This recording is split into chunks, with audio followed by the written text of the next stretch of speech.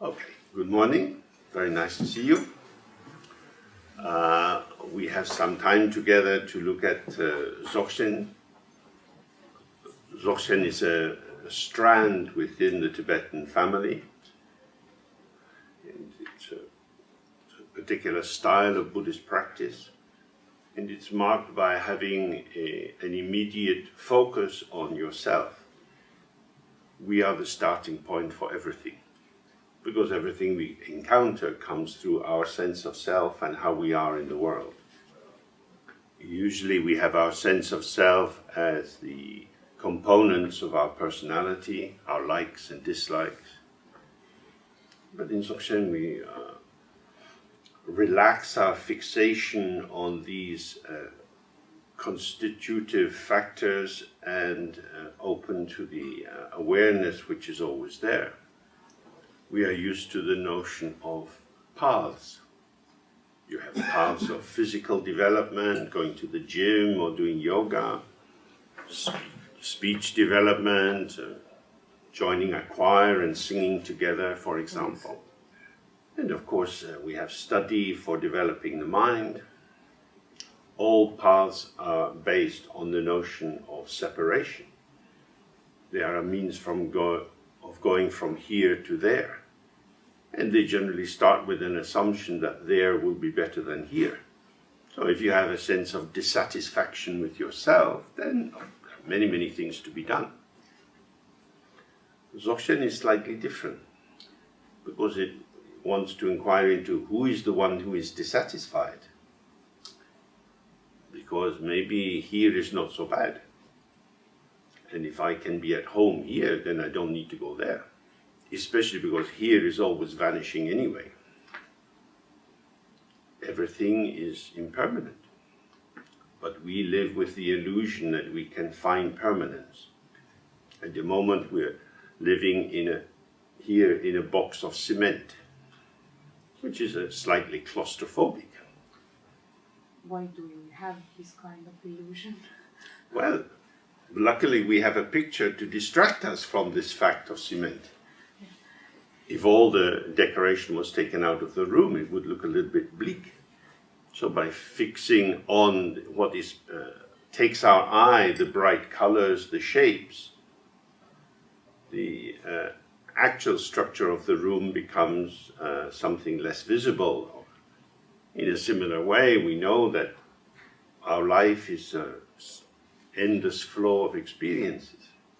But we hang on to the idea that I am me. This is my flat. This is my favorite coffee cup. And these identifications provide a sense of continuity through time. The most important thing about the coffee cup is whether it has coffee in it. If you keep the coffee in the cup and don't drink it, then you have cold coffee. In order to enjoy the coffee, you have to vanish the coffee into yourself.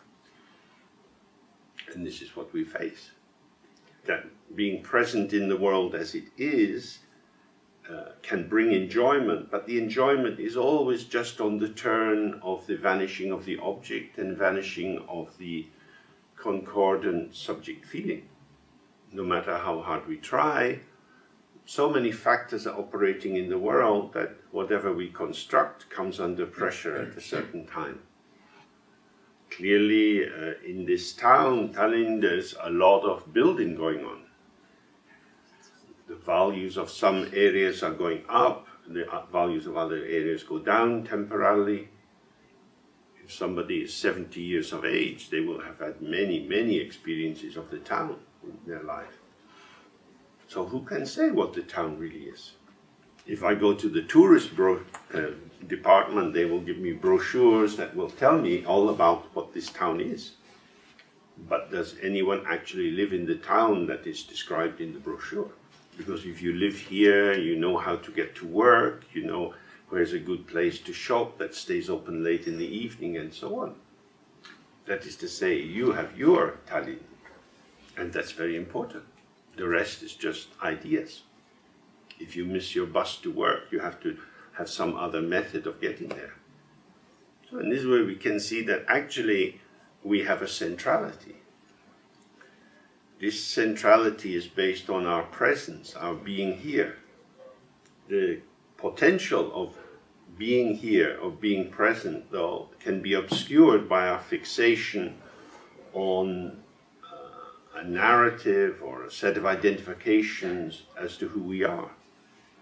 And so in Dzogchen we want to look to see how we come into existence moment by moment,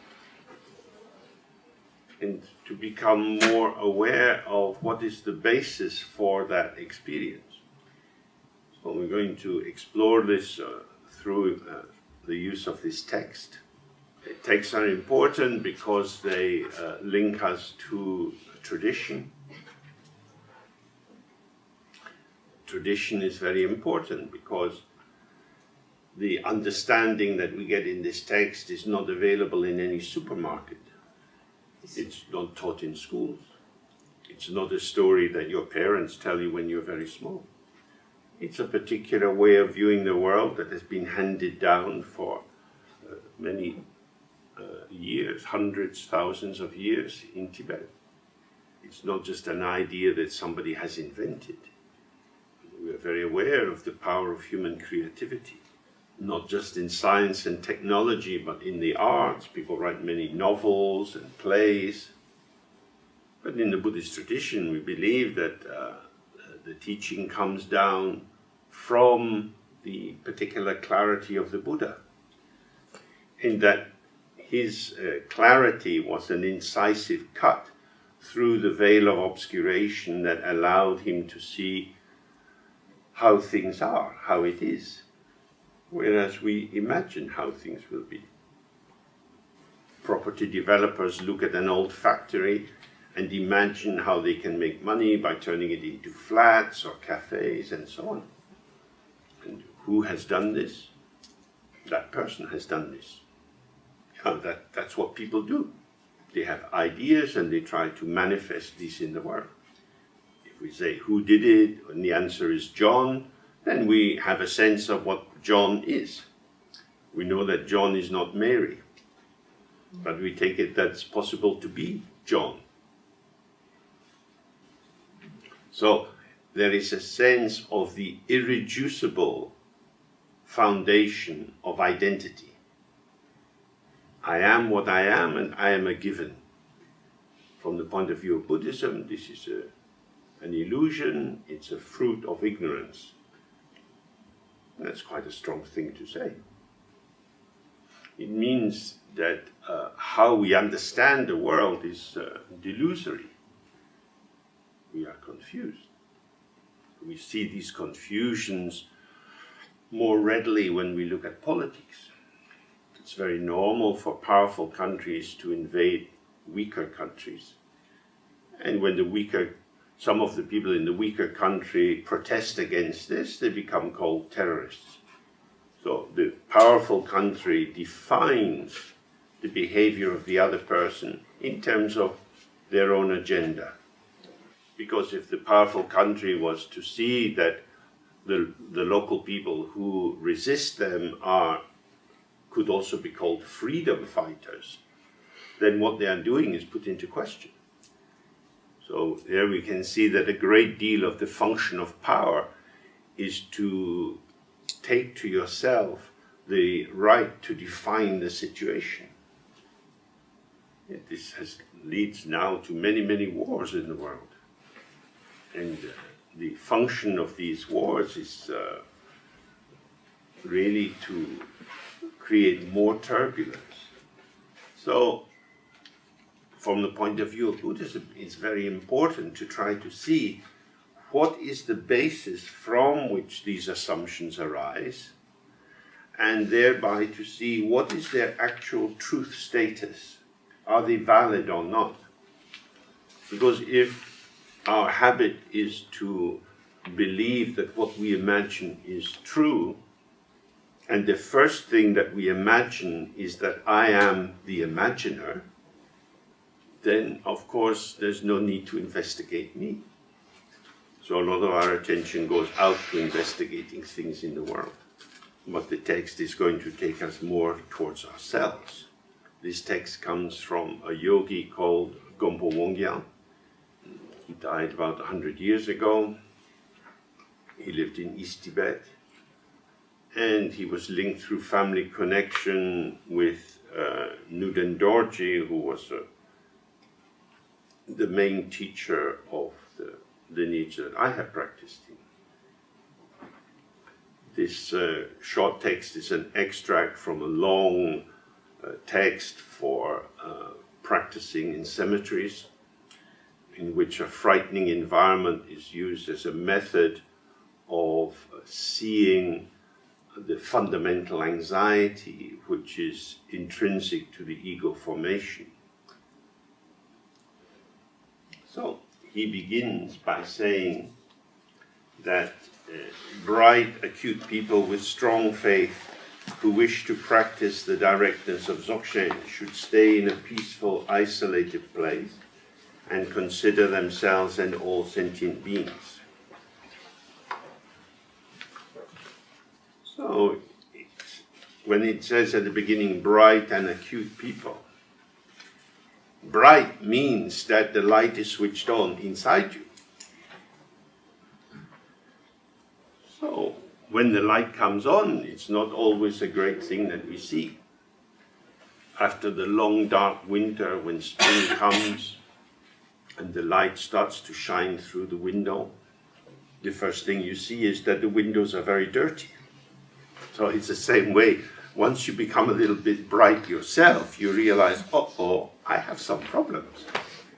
I am a site, a meeting place of many contradictory tendencies. In psychological language, you could say that I am a mix of self-states, that I am a field where many sub-personalities move in unpredictable patterns. And he said we should be acute, means like sharp, insightful. This means we should start to recognize that we are the ones who cause trouble for ourselves. Blaming other people is easy. But when we blame other people, we put the locus of control, the center of power outside of ourselves. And so we are powerfully indignant. The greater our feeling of this is terrible, the more powerless we become. How could they do this? The answer to that is always quite easily. But again, what I'm focusing on is how we externalize our gaze. So if we start to see, oh, this is my reaction. I can't control their action, but at least I can see that this reaction is a movement of my energy. And if my reaction goes out towards them, this then provokes another reaction from them. So we start to see that if I want to have peace, I need to look at the basis for my impulse to reactivity. I need to see what I'm up to. And he says with strong faith. This doesn't mean becoming a Buddhist. Rather, it means to have the trust that you can be open to seeing what is there. Normally we believe in particular things, but faith is a sense of just being open. It'll be okay. He's asking if the word faith can be replaced by the word conviction, yeah? No, because you have a conviction about the fact that Mr. Putin is the rescuer of Russia. That's something you believe in. So maybe call it trust. Not trust in something specific, but trust in the fact that I don't need to be so defended. Our individual ego self that seems to have to be self-reliant all the time is a very fragile position. If people smile at us and say sweet things, we become happy.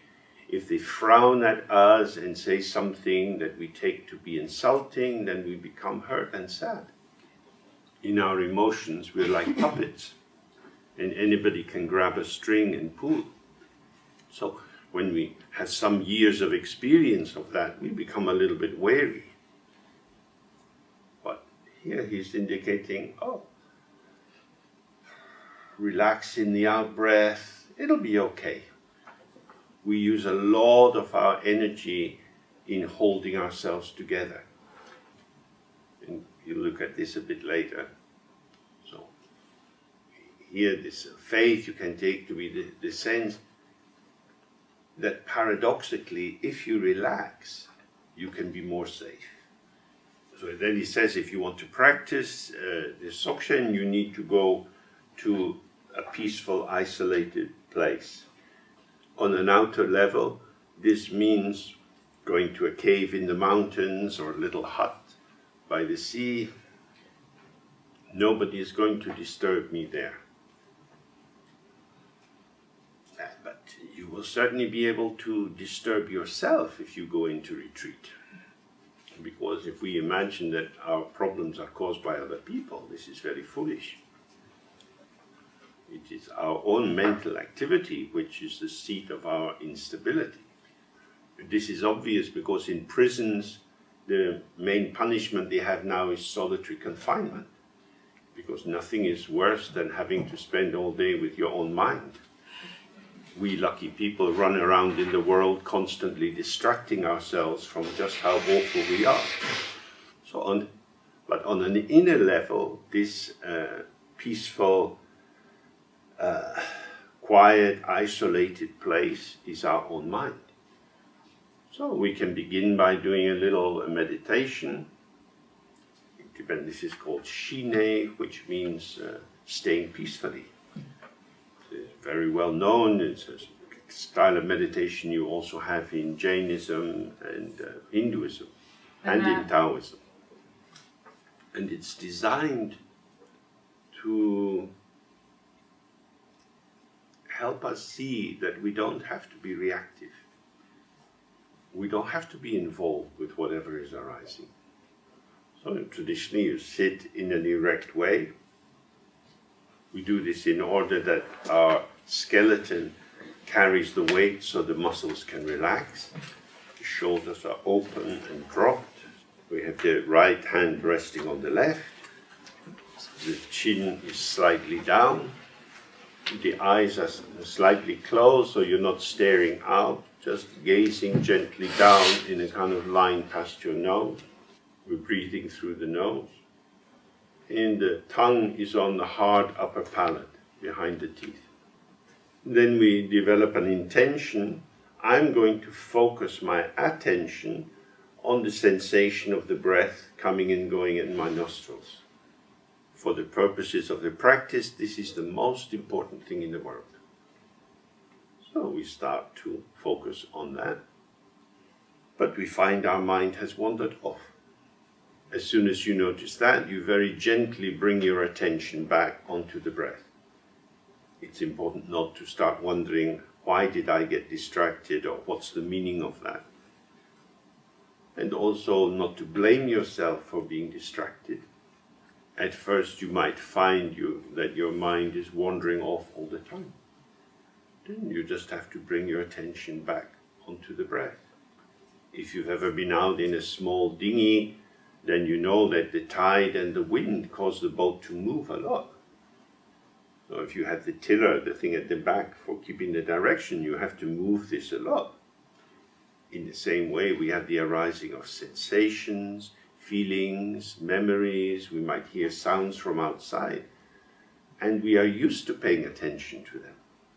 But now, for the purposes of the practice, we are redefining all these phenomena which seem very relevant in our daily life.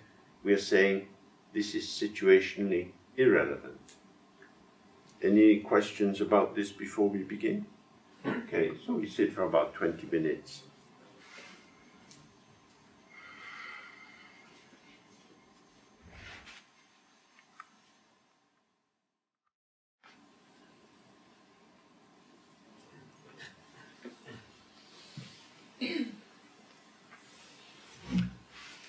Oh, this is a very simple, straightforward practice, but it's quite difficult to do because distraction is our way of life.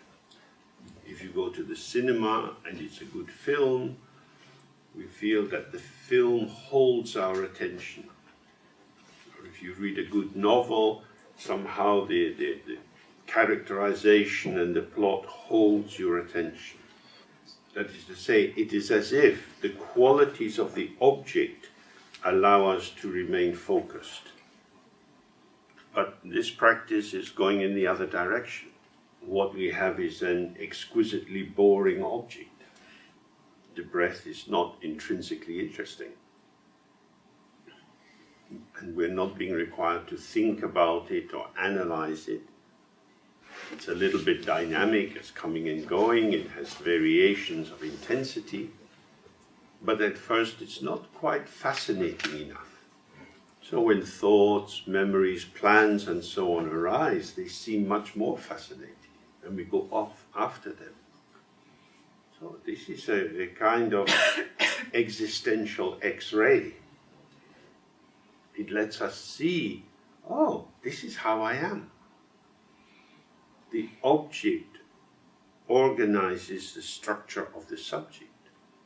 I imagine that I am the doer, the maker, the one who makes things happen. But actually, I arise in response. If the film is interesting, I stay focused. If the film is not interesting, I think about something else. This is our lack of freedom. So now we say, I decide I will focus on my breath. And we vanish. We don't even know that we're getting lost, we're just lost. Now, if you imagine that we are not unusual as human beings, and perhaps the minds of other human beings are similar to ours, then the people who have a finger to press to start nuclear war are also very distracted. The situation of human beings is opaque. We think we are clear, we believe we are clear, but actually we're pretty hazy.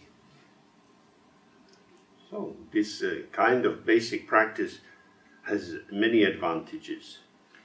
It does help to develop some power of focusing the mind, but it also illuminates the falsity of the fantasy that the ego is in charge. We make a decision, but it gets lost. There was an early song from the Rolling Stones. It says, I'm going to say what I'm going to do. I'm going to give my love to you. But Mick Jagger's love life was not going in a straight line. Because love is not a decision of the will. Love is like the wind, it's infatuation, it's fancy. That is to say, we are volatile. So that's the beginning of some degree of clarity. I am unstable. Of course, we can rapidly introduce some value judgment onto that. But better if we just stay with it. I am unstable. Maybe I don't need to be stable. Maybe being unstable is the truth rather than a mistake. If only I tried harder, then I could become stable. Well, maybe, but in a relative way. For example, in the Buddhist cosmology, at the center of the world is the great Mount Meru. And at the top there are the sensuous gods, the gods of form. And then you have the formless gods, at the top of which you have levels of increasingly fine consciousness, in which you can stay for thousands of years in a state of calm, due to having practiced the focusing meditation. Nothing is happening. And then the causal factors which led you into that state start to dissolve, and the causal factors of another state start to arise. Objects start to arise. You don't know what to do with them. and you get lost again. Just as many Western people who do a 3-year retreat become quite disturbed at the end of it. This is not much different from people who've been in prison for 10 years and then they're released. They often become very disturbed. So soldiers who've been soldiers for 20 years often get very distressed when they leave, because life is complex. If you make an artificial structure like a prison or an army situation, then you know what to do. In the army, you know who you should salute and who has to salute you.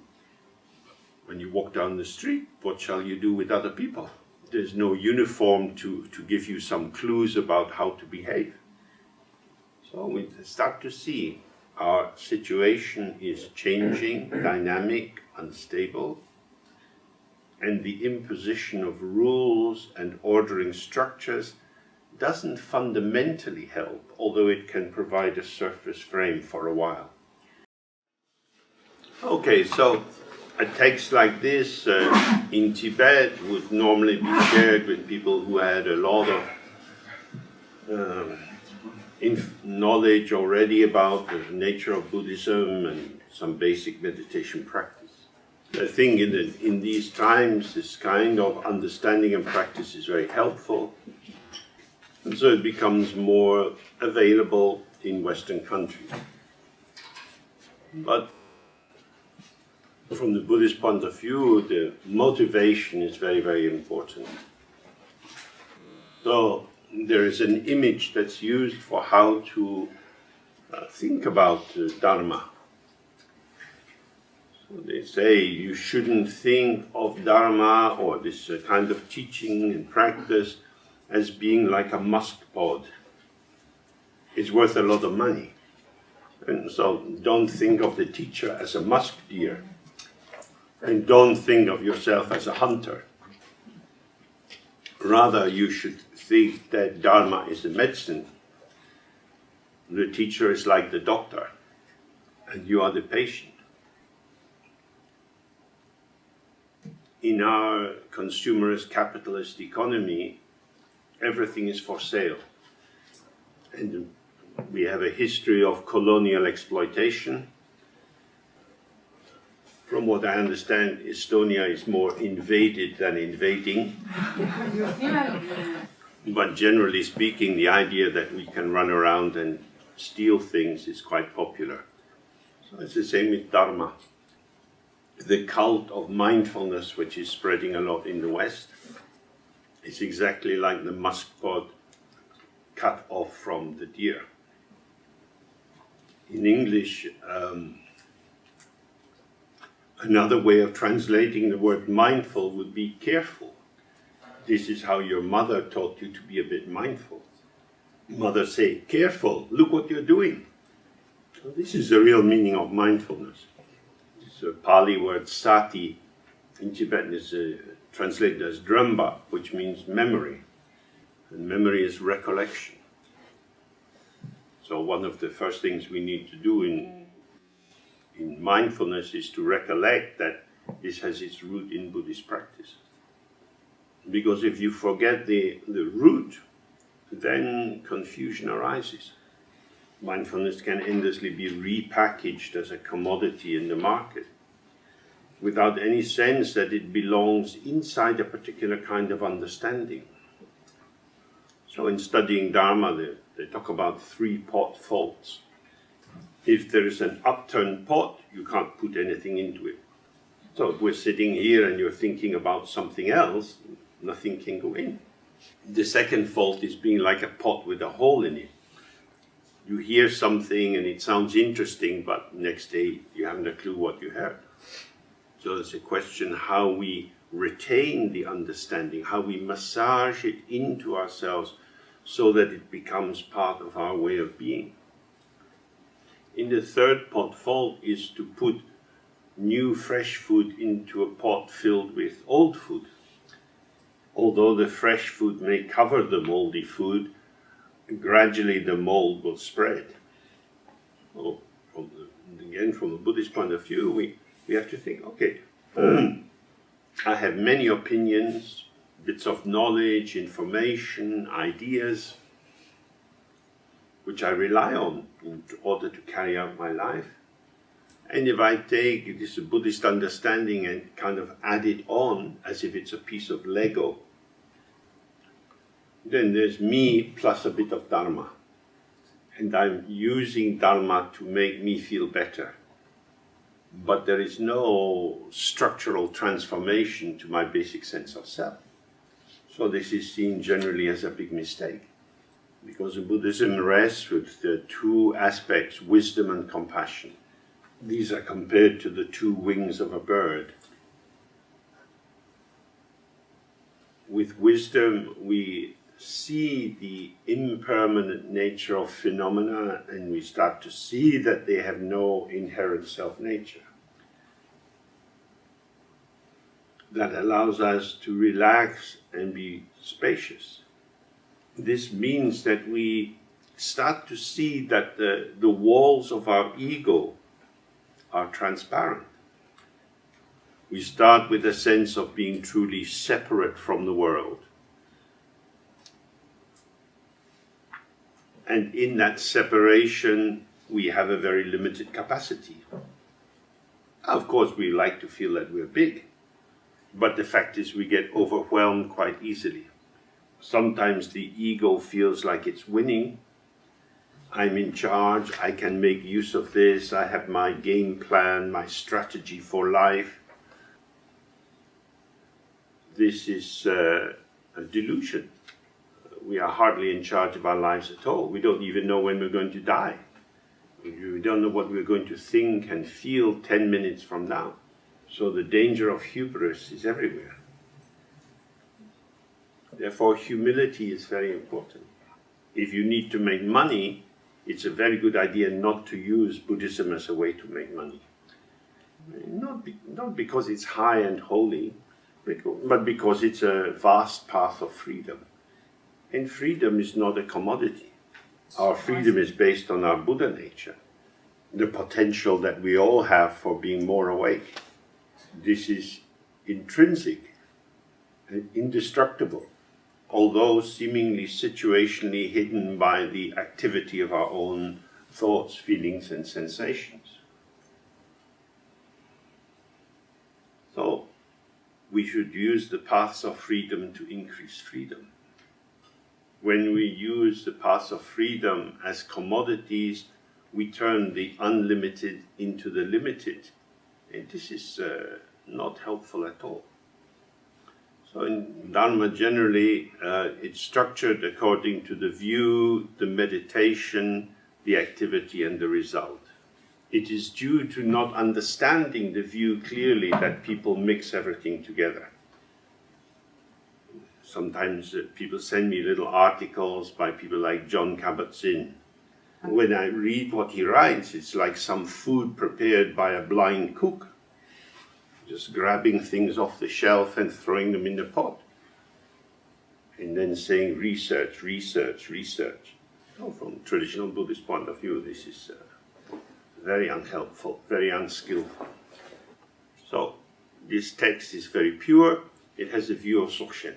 Way is unskillful, unhelpful, this kind of mindful movement. Because I think if people are very depressed, then it would be helpful, and then something help another is good. Sure, but you could teach it without any reference to Eastern thought at all. Pay attention to what is in front of you. Pay attention to what is happening. That's what I said. Every mother says this to a child. Mindfulness is just mama's good advice. I'm not saying that it's unhelpful. I'm saying if you want to have clarity, you need to know the lineage and the line of how things come. And if you mix it up, it's not so helpful. So at food time, with small children, you say, have you washed your hands? They say, yes. We say, show me. We say, these hands have not been washed. So the child has learned something very important, which is lying and cheating. That is to say, the idea that I have washed my hands is very quick. Going to the sink and actually washing my hands is boring. I have to do it every time? Couldn't I just do it once a year? So, this is exactly mindfulness. Mindfulness means don't imagine that the idea of something is what it is.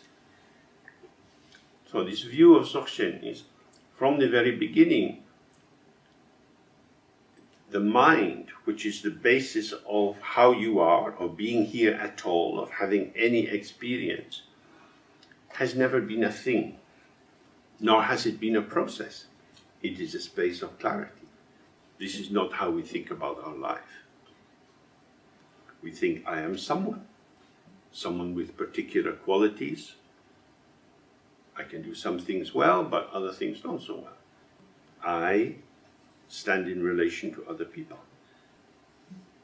But the view, the way of understanding, or the illumination is that from the very beginning, the ground of our being is ungraspable.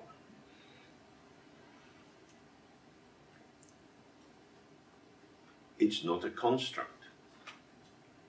It doesn't need anything done to it. It doesn't require development. The ego always requires development, but awareness as the clarity of the ground, of the openness of our being, doesn't require any development at all. Therefore, the meditation that is linked with it is the meditation of non-meditation. It's not intentional. It's not directed towards something. So before the break, we did some of this basic Shine practice. This is an intentional practice. It gives you something to do. Before you sit down, you know what you have to do. You have to focus your attention on the breath.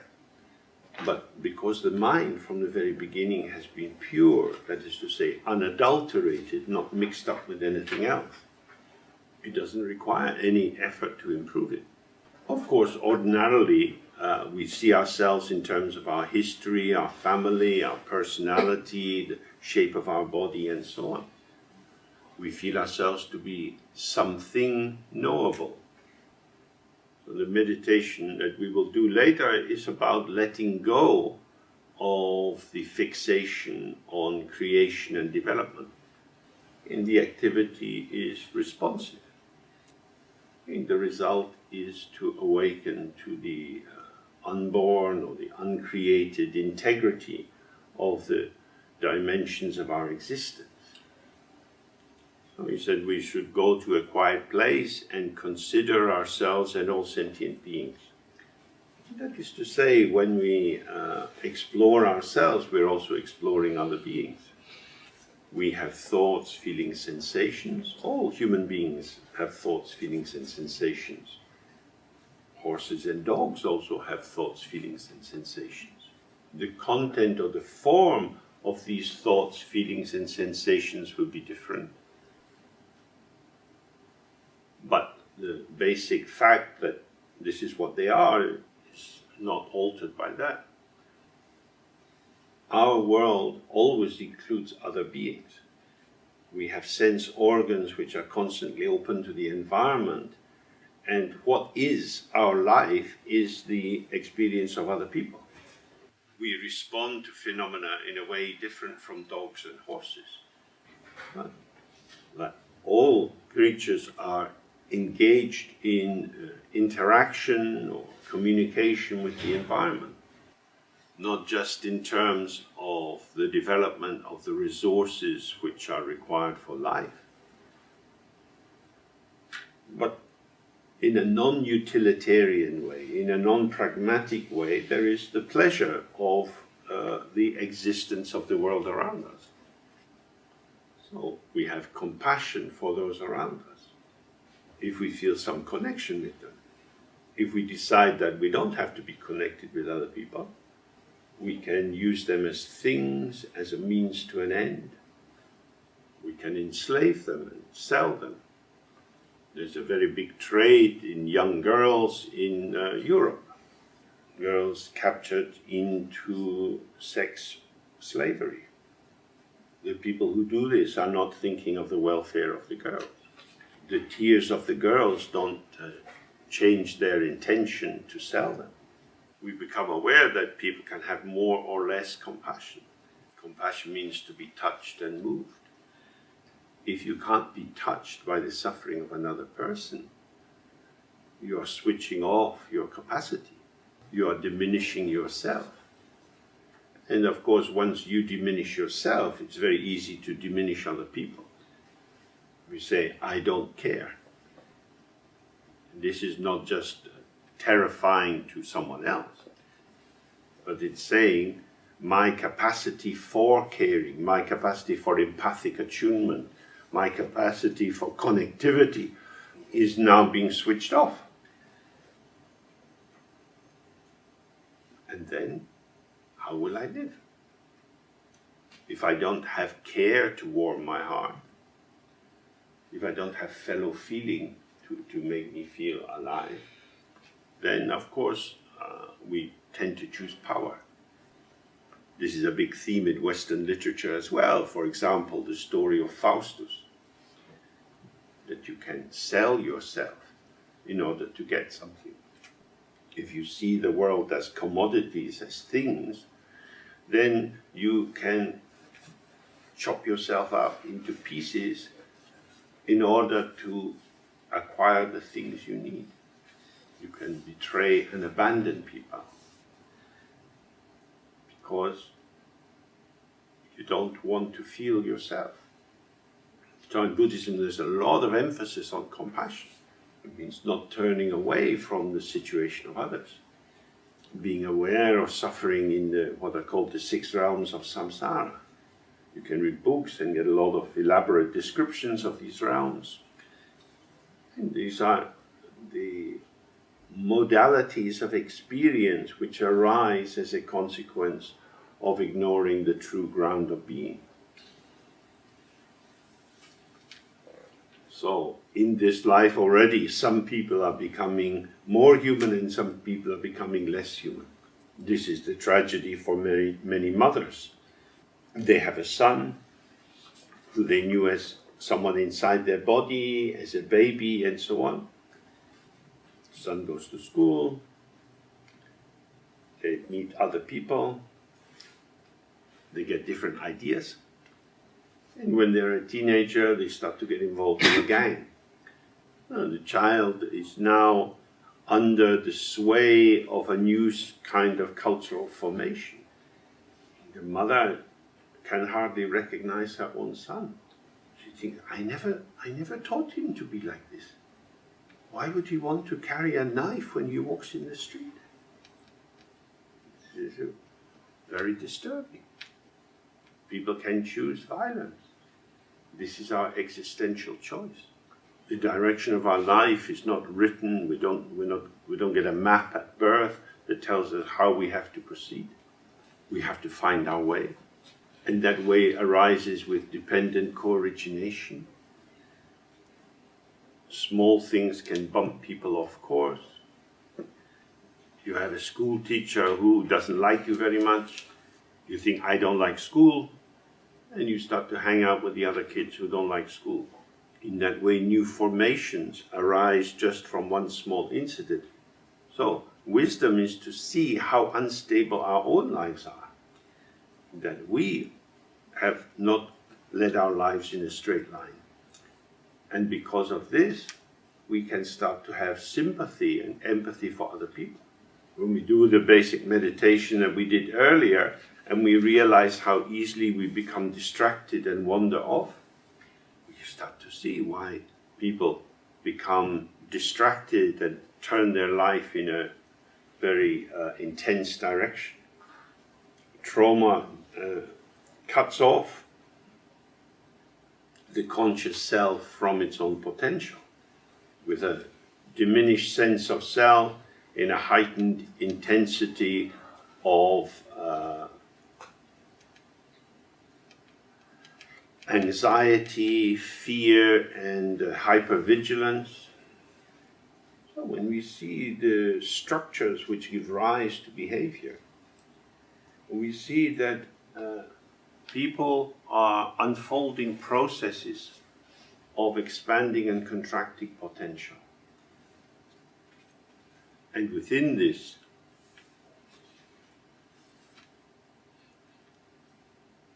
there is a ceaselessness to the unfolding. And then we might start to be suspicious of our own conclusions.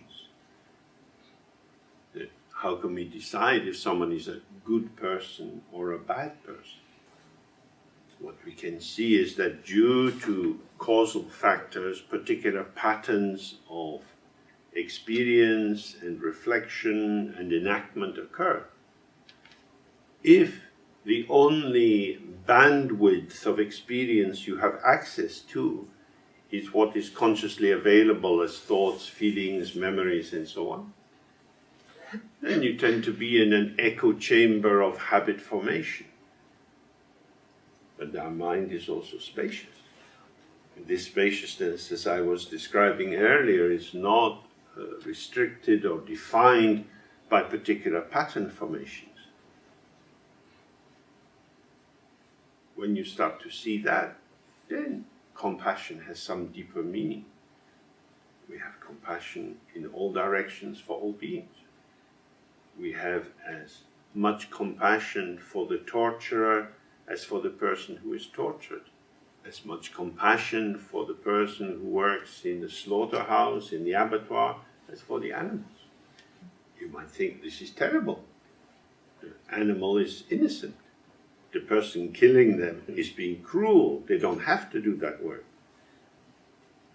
This is a cruel person. This again is only half a sentence. This person is manifesting cruelty due to causes and conditions. Due to other causes and conditions, they will manifest in a different form. When you come to a final conclusion about someone, you put them in a box. In the last 100 years, there have been a lot of struggles for liberation from boxes. There have been many stages of the development of feminist thought. In the position of women in society in Western European countries is transformed beyond recognition. So when we look back and we read accounts of women 200 years ago, we can see that there were assumptions about the place of women in society. These were held by both women and men. Usually women had fewer opportunities for education. And if they're not educated, then you can say, look, they don't know anything, so why would you bother educating them? Same with racism and so on. So we see historically people have inhabited particular assumptions which have seemed true. But now we will no longer think they are true. Oh. People believed things were true and they weren't true. People did that. I am a person. Uh-oh, maybe I do that too. Maybe I should put my assumptions into question.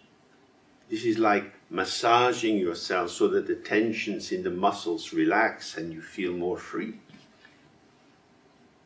And you start to realize, oh, when I come to a conclusion about other people that they are bad or selfish or kind, these are situationally generated impressions.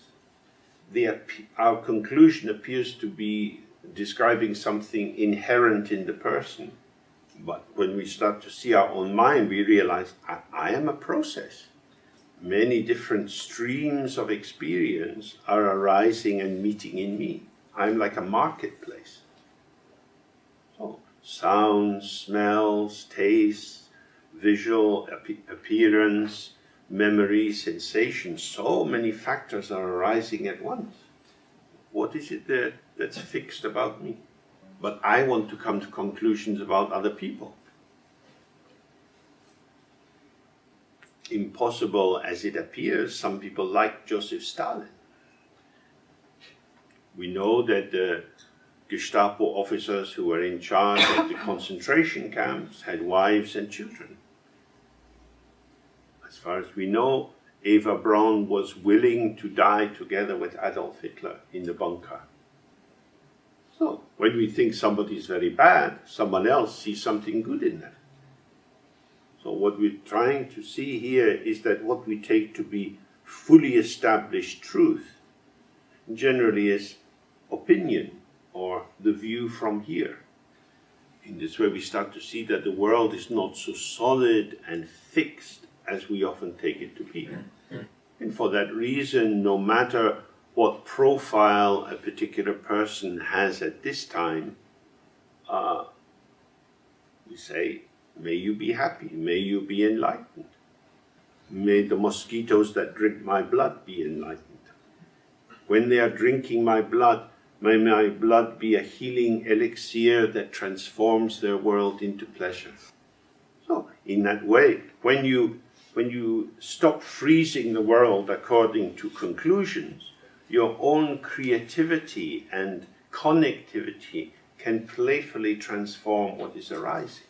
So whether we are studying or practicing, we always include all sentient beings, however they are. Everyone is welcome, because everybody is already here. The frog is doing frog, the cat is doing cat. Each of them is where it is. So the question is, where is it?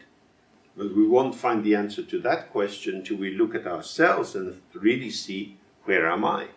So wisdom and compassion flow together. So it says, at the moment we find ourselves having the freedoms and opportunities that support practice, so it's vital that we meditate on the impermanence of this life situation. So, generally described as being 18 freedoms and opportunities. So basically they have two aspects. One is that you are available and free to enter into Dharma, or study and practice. And secondly, that there is some Dharma available for you to study and practice. And that this Dharma that is available has been handed down from generation to generation without contamination, without mixing it up with anything else. The purity of the lineage is the reliability that we need to base ourselves on. If you mix the tradition up with ordinary human ideas, what you get can be interesting and marketable, but it's not what the Buddha taught. And although we live in a democracy and we want to have some notion of equal rights, it's important to recognize when something is different. It's not so much that the Buddha is higher and better than us, it's that the teachings of the Buddha are radically different from how we ordinarily understand the world. And so if we have the freshness of the lineage, we get the freshness of the actual living difference. Something can shift. It says, you're lucky people, you have a chance to get this vision of the world, which is most unusual. But your situation is impermanent. On an outer level, we have a lot of climate change, a great deal of economic instability, lots of uncertainty about world trade. The president of China has announced very clearly that China's place in the world is going to be very, very big indeed. The basis of conflict is pervasive. And we live in a body. None of us know when we die. Babies die in the womb, at birth, at 2 years, at 10 years. There are many possibilities for dying already inside your body. Heart attacks, blood clots, the many, many kinds of cancer. Many ways to die. So we are going to die, and we don't know how or when. We learn a little bit about meditation, and we think, I'll do it when I retire. It's too late. The day to do it is now. Oh, but I want to go out with my friends. Have you been out with your friends before? Yes. Did you have a good time? Oh, and you want to do it again in order to have another good time. But if the first good time was a really good time, how come it vanished? Oh, the Buddha talked about impermanence. So you keep having to have a good time. And no matter how intense and amazing and special and wonderful the good time is, it vanishes. Who is the one who had the good time? Me. Me. I had it. Who are you? I'm me. Tell me about you. I told you I'm the one that had the good time. We can say many things like this.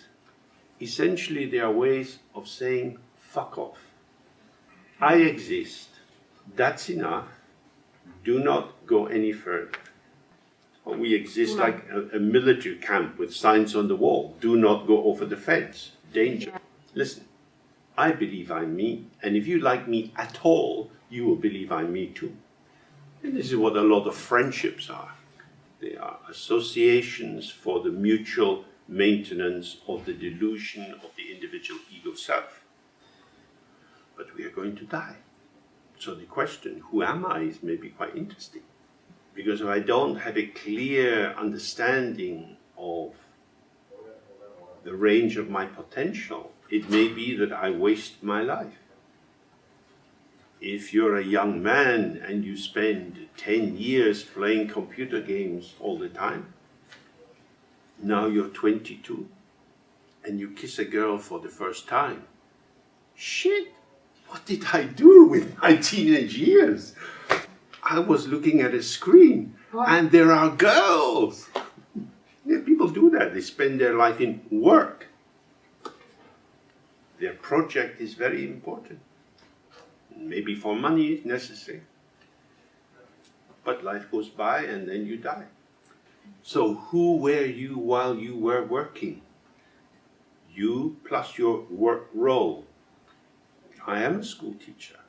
I have to control the class, but also encourage them to learn. This is the theater of samsara. And then we die. Whether you get a big round of applause at the end or the theater is empty, you still die. So if we have any deep curiosity about ourselves and the world and how it is and what the Buddha was saying, now is the time to really engage. We don't have so much free time. When you're young, you're trying to study and establish a life and get a job and so on.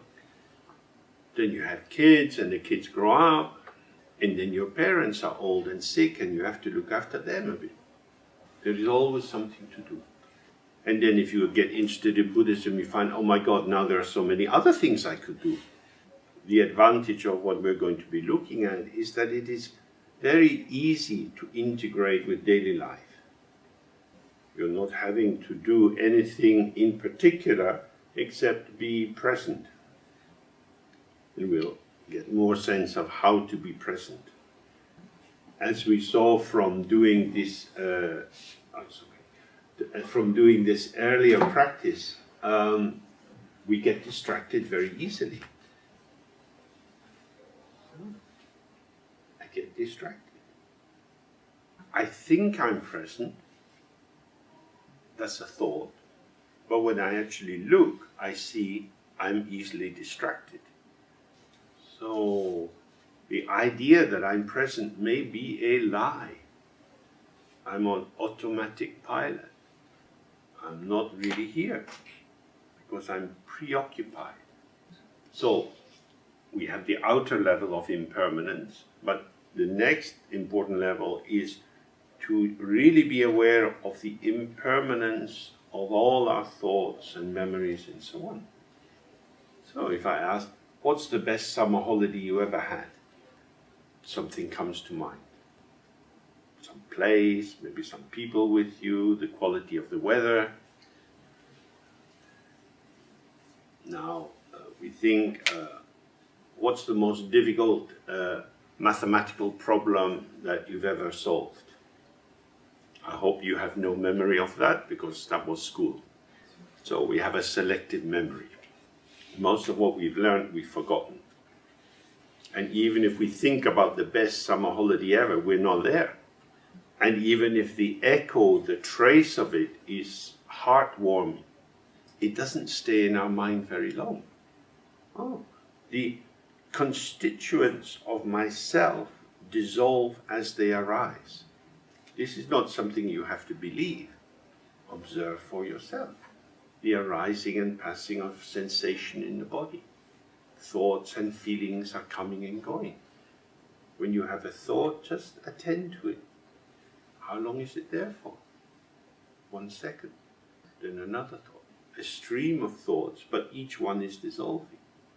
Like the waves in the ocean, there are always waves, but each wave arises and vanishes.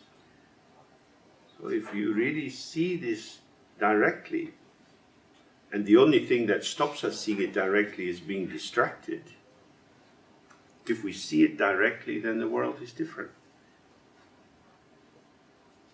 Everything is dynamic.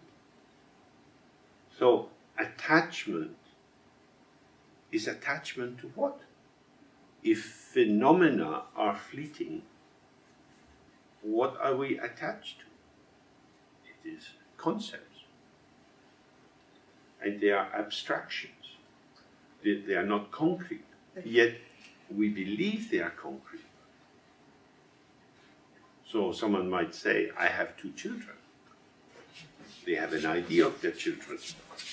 They might feel they love their children, but the children are breathing in and out by themselves. They have their own eyes, their own ears, they live in the world of their own sensory impressions. If they survive, they grow up and they leave home and they have a life of their own. Well, you might think, oh yes, I have 2 children, but I haven't seen them for a while because one's in Australia and one's in America. Of course there are concrete children, but we don't know what they're doing. The object of the mother's attachment is the idea. And the idea supports the delusion of the continuing presence of my children. So we're going to have a break now.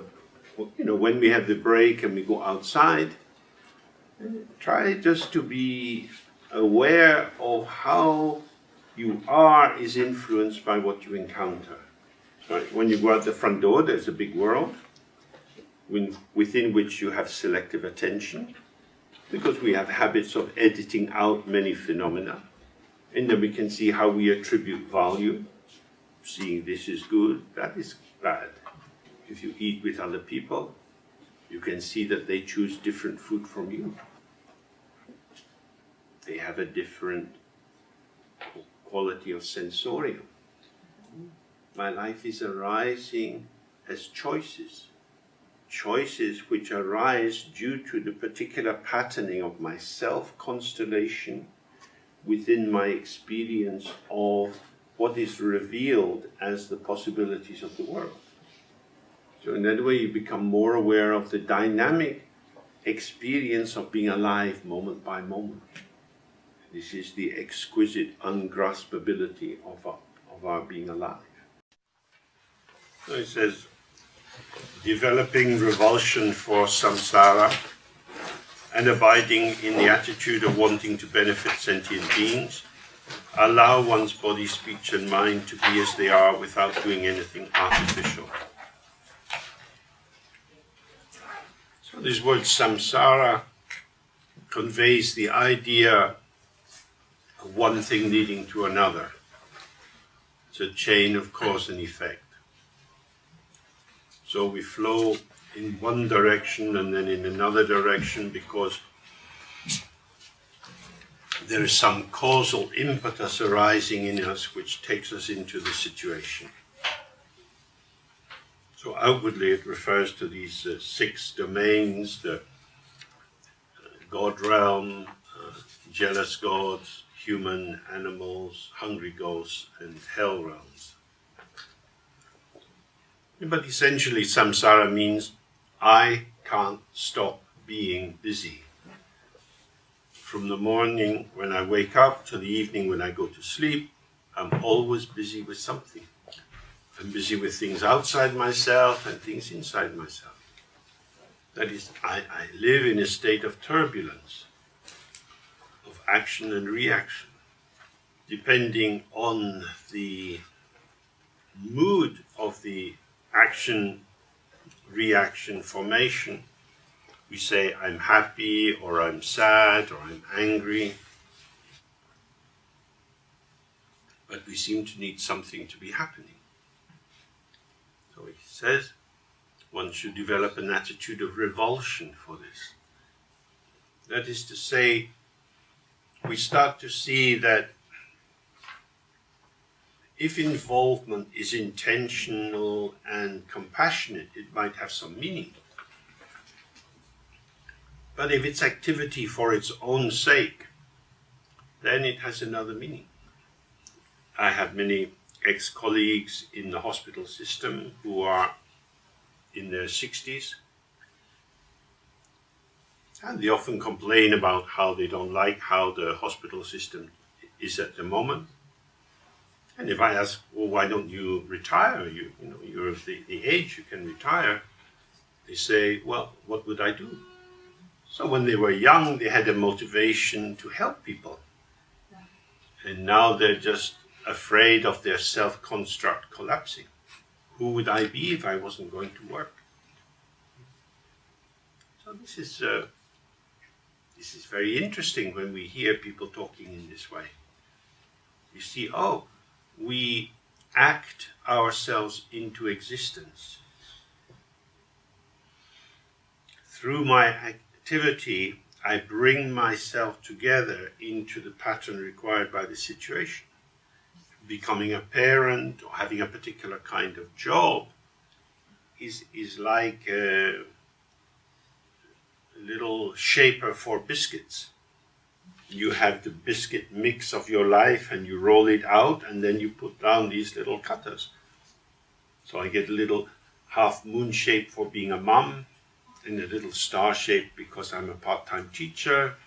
And in that way, that the basic material or the potential of our life is shaped into these roles. But they are all situational. They provide a temporary refuge from the question, well, who am I? Because now you can say, I am a teacher, I am a mom. I make my own clothes. I have 2 dogs. These are the means by which we develop a sense of personal identity. And none are ultimately reliable.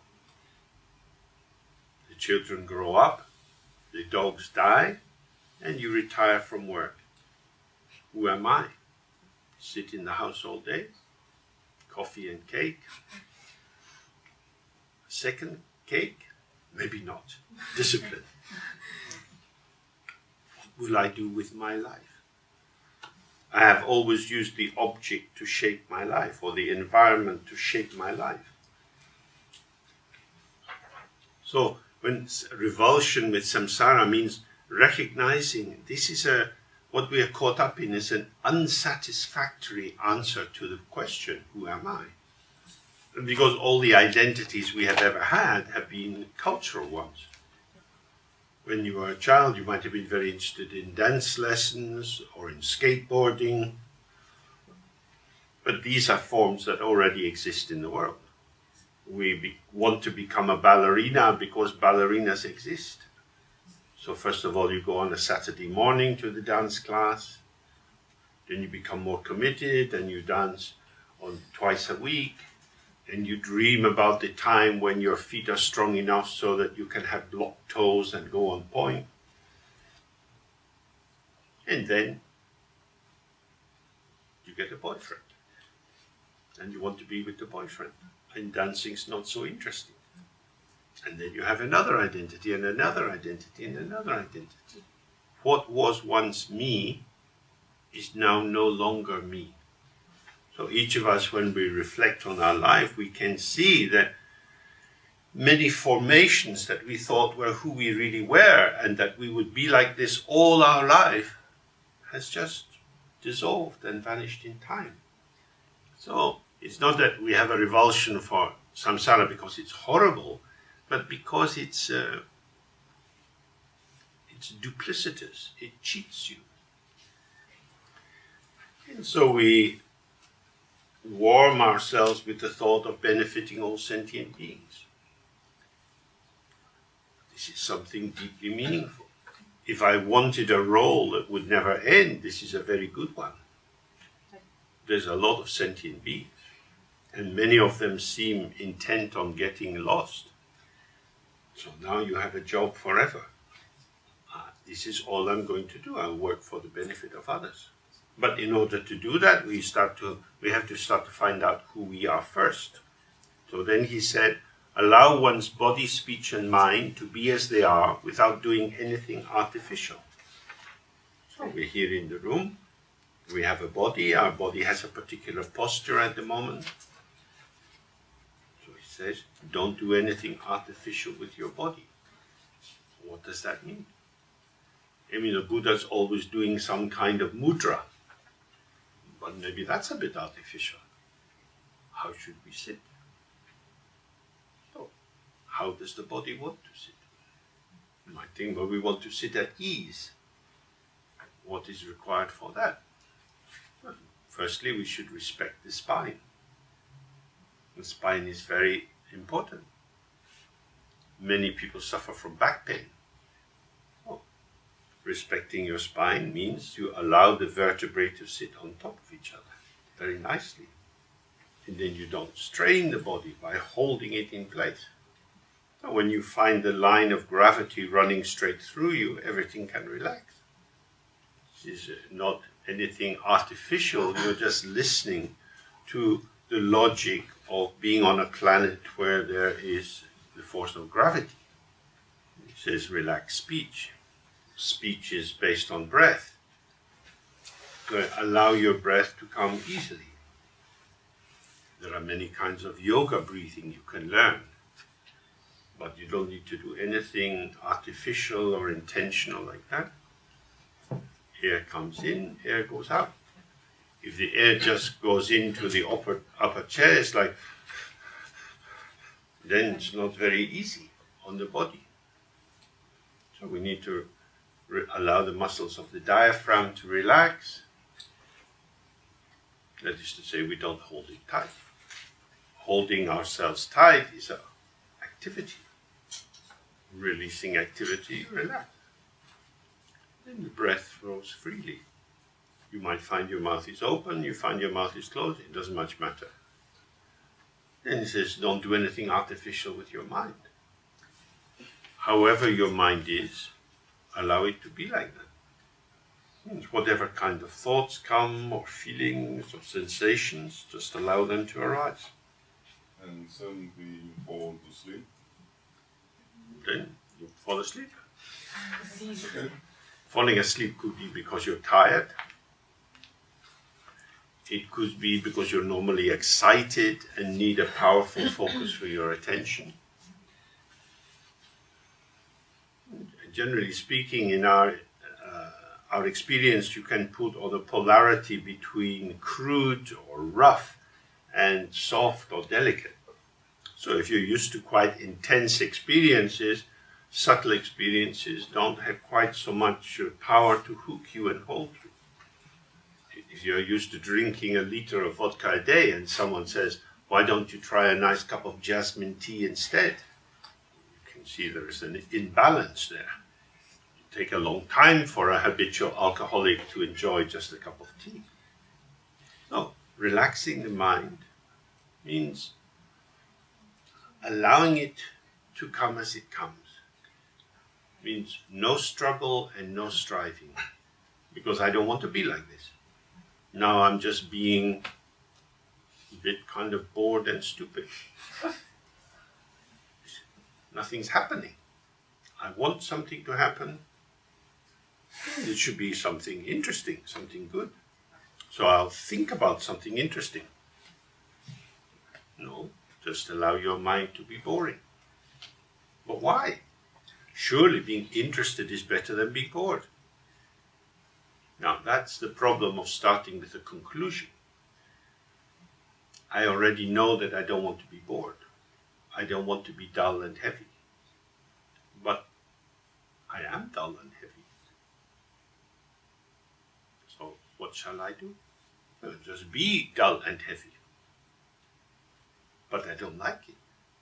So, it's difficult to be how you are. Since you were a child, people have encouraged you to be different. Sit still. Don't fidget. Children do it all the time. So you're always being encouraged to behave in a particular way. Pay attention in class. Focus your mind. Be intentional. Be purposeful. then you will make something of your life. You will get somewhere. But all of which is very important, except before that wonderful activity, we want to find out where we are. And I'm sitting here and it's a bit dull and stupid. So I'd rather be somewhere else. But this is what is happening. Now, this is very important, because in this city there are hospitals. And in the hospitals there are people lying in bed. And things are happening to them they don't like. And they'd rather be healthy and outside walking in the street. But they're in a hospital, in a bed with tubes up their nose. This is where they are. It's quite difficult to be sick in hospital. I am sick. The doctor is going to cut me open. I don't want that to happen. Be where you are. I'd rather be somewhere else. But you can't be somewhere else. When you're dying, you might want to not die. But you can't stop it. So this is why the meditation is very, very important. Because when you're healthy and have energy, you can run away from the actual structure of your life. But when people get older, they get sick, they get pains in their hips, they need to wait for an operation and so on. And that's what they live with.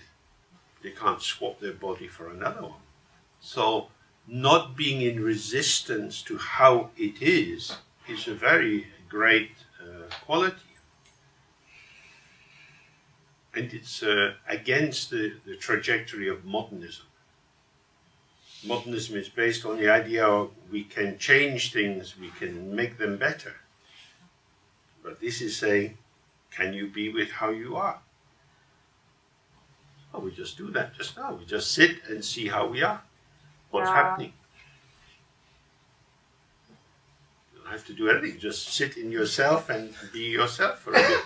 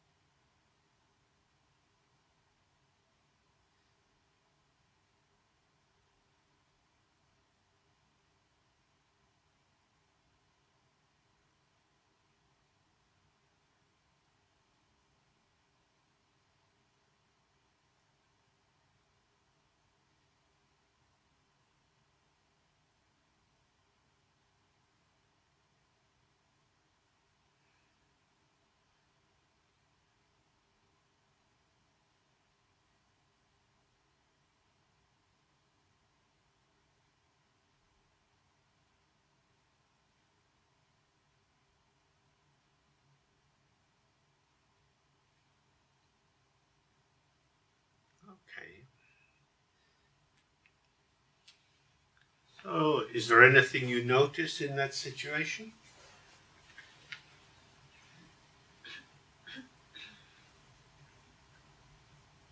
Secret tensions.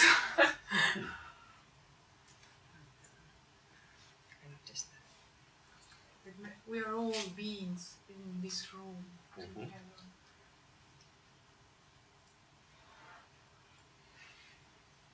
And it's quite difficult to not be involved in mental activity. We think it's something to do with us.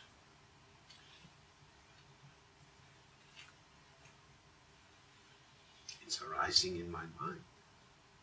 You say, it's my experience. But what makes it mine?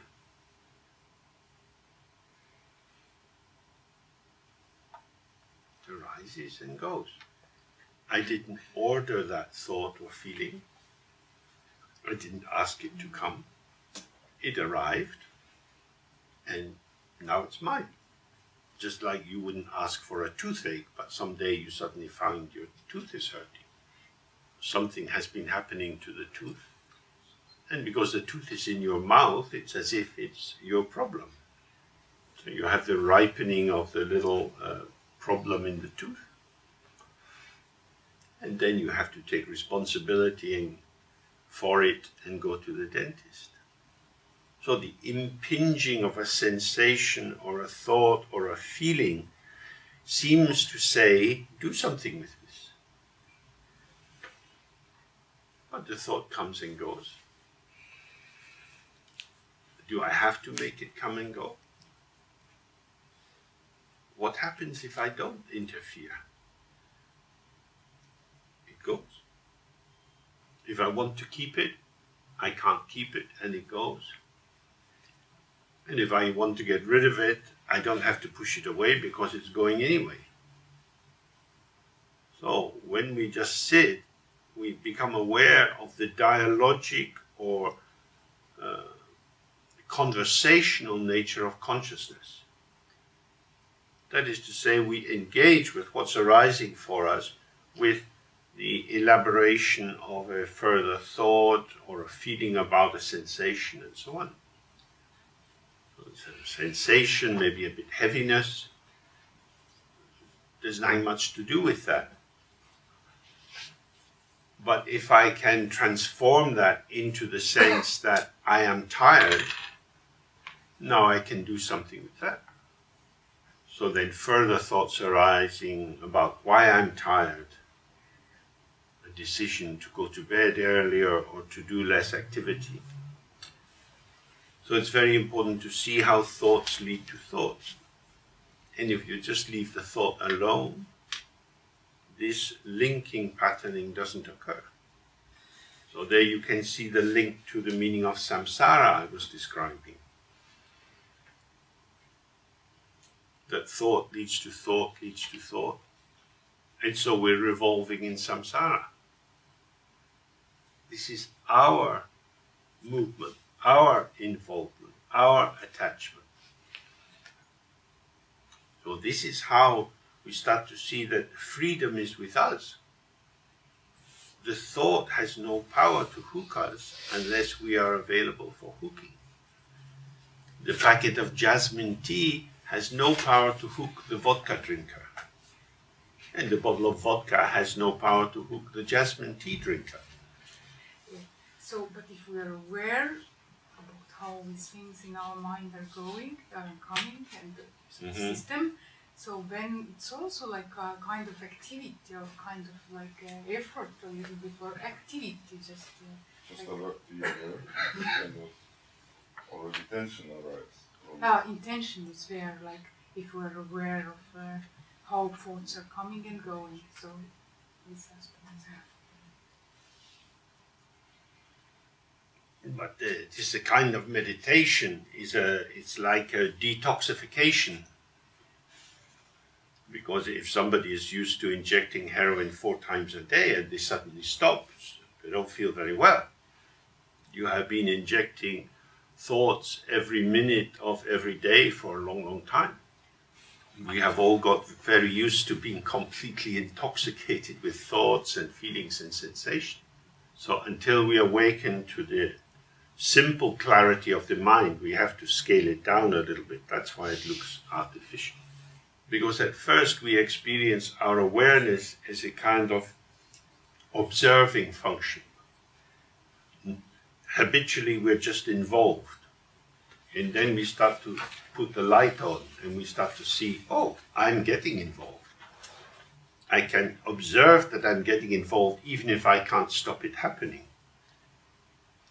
But as more of our formative energy or more of our life energy is tilted away from involvement and towards observation, everything calms down a little bit. And then we start to be aware, and aware is slightly different from observation, and we'll see it a little bit later. So, in just being relaxed, we start to consider the entire outer container, consisting of the earth, stones, mountains, rocks, and so on, and its inhabitants, all sentient beings, are only names and definitions put by your mind. It's quite a startling idea. Here we are in this room. We look around, we see men, women, paintings, and so on. This seems obvious. And it seems obvious because we have been practicing projection for such a long time that we are not aware of how we project meaning into the object, so that our perception and our conception are mixed together. Because what do we see? We see color. And the differences of color create the sense of shape. We don't see cement, we don't see light bulbs, we don't see men and women. We think men and women. We think cement wall. Because we learn to see the wall is made of cement. We learned to do this in school and before we went to school. We learn to invent what we see. Nowadays it's very difficult to be a parent without cheating your children. You buy a little book for the small child. You say, look, this is a sheep. The sheep is in the field. The sheep eats grass. What sound does the sheep make? Bah! This is very sweet. But what you're pointing at is not a sheep. It's a picture in the book. The picture in the book doesn't eat grass. And it doesn't go bah. You are taking the child and helping them to imagine that a representation is the actual. They are not the same. But the power that we inhabit as human beings is to be very quick at the manipulation of representations. The child learns to look at the picture of the book and say sheep. On the page there is just color. The child is learning to put sheep into that formation. And then when you see children doing their first drawings, especially when they're maybe 4 years of age and they get a pen and they go all over. And then you say, what is that? Say, oh, that's grandmother's car. We went in the car. So that's really nice. Where were you sitting? I was sitting there. I always sit there. And you're looking at a whole patch of squiggly lines. So in this way you can see that the child is able to see the projection of their experience onto the outside world, even when the hook is not very well defined. The world comes into existence through naming. As it says at the beginning of the book of John in the New Testament, in the beginning was the Word. So the picture in a book and the sheep there. So how to explain then to a child that would be, because now it sounds very stupid if we say that this is the sheep, but then what to do? No, you have to. We are in samsara. If you have children, they're born into a realm of delusion. Now you are part of the Eurozone. But before you came into the Eurozone, you were part of the delusion zone. Delusion is the common currency we all have, even if we don't want to use euros. The best thing with children is to help them have a little bit of irony, a little bit of skepticism. The Greek skeptical view is very harmonious with the skeptical view of Madhyamika in the Indian philosophy. So they often have the meditation instruction, you should experience the world in the manner of a dream. It's undeniable that we are here in a room. There's just a kind of facticity to this. But we don't need to make it so serious or heavy, because each person here has their own ideas about what's happening just now. We probably have quite different opinions. So instead of trying to establish the truth, we might have the idea that how the room arises depends also on our mood, because our mood influences how available we are to be here. So, what he's saying is, everything is only a name put by mind. Naming brings into being the particularities of the situation. If you go down early in the morning to the fish market, you see what's being unloaded from the fishing boat, you're likely to see some fish that you don't know anything about. But the guys who work in the fish market, they know the names of all the fish. It's like that. If you go for a walk in the forest with somebody who works in the forestry department, they know a lot more about the trees than you. And they're able to name many things. You think, oh, it's some kind of fir tree. They know exactly what kind of fir tree it is, because they can apply the name. And the name helps you sort out the different kinds. In the same way you say potato, many kinds of potato. So this makes more and more definition possible and more understanding of how to cook the different potatoes. But if you sit with a potato on the table and you look at the potato and you tell the potato all that you know about potatoes, because you have compassion and you want to educate the potato in potato-ness so that it can realize its potential before you eat it. Then you have to think, does the potato have any thoughts about potato? Who is potatoing the potato? Maybe not the potato. Maybe I am the potatoer of the potato. I am the tomatoer of the tomato. Say this is a big buffalo tomato, this is a small cherry tomato.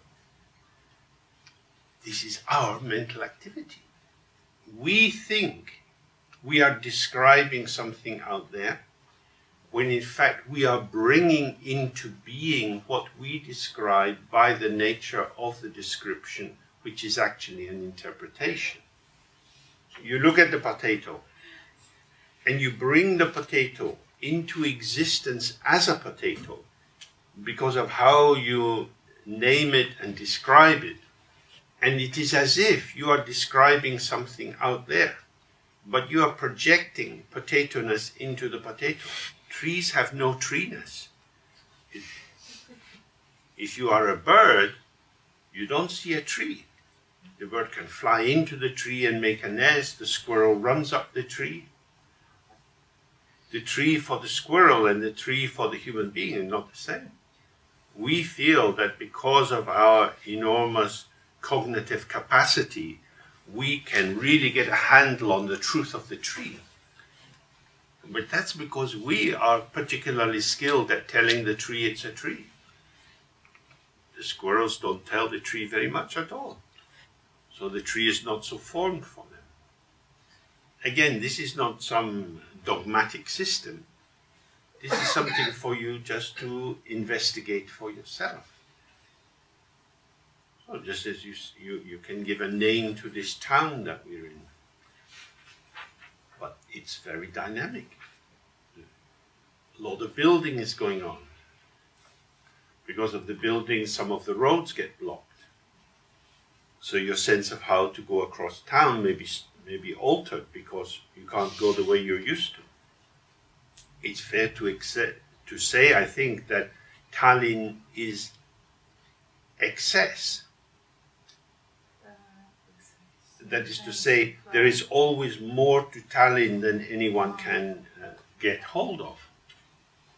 So with any object in the world, the limit of the object is the limit of your imagination.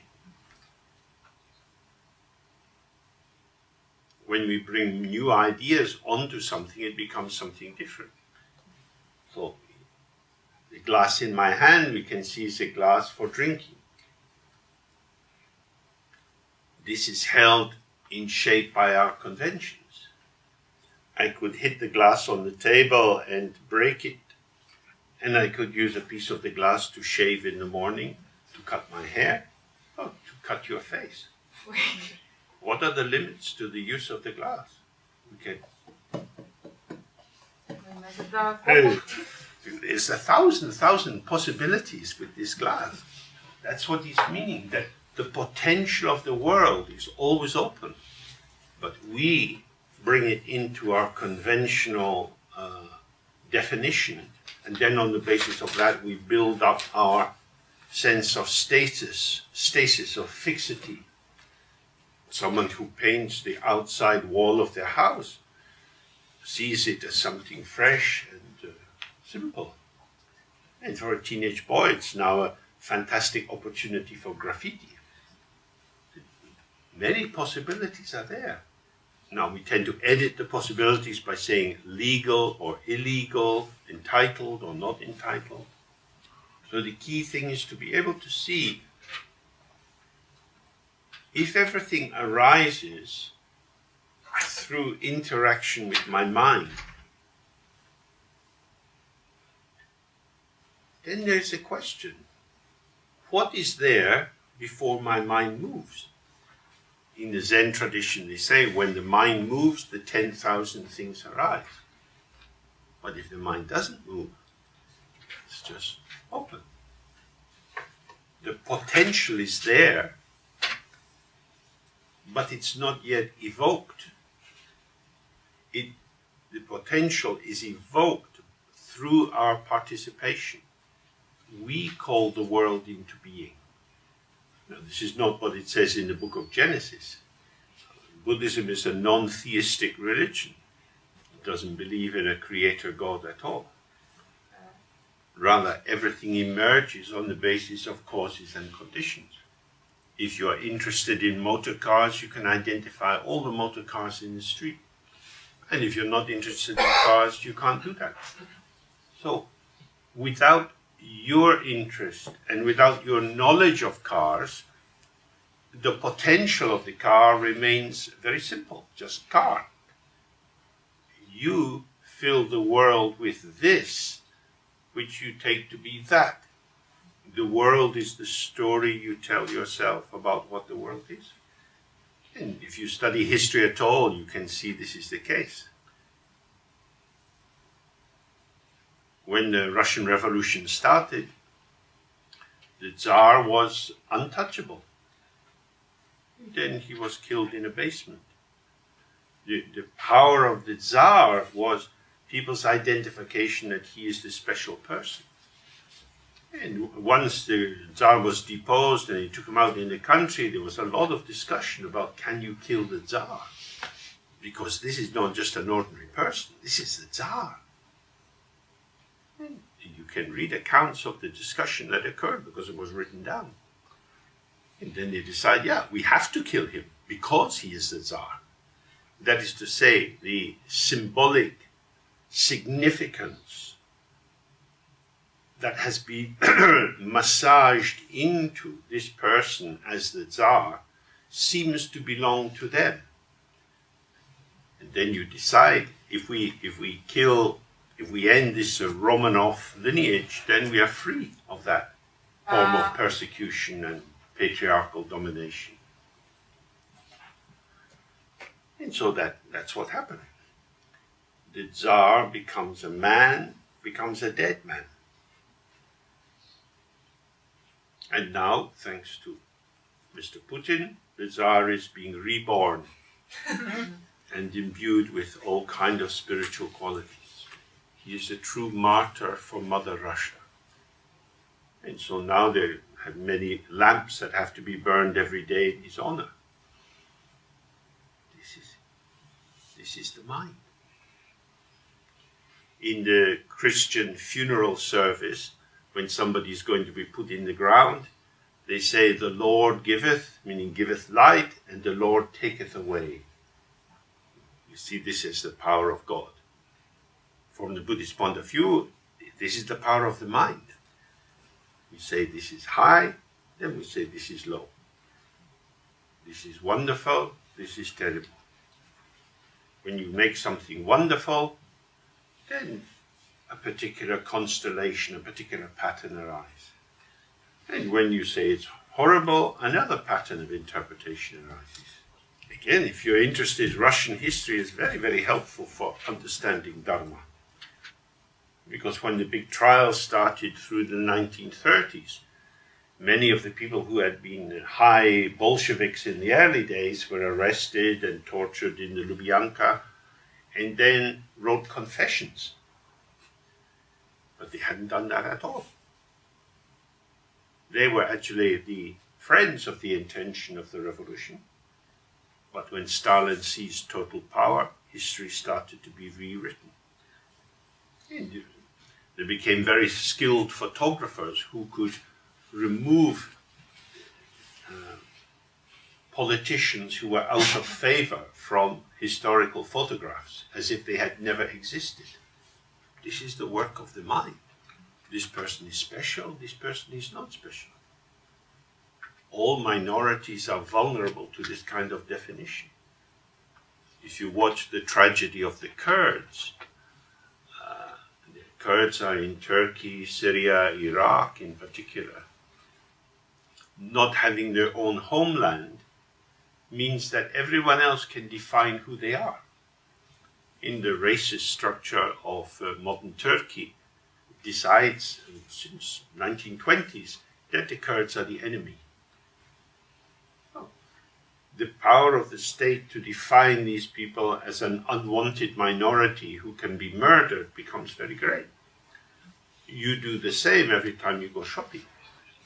You look at the cabbages and you decide which one will come home with you and which one will stay abandoned on the shelf. And what he's saying is, this is not an action after the fact. It's not that there are self-existing cabbages out there, but the cabbage comes alive as you relate to it. This is my cabbage. It's important to me. So it has now having an importance because you are giving an importance to it. So if you observe this for yourself, you can see you are a participant in the creation of the world. This is a central point of this text. You are not a thing in a world of things. The world is not fixed and determined. Rather, it is emergent. And it emerges in the movement of your participation. So how we are and how we participate is a key factor in what is revealed to us. Everything that we do has consequences. If we walk down the street wishing everyone we meet well, may you be happy, rich, aggressive person, and may you be happy, poor person. May everyone be happy. Then your world will have a particular flavor. But if you look enviously at the new car of the rich person, and if you feel superior sitting in your car looking at the person standing in the rain at the bus stop, that's a different world. The world is the quality of your experience. We all have the capacity to be relaxed and open and generous and connected. But we also all have the capacity to be anxious, uptight, suspicious, and selfish. I'm sure we're all aware that we've had these moods. We're more open and more closed. And our life is different in these moods. Our mood is not an optional extra, a kind of side dish that's not central. Our mood is the world. And if you've been around small babies, you know this is completely true. When babies are unsettled, they live in a world where everything is a provocation. When they're in a mood which is relaxed and available, then you can have a lot of fun with them. So the world is revealed through our twofold availability. Our availability to receive and our availability to respond. So that's one of the reasons that we have meditation practice, which is to become more aware of the limitations and the veils which cut us off from the ground of our open availability and also cut us off from the potential of the environment. The more we are organized according to habit and pattern, the less intuitive and spontaneous we're going to be. So we're going to take a short break now, and in that break you get up, you move around, you see situations. Try to allow yourself to receive what is here before you tell it what it is. Staying with the freshness of what's arising. You should investigate this again and again till it's clear. On an outer level, there are many methods that you can use. For example, you could go to a mask workshop and enter into the character of a mask, or you can play at renaming phenomena. One thing you could do, again, with your potato, is you have a piece of paper and you make a line down the middle, and at the top you write what I tell the potato, and at the top of the other column what the potato tells me. So you look at the potato and then you write down everything which comes to mind about the potato until there's nothing left to say. And now you sit quietly with the potato and receive it and see if it has something to say to you. And when you exhaust that, you just relax in the out-breath and be present with it. And you find that you move beyond language. The phenomena is there, but what it is you can't say. Because you've seen that what you call it is what you say. And this is extrinsic to what is there. Well, you can practice this with flowers, with any object. You can practice it with a person. And then you see much more, oh, this world is open and empty. But it's not a dead emptiness. Because as soon as our mood and our mind, our emotions move, many different potentials start to manifest. So this is also a kind of meditation. It's a contemplation of the nature of the function of the mind. And essentially it's a way of realizing how you cheat yourself, how you delude yourself. If you stop seeing the projection as being something out there, then the wall between subject and object gets softened. And then you can see the transparency of everything in the world. And that when you bring your energy of participation to it, this transparency takes on coloration and the potential of formation. So this is where you see the non-duality of awareness and the sphere of awareness, or the domain of awareness. This open domain is called the Dharma Dhatu.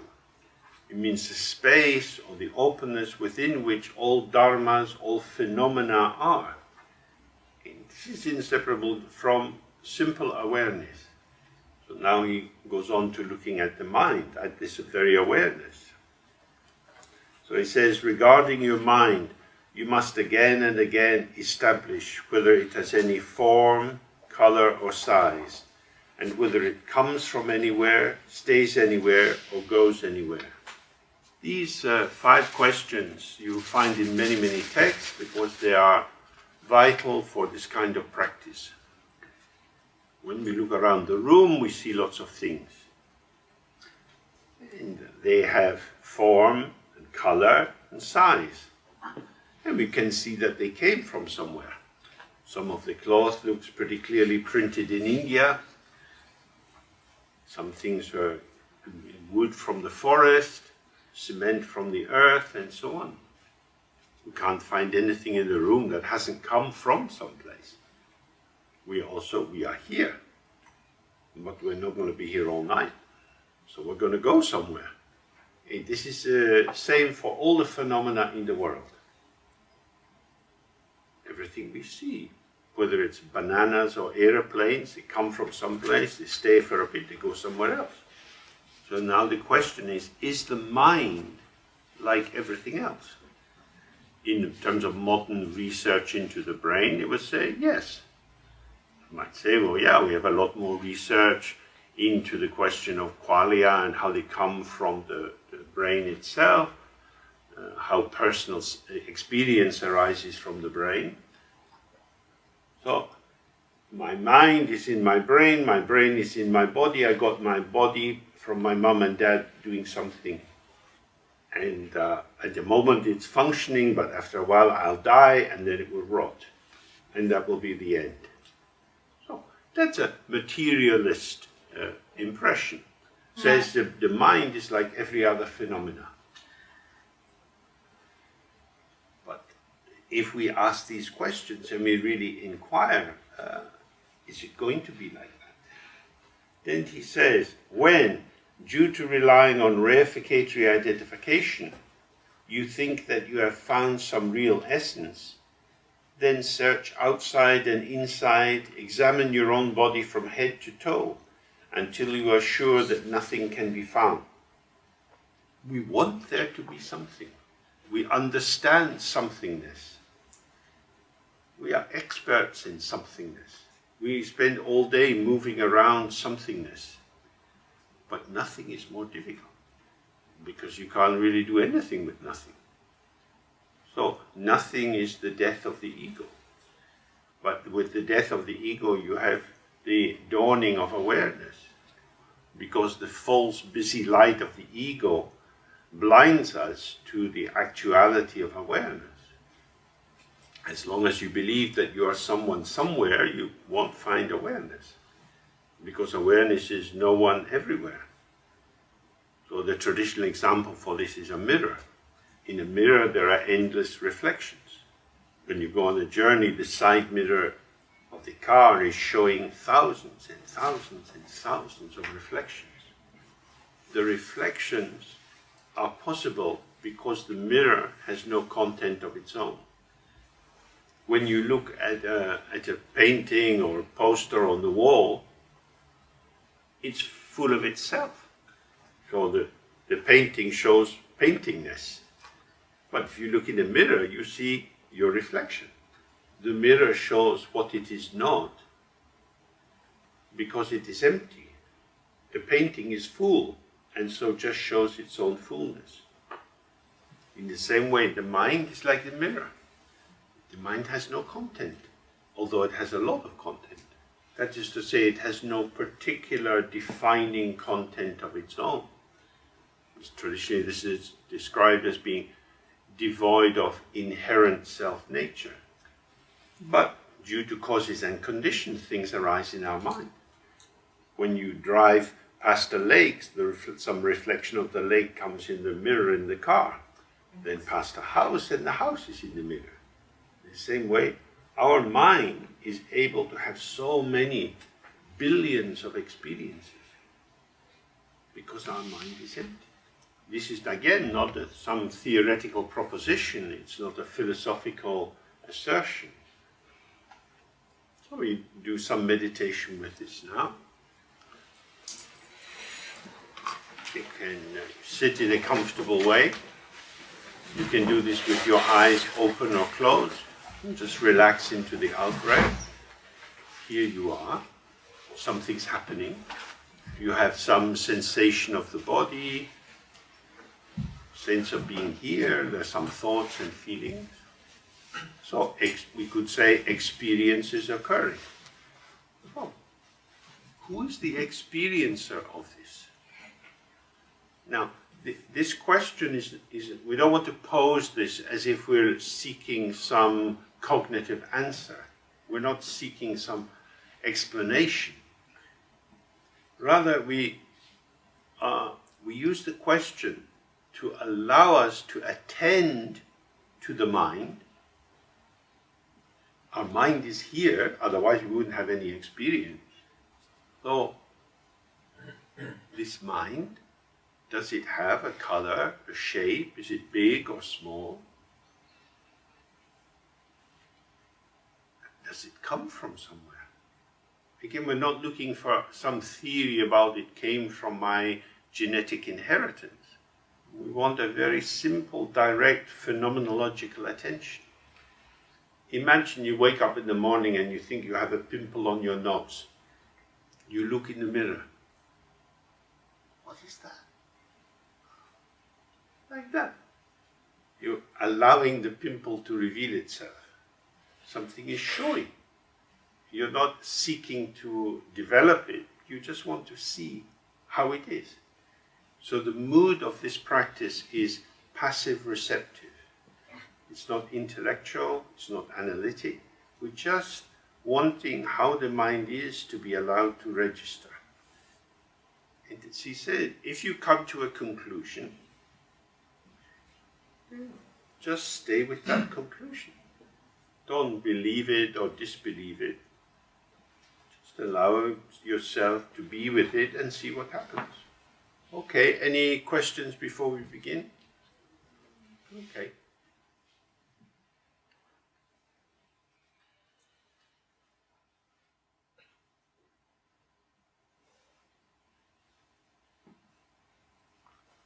So, generally when you do that kind of practice, you just do it for a short period of time.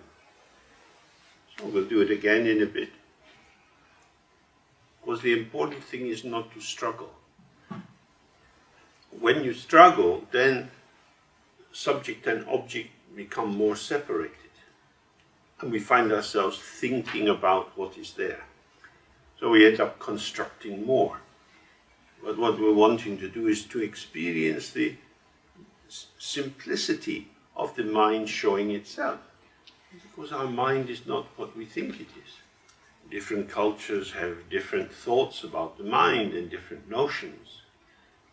But from this point of view, the mind is that which reveals or shows or displays the arising of the thought. And thoughts can catch thoughts, other thoughts bind themselves and make patterns. But the mind cannot be caught or identified or directly experienced by a thought. However, here we are alive, lots is going on, there's a clarity to that. This clarity is a quality of being or presence. Presence of what? The presence of clarity. So, clarity here means just the basic appearance before conceptualization. This is a quality of being here. Within this field of clarity, energy moves. And then we experience many different things, hopes, fears, desires, antipathy, and so on. These are experiences arising and passing. They are arising and passing within the limpid, within the clear space of awareness. So in traditional texts they often say the mind is like the sky. All sorts of things come in the sky. Dark clouds, light clouds, rainbows, lightning. On a grey day, the whole sky can be filled with cloud. But then the wind blows a bit and the clouds move and suddenly there's a bit of space. The space was always there, but it was filled with cloud due to causes and circumstances. In the same way, you look in the mirror and your face is there. The next person comes and look in the mirror.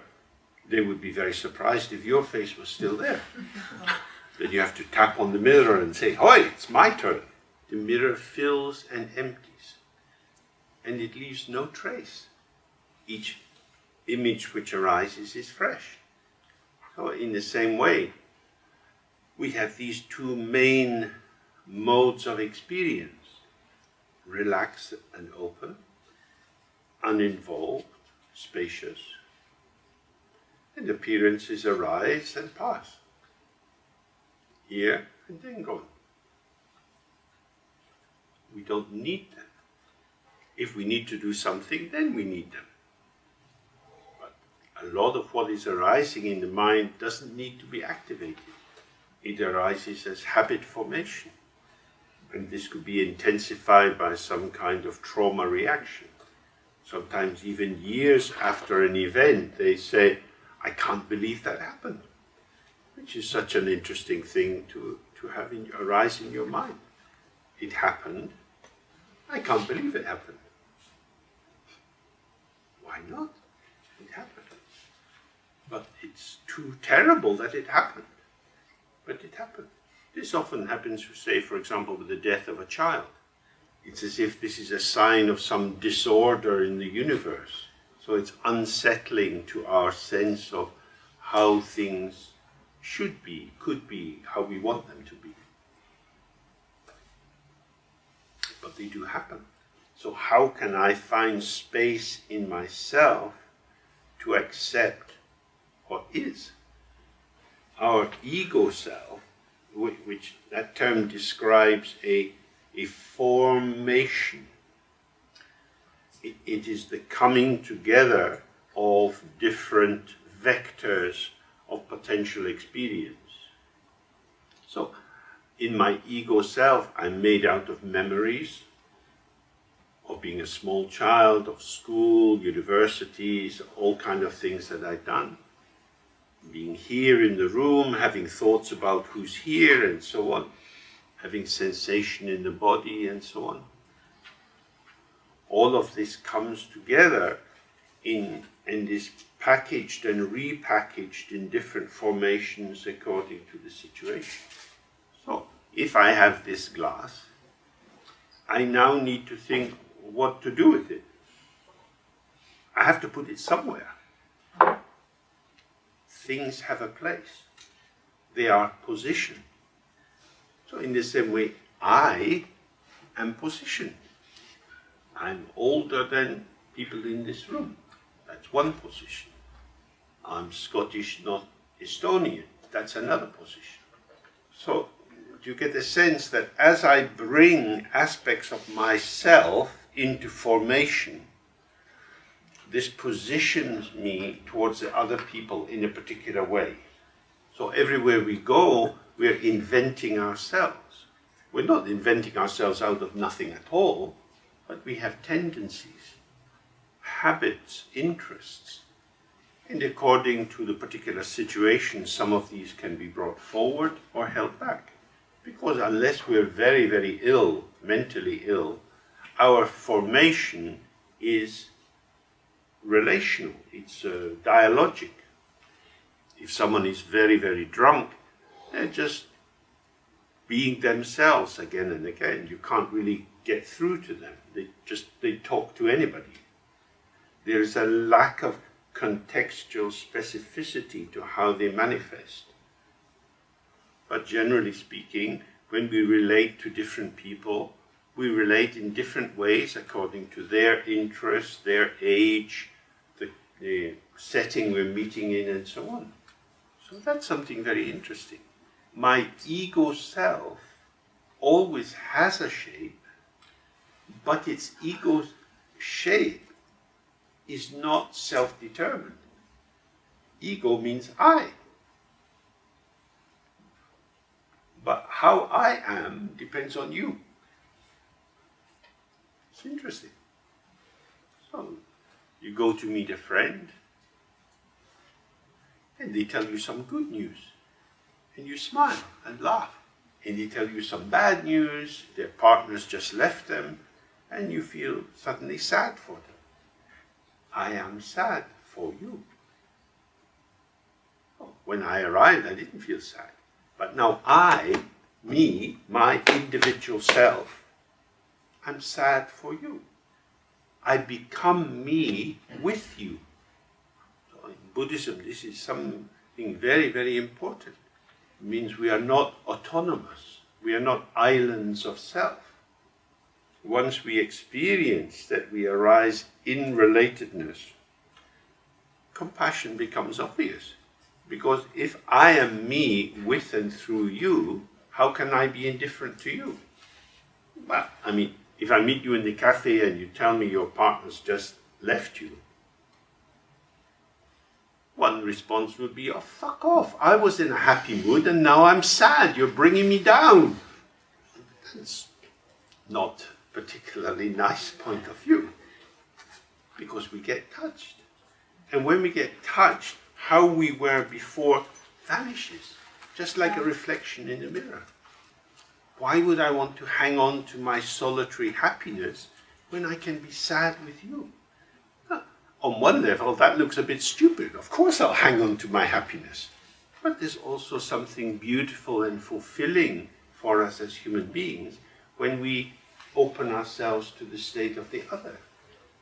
It's there that we see, on the ordinary, practical, daily level, non-duality. In this strange, paradoxical way, the me-ness of me is you. So we are co-emergent.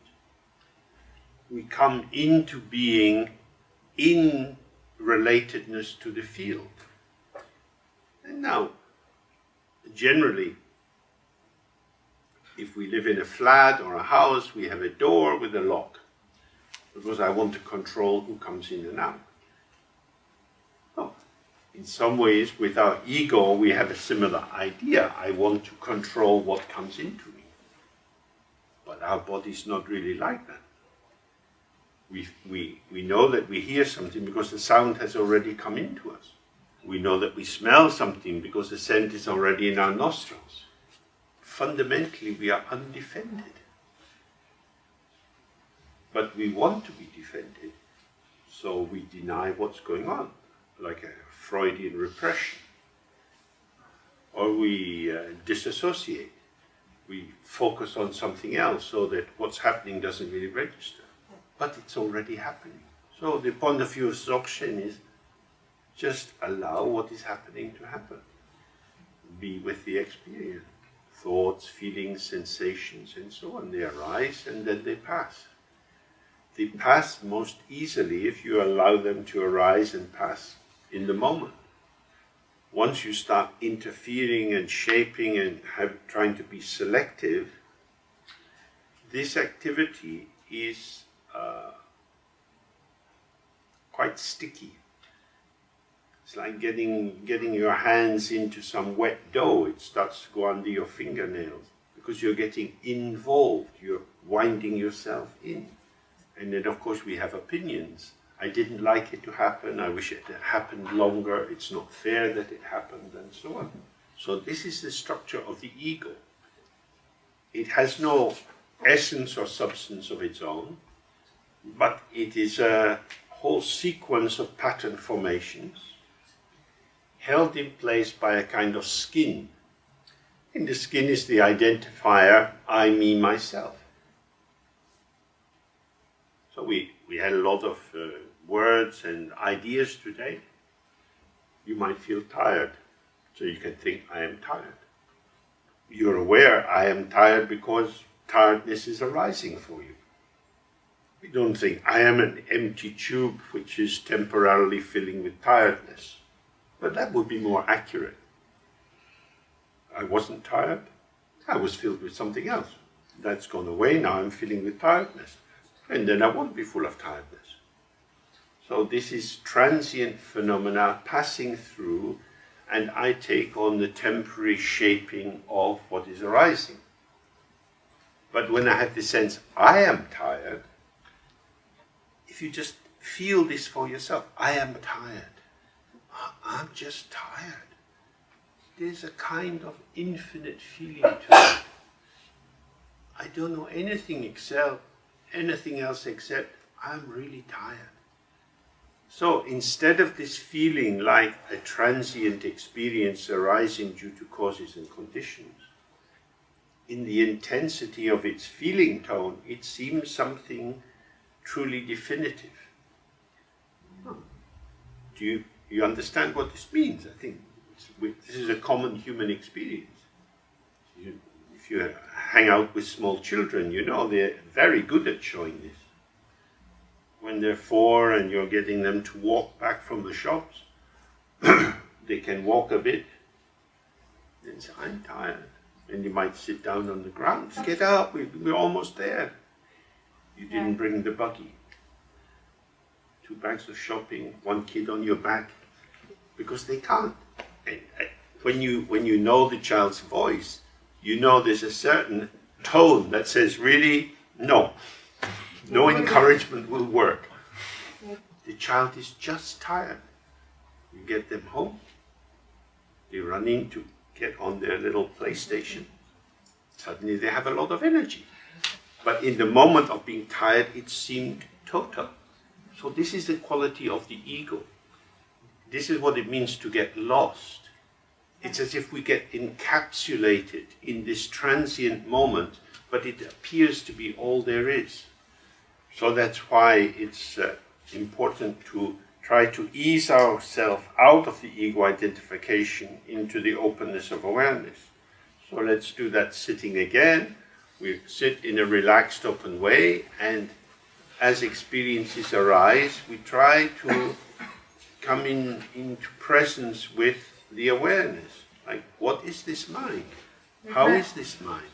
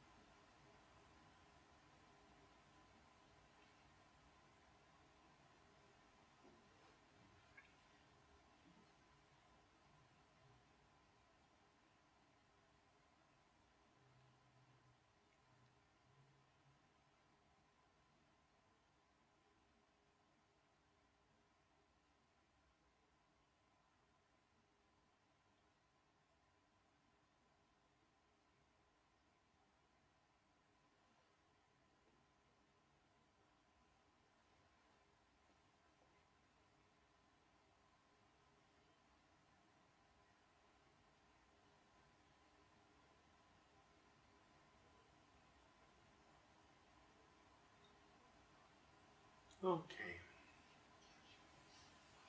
So that's a very interesting inquiry that you can do if you start 5 minutes at a time and then maybe 10 minutes, gradually build it up as you have more capacity for relaxed openness. And in order to get a sense of how to see how you're doing without going into a very intellectual analysis, the ego makes sense of things. It works things out. It is work activity. So if you find yourself thinking and formulating, not just that thoughts or formulations are arising and passing, but that you feel as if you are thinking and formulating, then that's a sign that you're operating within the pattern formation of the ego. The clarity of awareness just shows. It doesn't build up a picture bit by bit. It is all at onceness. So, when you go downstairs and you get to the front door, you open the door, oh, there's the street, there's people coming and going. When you try to work out who is going where or what they are, then this is mental activity. And by allowing yourself to relax, you have more and more sense of this immediacy of the revelation of what's occurring. And you gradually find that you have more and more intuitive response into the immediacy of what's arising. So you're receiving more because the mind is open, and you're responding from a wider arena of your potential because you're relaxed. So he's saying, but whenever you come to a concrete conclusion, don't merge into it and believe it. Don't discard it. Allow it just to be there and see. What is it? It will show you. It vanishes. Whoa. Is it really the truth? The mind is beyond concepts. When you have a concept about the mind, this very concept that seems to illuminate the mind is putting it into darkness. This is not easy, unfortunately. Life would be easier if it was easy. It says in the tradition, when the Buddha got enlightened, he thought, I don't speak a word of this. People will misunderstand, they'll just get a headache. So we have to have some thought. The Buddha had a lot of wisdom, but we have spent a lot of time believing in concepts, relying on them. Concepts illuminate the world of concepts, but they cannot illuminate the mind itself. So when I go through the text with you, we're at the limit of language. Therefore, we just have to practice. What we're doing is allowing the burden of the defensive structure to gradually loosen and dissolve away. But freedom is a bit frightening.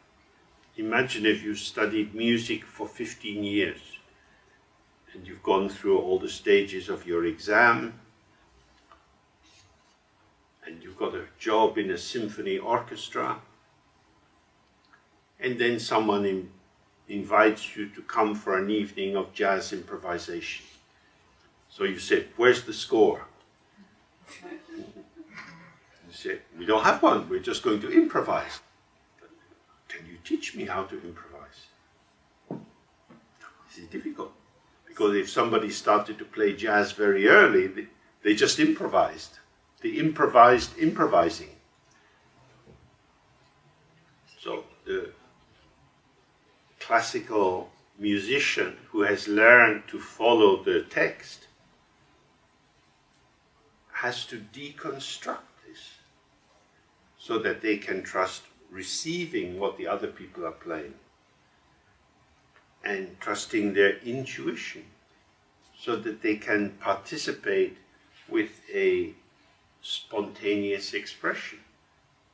If that example makes sense to you, you can see our problem. we have been following rules and directions for a very long time. But now we have the possibility of freedom. So then we think, well, how should I be free? How do you do that? Now that's one big stupid question. We are free. Thinking about it will not make us free. Forgetting thinking will make us free. Thinking about how to dance will help you learn the steps of the tango. But having a sense of your partner and hearing the music will let you dance the tango. So we hear the music of life, we're in touch with the felt sense of the situation, and then we respond. If we have a desire to get it right, we have made a big problem for ourselves. Right and wrong are not so helpful, because they're very abstract. Much better is fitting. Are we on time, in time, on the beat? Are we with the other person? Can they feel that we are with them? Then you feel co-emergent participation. So it's not about accumulating more knowledge and information, but of loosening up and feeling the actuality, the truth that we are always already in the world as part of the world. There's no front door. We don't have a choice to go out or in. If we go in, if we sit in our bedroom's in a flat, our flat's in a building, our building's on the street, our street's in a town. Insiderness is where it begins. We're in the mandala of all the Buddhas.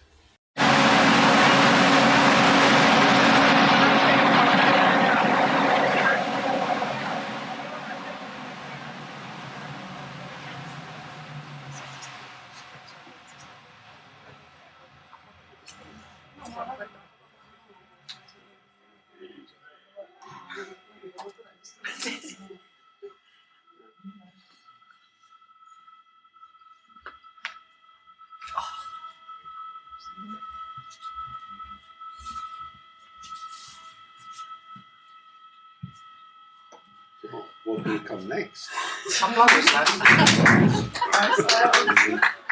And just say a few words about what we covered yesterday, for those who have arrived. We looked at the way in which everything that we see is established by our own identifications. That we are so at home in language, relying on language, that it is as if when we use words, we are referring to something very precise and defined, as if language is coming after the fact of existence. But when we inquire, we start to see that the language is part of the formation of what is experienced, that our concepts and our feelings, memories, sensations are an inextricable part of the world we inhabit. Then we see that because of the impermanence of our experience, there is no intrinsic solidity or essence to any of the phenomena we encounter. And then we started to look at the mind, how we have many ideas about what our mind is, but the status of these ideas is that they are thoughts about something. But what is the mind itself? So we started to explore how to be with the mind, to allow the mind to reveal itself to us, looking to see if the mind has color or shape, any of the signifiers that we use to identify something existing, looking at whether it has an origin, whether it seems to come from some place, whether it seems to stay someplace, and if it goes, does it go someplace? Of course, when we first take up these questions, we have many ready-made answers to apply. We all have many thoughts about the mind. But if we rely on the thoughts, we are simply returned to our own suppositions. If you're in a warm country and there's strong sunlight, if you go swimming in the sea and go under the water, when you look up, the surface of the water above you can look like shimmering and mirrored. You can't see through it so easily. This is the situation we find ourselves in. What we call thinking is the manipulation of thoughts. Thoughts which are developed on the basis of books we've learned, schools we've been to, conversations we've had, and so on. But thought cannot penetrate thought. Thoughts can analyze thoughts, criticize them, expand them, shrink them, and so on. But it doesn't see what is the basis of the thought. And this gives the sense that thoughts are somehow existing in and of themselves. Something is there in my mind.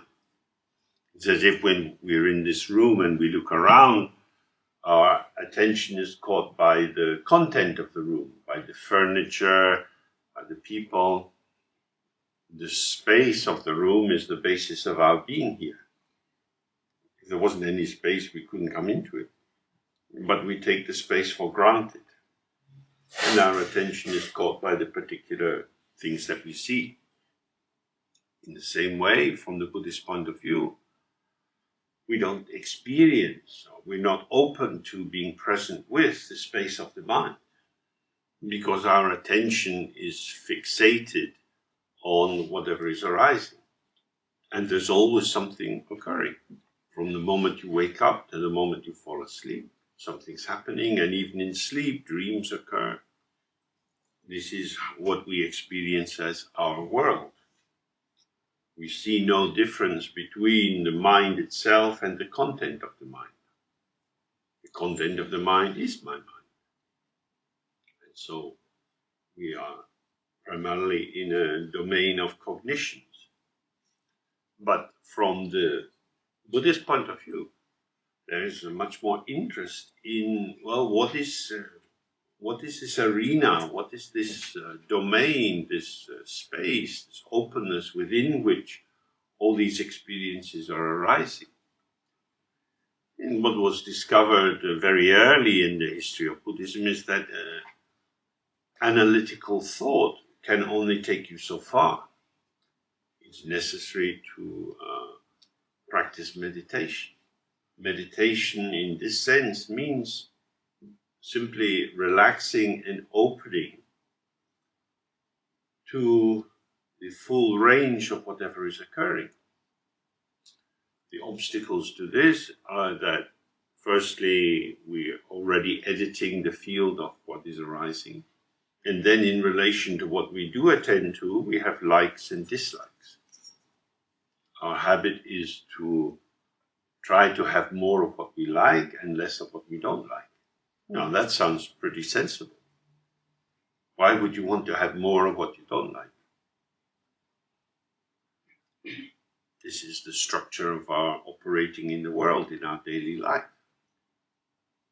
When you walk down the pavement, you can see there are puddles from the rain. If we were small children, we would be happy to jump in the puddle. But because we're adults, we tend to walk around them because we want to keep our shoes dry. So all day long, we're making these sort of distinctions, helpful, unhelpful, I like, I don't like. What this does is make the world a reflection of ourselves. I find that I'm living in a world constructed out of my own interests and tendencies. If I want to see the mind itself, when I'm caught up in liking and not liking, getting more, getting less, then it's this very activity which is the obscuring function. That is to say, I hide me from myself because I have a bias, a tilt, a fixation on what is emerging, but very little sense of what it might be emerging from. So I use a concept like my mind and say, thoughts come from my mind. My watch comes from Switzerland. Bananas come from hot countries. There are factories and farms producing things. And the name of the thought factory and the feeling factory is my mind. I don't need to go to the Caribbean to pick my bananas. They arrive in the shops. It says this banana came from Trinidad. I'm willing to believe the little label. In the same way, when we're children, you're told, oh, thoughts come from your mind. You say, okay, I don't need to visit my mind as long as the thoughts keep coming. That's okay by me. So there is a kind of blindness about the ground or the source or the origin. So this is the function of meditation. So again and again, he says you need to sit with your mind and see what is arising, what status does it have? Is it truly existing or ephemeral and without essence? And the fact that you have this experience means there's some illumination going on. So what is the illuminating factor? In the room, we look around, we see different people, their shapes and so on. And we think, oh, they look like that. But they only look like that because the light is on. If we switch the light off, it won't look like that. So if I look at your face, you look quite shining, and I look over here, it's not so shining. Maybe you're more healthy than the people sitting over there. Or maybe they're just in the shadow. But if we don't have any sense of the light, we have all kind of ideas about why things are the way they are. So we want to explore what is the mind. Now we're used to having a sense of attention. We know how to focus our attention. Yeah? You said that meditation is relaxation and opening into mind. Yeah. Did you mean that this is in Dzogchen tradition or in Buddhism as a whole? This is in the Dzogchen tradition. There are many ways to be busy in Buddhism. The difference is that some traditions are focused on a reward and others are focused on a notion of friendliness. If you are a student and you have a flat with some other students, and then your mother phones and says she's arriving in 10 minutes, you usually have to be quite busy to start tidying up. Oh, it's the same. Many meditation methods are designed to tidy the mind. Fewer bad thoughts, more good thoughts, better quality furniture in the mind. But in Dzogchen, the approach is friendliness or hospitality. Because of the openness of the mind, everything is welcome. The problem is not in the order or disorder of what is arising, but the problem rather lies in judgment. Judgment is the prime quality of duality. There is a subject that judges and an object which is judged. And of course this operates internally as well. You can be self-critical, so that you split yourself, you fragment yourself into critical voices and aspects of yourself to be criticized. So often when Buddhism or other traditions are concerned with ethics and morality, there is the idea that if I am a good person, then there will be no basis for negative judgment. But no matter how hard you try, as long as your mind is operating in terms of self and other as separate and oppositional, then judgment will arise. So the central focus from the point of view of Dzogchen is not to enter into judgment, because judgment keeps you within the paradigm of self and other. And this acts as an obscuration to being present with the mind as it is. Well, basic practice is just to sit and be present with whatever is arising. We sit We sit in a comfortable way, letting the skeleton hold the weight, so that you can be at ease in your muscles with minimal tension, and then whatever arises, don't enter into interference, allow it to come and go. If you find yourself getting caught up in thoughts, in feelings, in developing some narrative, as soon as you're aware of that, just relax and be open. Now, normally we think that tensing and relaxing are two activities. You tense a muscle, then you relax the muscle. But if you sit with your mind, you start to see that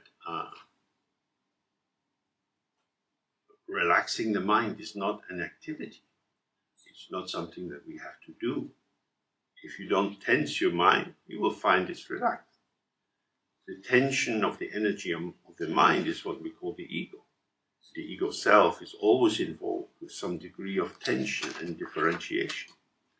So as we see the arising of tension, which manifests as the invitation for involvement, the sense that something should be done, you can see this phenomena arise and pass by themselves. We don't have to be involved, but we have urges to be involved. This is the energetic arousal habit formation. This is what is traditionally called karma. Karma means activity. And we know that if we need to mobilize our body into activity, for example, to stand up, to walk, this involves degrees of pulsation, of tensing and relaxing. This involves working with the facts of our body, our weight, our size, pulling in the tendons, relaxing, and so on. But there is also a tension or a tensing up involved in any intention. So when you intend to do something, usually has a context. You have to get to the post office before it closes. So my intention is to buy stamps. But that intention, which is about me and my life and my letter that I want to send, brings me into relation with the timetable of the post office. And so I'm mobilizing out of myself into a field which has doors that open and close. And this involves a degree of tension. So if you're going along the road and you meet a friend, you say, hang on, I can't talk now, I have to get to the post office. Because you're mobilizing towards a shape. Buy stamps, put them on the letter. Task finished. And this goes on all the time. So mobilization is very familiar for us. We live a life in which many things are important to do. And it makes a big difference if we do them or don't do them, because this is how we shape our life. But in the practice, we take a holiday from this. We don't have to react. We don't have to be involved. So then we are able to experience more directly the habitual pull to an involvement. So again and again in the practice, whenever you find yourself caught up in a mobilization of thoughts and feelings, when you become aware of this, just see, this is what is arising. So this is the essential fulcrum point of the practice. You're not merging with what is arising, but neither are you rejecting it as something bad. You're just being present with whatever is arising. Every time you get involved, you limit your sense of self. You particularize your sense of self by being caught up in the particularities of this emergent form. And that feeds the ongoing pulsations of samsara.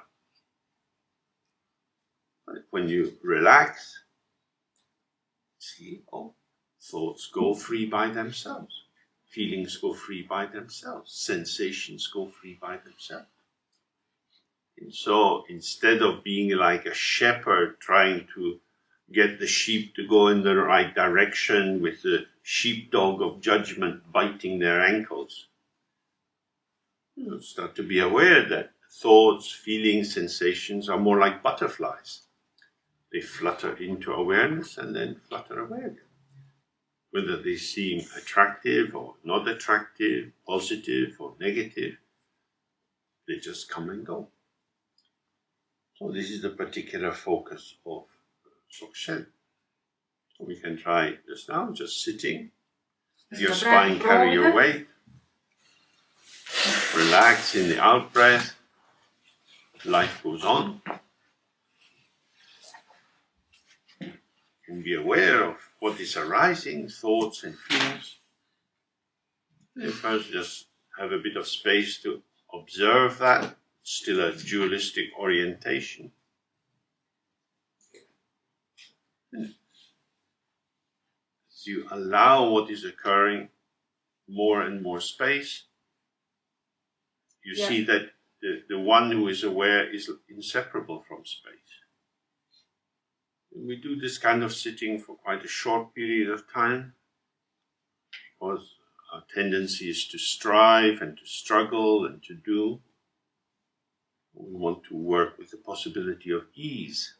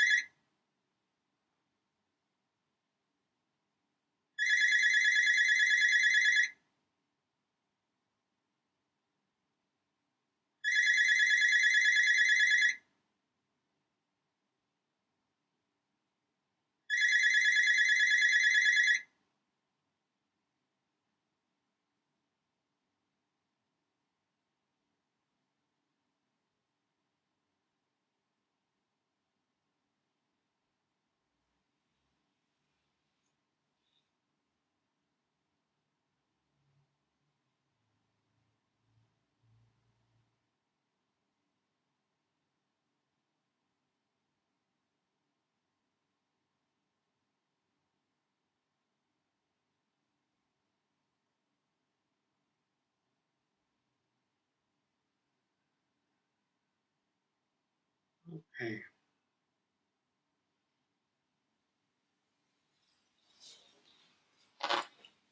Well, maybe you could observe how when ringing sounds start, this can generate a description.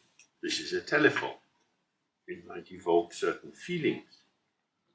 This is the movement of your mind. What is actually arising is just this sound. Sound is there and then not there. If you stay open to the sound, there is no need for any commentary. But as soon as you think this is someone's phone ringing, then chains of signifiers very quickly wrap themselves around. And there you see the possibility between freedom and limitation. By allowing the sound to just emerge as it is and vanish, we remain peaceful. But if we start to become wound into a chain of thoughts and feelings, we might feel that the sound is interrupting our holy meditation. Thoughts about why don't people remember to switch their phones off. In this way, first we have judgment, and the judgment is based on the sense something is happening, and it shouldn't be happening. So now you have reification that something is occurring. Into this we massage our value judgment, and then more thoughts and feelings arise. There we see our own intelligence, our everyday intelligence, which allows us to recognize what this sound is, actually imprisons us in a semiotic web. The phone is our interpretation. What we were given was sound. So we create on the basis of our own interpretive function, which is a habit formation. Just as earlier when this air system was making a lot of noise, we can just stay with the noise. Some whooshing sound is coming. You can have some metaphoric or symbolic identification that it's like the wind that you experience on the top of a hill, or like a waterfall rushing down. You can then experience it as an interruption to our planned program for the day. Nobody seems to be able to switch it off, so you can have a sense of powerlessness. In these situations, they're very useful because they give us an opportunity to see what we are doing with the situation. A very simple, loud, whooshy noise, and all kinds of thoughts and feelings arise. We do that. The noise just goes whoosh, whoosh, whoosh. So in this way, you start to see how your world is arising with your participation. Some people might get angry that the noise is there. Other people might feel just disturbed in themselves and feel they need to go out. Whatever is happening for you, this is happening for you because this is how you are. So the sound acts as a kind of X-ray device to allow you to see the bits of yourself you wouldn't normally see. Some people go to irritation, some people go to hopelessness. You can observe for yourself what kind of arousal arises in relation to a very simple phenomenon. When you stay with the simplicity of what's arising, there's nothing to say. What do you do with that? There's nothing. And so the mind is peaceful. But once you start to identify it as something and give it a valency, give it a charge, it becomes something. The movement of your mind is the reification of the world. So in the East Asian Buddhist systems, they often say, when the mind moves, the 10,000 things arise. 10,000 things means everything. This is your mind moving. If your mind doesn't move, there's nothing to grasp in that. And then later we hear ring, ring, ring, ring. What is there to hold? This is like a ball. There's no corners, no edges, no handles. But we have the thought, the phone is ringing. This thought functions as if you were a potter. Here you have a simple shape. You take a little clay and you make a handle. You stick your handle onto ding-a-ring-a-ring. It's a phone. Great. Now I have something to think about. Whose phone is that? What idiot comes into a place like this and leaves their phone on? This ability to stick little handles onto things is wonderful. This is how we apprehend the world. We take hold of the world with the handle which we have stuck onto the world. And the fact that conventionally, using our standard interpretive systems that we learned in the family and in school, we can all agree, oh, a phone is ringing. So in our social existence, you need to have the ability to stick these handles on. And moreover, you need to have the capacity to forget that you stuck the handle on. You need to have the capacity to project the handle onto the object so that you see it as something out there, and that's what you're taking hold of. We grasp at our own construction, but do it within the delusion that our construction is self-existing. So we can see why it's very important to spend time with the dynamic flow of experience when we do sitting practice. We start to see how everything in the world is compounded. In Buddhism, they talk about compounded and uncompounded a lot. In all the different schools, they talk of this. Compounded means brought together, this and that. On the basis of the juxtaposition, the placing together of this and that, something new seems to come into formation. So that means activity. So my watch functions because it goes round and round, which is useful. But it's functioning because it was put together in a particular way. The skilled engineers make the component parts and they're put together by craftspeople. It is a compounded phenomenon. Many parts operate together. But when I say my watch, it is as if there is something entire in itself. When I say my body, it's as if I'm referring to something. But the body is a situation of communication.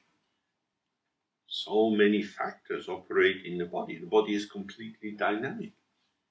We get more and more information about this complexity, or understanding of how the bowel is a major organ of communication. Bits of the body that were once thought of something like a liver. Now see, this is a site of endless change and communication. In its functioning, the body is completely dynamic. Even the bones are in a situation of communication. And yet we say, oh, this is my body. All of that complexity and dynamic interaction can be forgotten when we put it in this wrapper of, this is my body. And then we forget the compounded nature of the body. It's not even compounded out of things. It's a patterning of energy, and the energy shows itself on certain levels of magnification as things. So in the hospital laboratory, they have people who spend most of their day looking into microscopes. And if you don't have a microscope, you can't see what is going on. It looks static. And then when you look with magnification, you see, oh, this is a This is something in play. So when we do practice, we're wanting to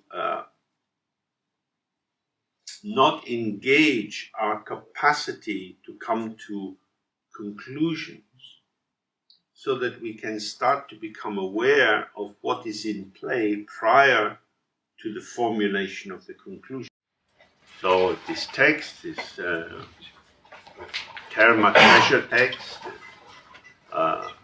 revealed by Gompo Wongyal.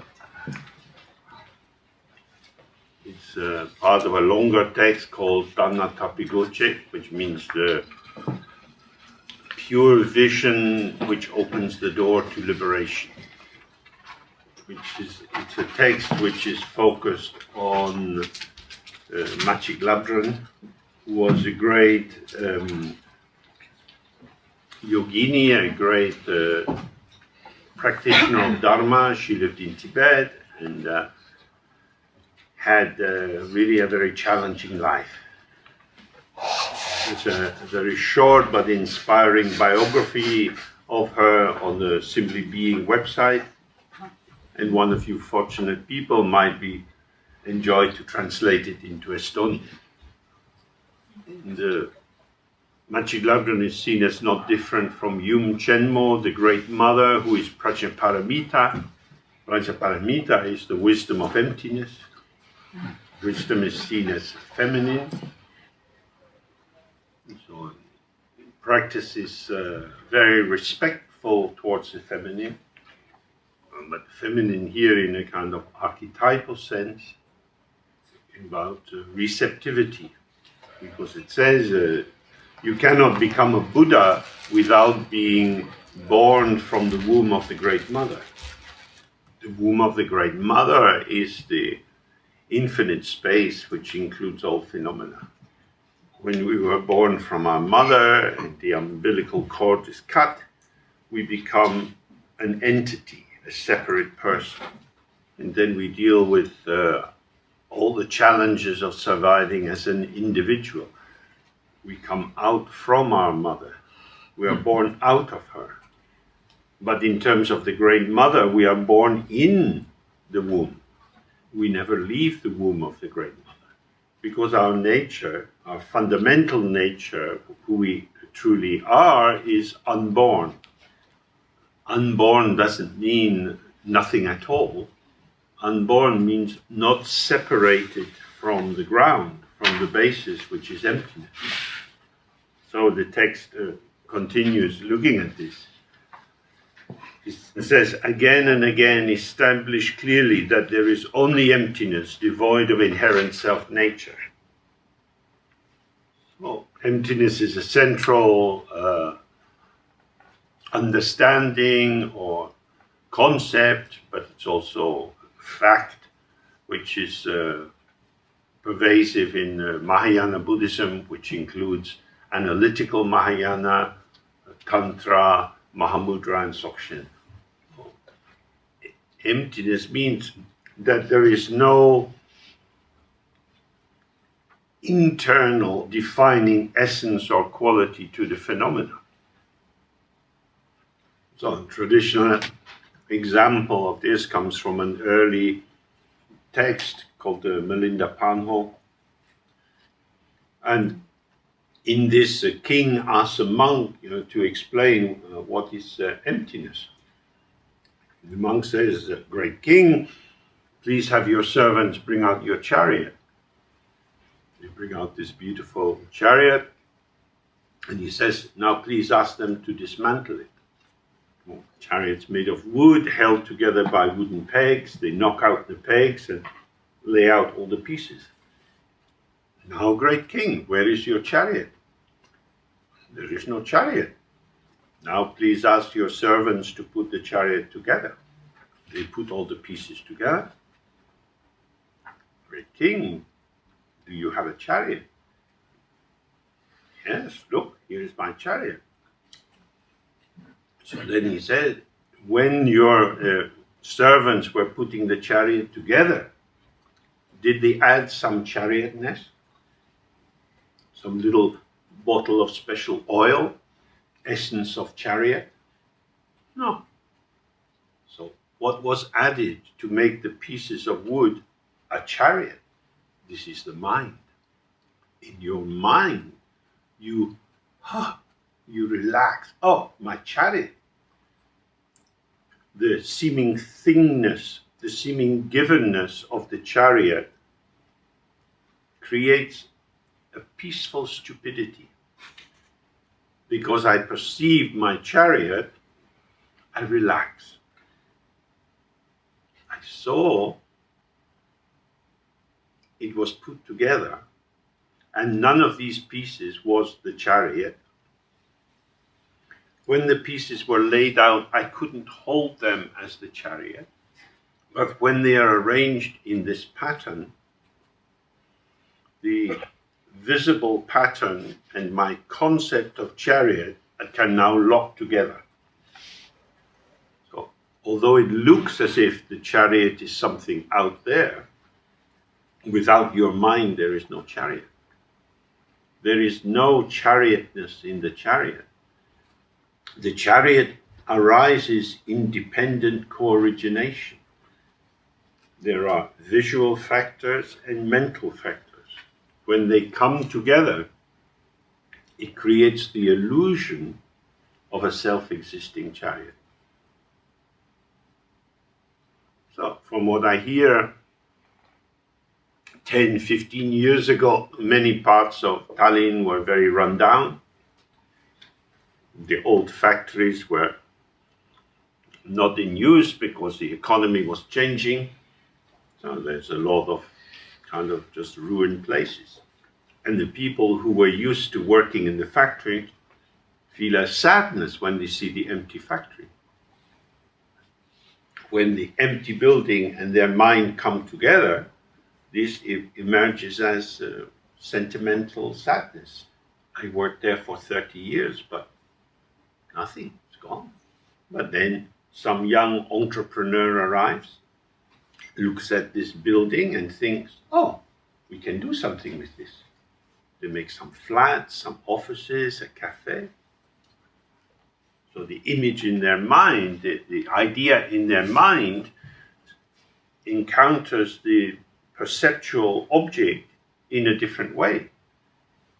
And then when you walk down this street which has been remodeled, it looks as if it's just there. But it has come into being due to mental activity directing physical activity. Many thoughts and feelings are involved in urban redevelopment. You have to convince the bank that it's a good investment, so the bank will give you a loan. You have to negotiate the repayment of the interest and so on. Without this activity, you wouldn't have the new part of town. It looks like, oh, that was the development stage, and then the production stage, but now it's here. We have a product, but we continue to produce the product. The product is not self-existing. We have our perceptions. And gradually, as people come into these parts of town more, they build up memories. And so the buildings have our associations merged into them. Oh, this is the cafe where we fell in love. People will have their stories about the city. The city is alive. Stones are alive. Mountains are alive. That's what we looked at yesterday. Everything is a name put by the mind. Without the mind's involvement, these things are not there. It's not an idealistic philosophy. We're not saying that there's nothing at all there, but they're saying what you get is always mediated through your mind. We are mind. Our mind is spacious and empty, and also full of experience. If we don't recognize the emptiness of the mind, the ungraspability of it, we think it's a thing that I have. But when we look for our mind, we don't find anything. That doesn't mean that we don't have a mind, because obviously we have a mind because we're here and we're in touch with what's happening. but the mind is not a thing. So there's a very clear sequence in the text. There are no things. There are patterns of identification. We say the floor is made of wood. We say this. How do we know this? Because we have learned it. These are concepts that we apply on the basis of having taken them as part of our culture. Is this really wood? Well, it's wood because it's not plastic. So it's wood. We can take a sample, send it to the laboratory, and they say, oh yes, this is definitely wood. So when you buy the wood for the floor, you get a little certificate. This is genuine wood flooring. We all agree it's wood. That's the basis for knowing it's wood. This is a conventional truth. It is because we all agree this is wood. Now, for some kinds of insects, this is food. Food and house. For us, it's not food or house. We lack the capacity to live inside a thin piece of wood. But for this little insect, it's very nice. It can find a way in. It can eat this and live in it without having the concept of wood. Wood is an optional extra. No. This is really wood. Wood is wood. No, wood is concept. And it's concept mediated through language, because although I keep saying wood, you don't say wood. I don't know why. We are applying wood to what is here. This is very disturbing, because it really shakes the foundation of our world. We function in the world as if how we are talking gives us a true account of what is there. But the wood is defined by us. This is not always easy to recognize. So, emptiness means not that there is nothing there at all, but whatever manifests as a potential. So, there used to be the USSR, which was very big and included some places which are now independent. So, rivers and hills and people can be defined quite easily. Europe gets bigger and smaller. Should the Ukraine be included in Europe? Well, that would bring us another border with Russia. Do we want that? A little bit scary. Is Turkey part of Europe? Some people would like to say yes, other people say no. These are concepts. Europe is a concept. The British have decided it's a concept they don't like very much. So we are in the process of de-Europeing ourselves. So this is what emptiness means. Whatever phenomena you encounter is able to support many, many different interpretations. The only truth to phenomena is their openness. So these are my glasses for reading. They're very useful. But if, unfortunately, I was sent to prison, I might want to sharpen the end of the legs of the glasses, because I could stab someone through the eye with them. Prisons tend to be quite dangerous places. So to show that I am too dangerous for you to do bad things to, I have to give you a fright. So in my hand I'm holding a dangerous weapon. This is embedded in the potential of what is in my hand. When we see, oh, these are reading glasses, this is a particular interpretation which seems definitive. Knowing that these are glasses, we don't need to think of them having any other function. But if you're out on the country on a hot summer's day and you wanted to cook something, you could use the lens and the sunlight to start a fire. I can scratch my head with it. So we could brainstorm hundreds of functions for what is in my hand, because what is holding in my hand escapes definition. When I catch it with my definition, these are my reading glasses, then this is like a full stop. We have a conclusion, and the potential of our mind then falls asleep. Potential of our mind is our imagination, our creativity, our flexibility, our intuition. When this arises in relation to the unborn potential of the object, because all the potentials of what is in my hand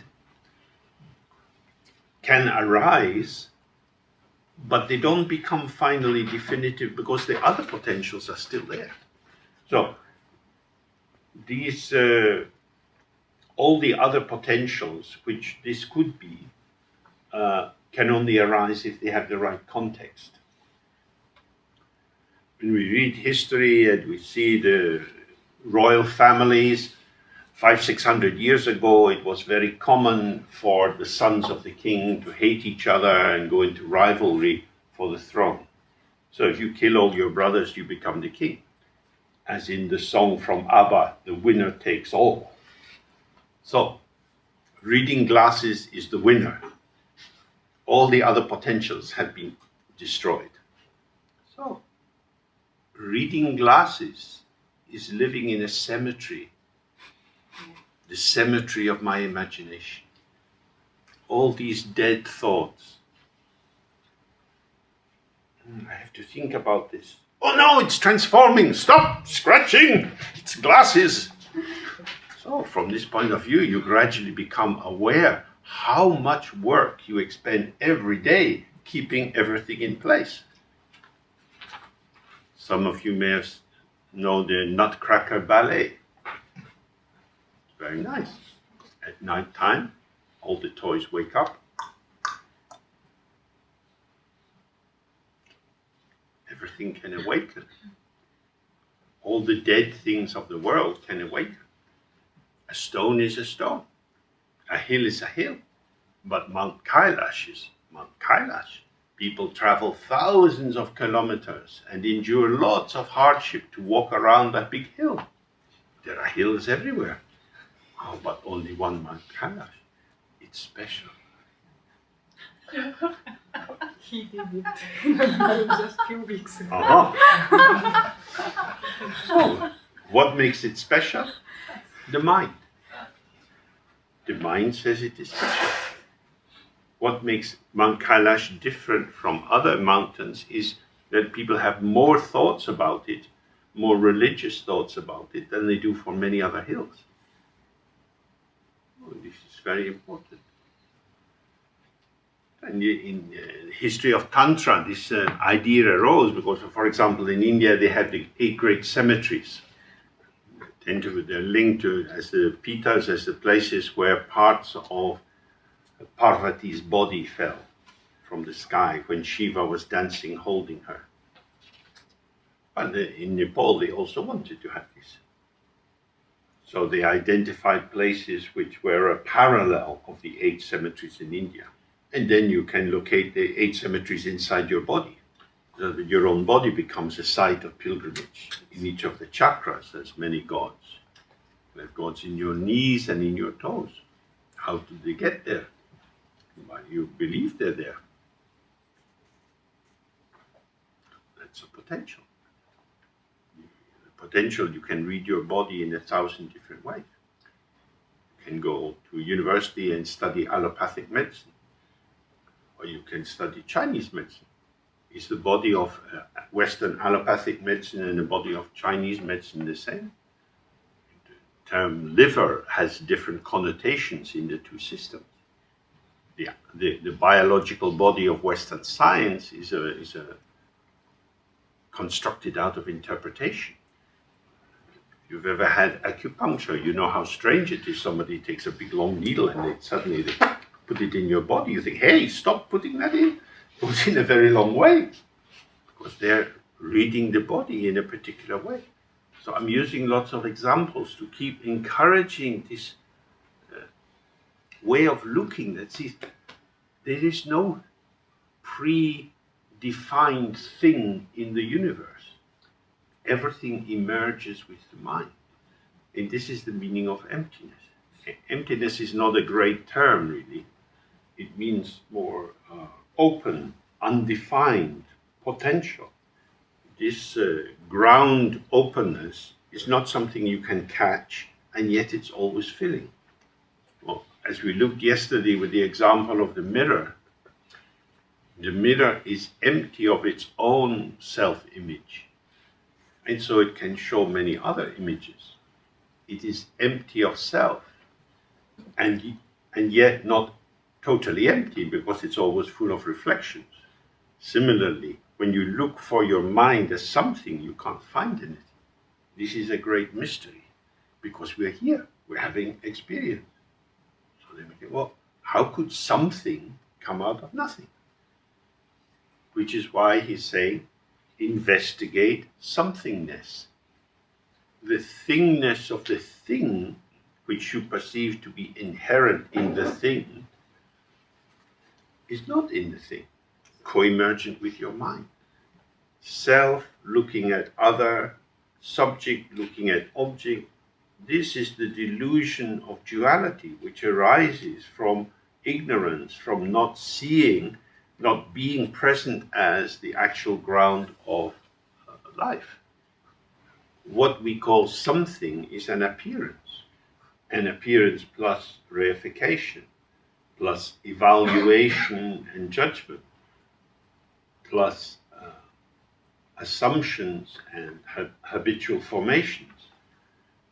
These additional factors are all dynamic and unfolding and coming into the situation.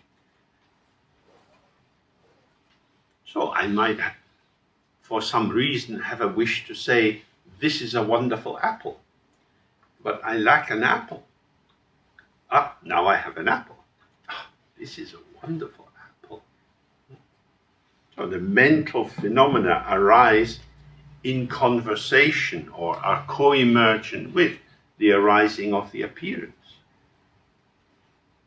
So from the subject side, the coming together of factors that will let me say this is a wonderful apple arises with this appearance, which has already been invested by my mind with the identification, this is an apple. So this is a process. The apple is being appled by my appalizing. So in the Tibetan texts, you see this term again and again, kiewa me pa gakpa me. Kiewa means to be born. Mepa means without, or doesn't happen. The mind is unborn. It's not a thing. But it's also gakpa me. Gakpa means to stop. Mepa means not. And this is our own experience. This is our life. Something is always happening. It's what happens in our body. It's what happens around us. Memories, plans, movement, ceaseless movement. This is our existence. Oh, the traditional example is water and ice. Now, here in Estonia, winter's coming. And after some time, the small little rivers will freeze. When they freeze, they don't flow. Water has the potential for flowing, but it can freeze. In the same way, the potential of our mind is ceaseless, always flowing. But when we go into the mentality of freezing, then it is as if there is a fixity to what we are perceiving. And this then allows accumulation and fragmentation. When the river is flowing in the summer, if you throw a stone at it, the stone will just splash and go to the bottom. When the stone enters the water, it expands a bit, some drops go in the air, and they collapse back and go back in the flow. But when the water freezes and you throw the stone, the ice cracks. It goes into fragments. And the fragments look separate and different. The sameness, which is the water, is disguised through this frozenness. Or when we don't see the unborn nature of the mind, the flow of experience can appear to freeze, and we find ourselves as a thing in a world of things. And because when we were children we were given definitions about who we were at home and by school teachers, we develop a profile, a kind of knowable shape. We catch hold of ourselves. Oh, you might have some memories from your childhood of a situation when you were suddenly shamed.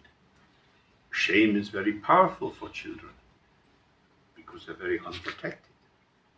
Or for example, they might go to, a small child might go to sleep at a friend's house, and because it's a new place and they're a bit excited, in the middle of the night they pee in the bed. And if the person who runs a house is tired of washing urine-stained sheets, then they say something a little bit sharp. And maybe you can remember in your own body what that kind of situation is like. It's almost like you go unconscious, you can't think. You almost can't leave your body. We're kind of shocked out of ourselves. We tend to look at the ground, we can't bear the eye contact. I'm suddenly emptied of me and full of badness and wrongness. And it takes a while to come back into oneself. So this shows the vulnerability and the fragility of the self-concept, the instability of the ego structure. So the flow of our life was interrupted in the moment of shame. Maybe you wake up and you're quite excited and happy, and then you suddenly realize, oh, my pajamas are all cold. Something has happened. So the flow is not, oh God. There we see how easy it is to freeze. There are many situations which can cause us to freeze. You can freeze with fear, but you can also freeze with hope.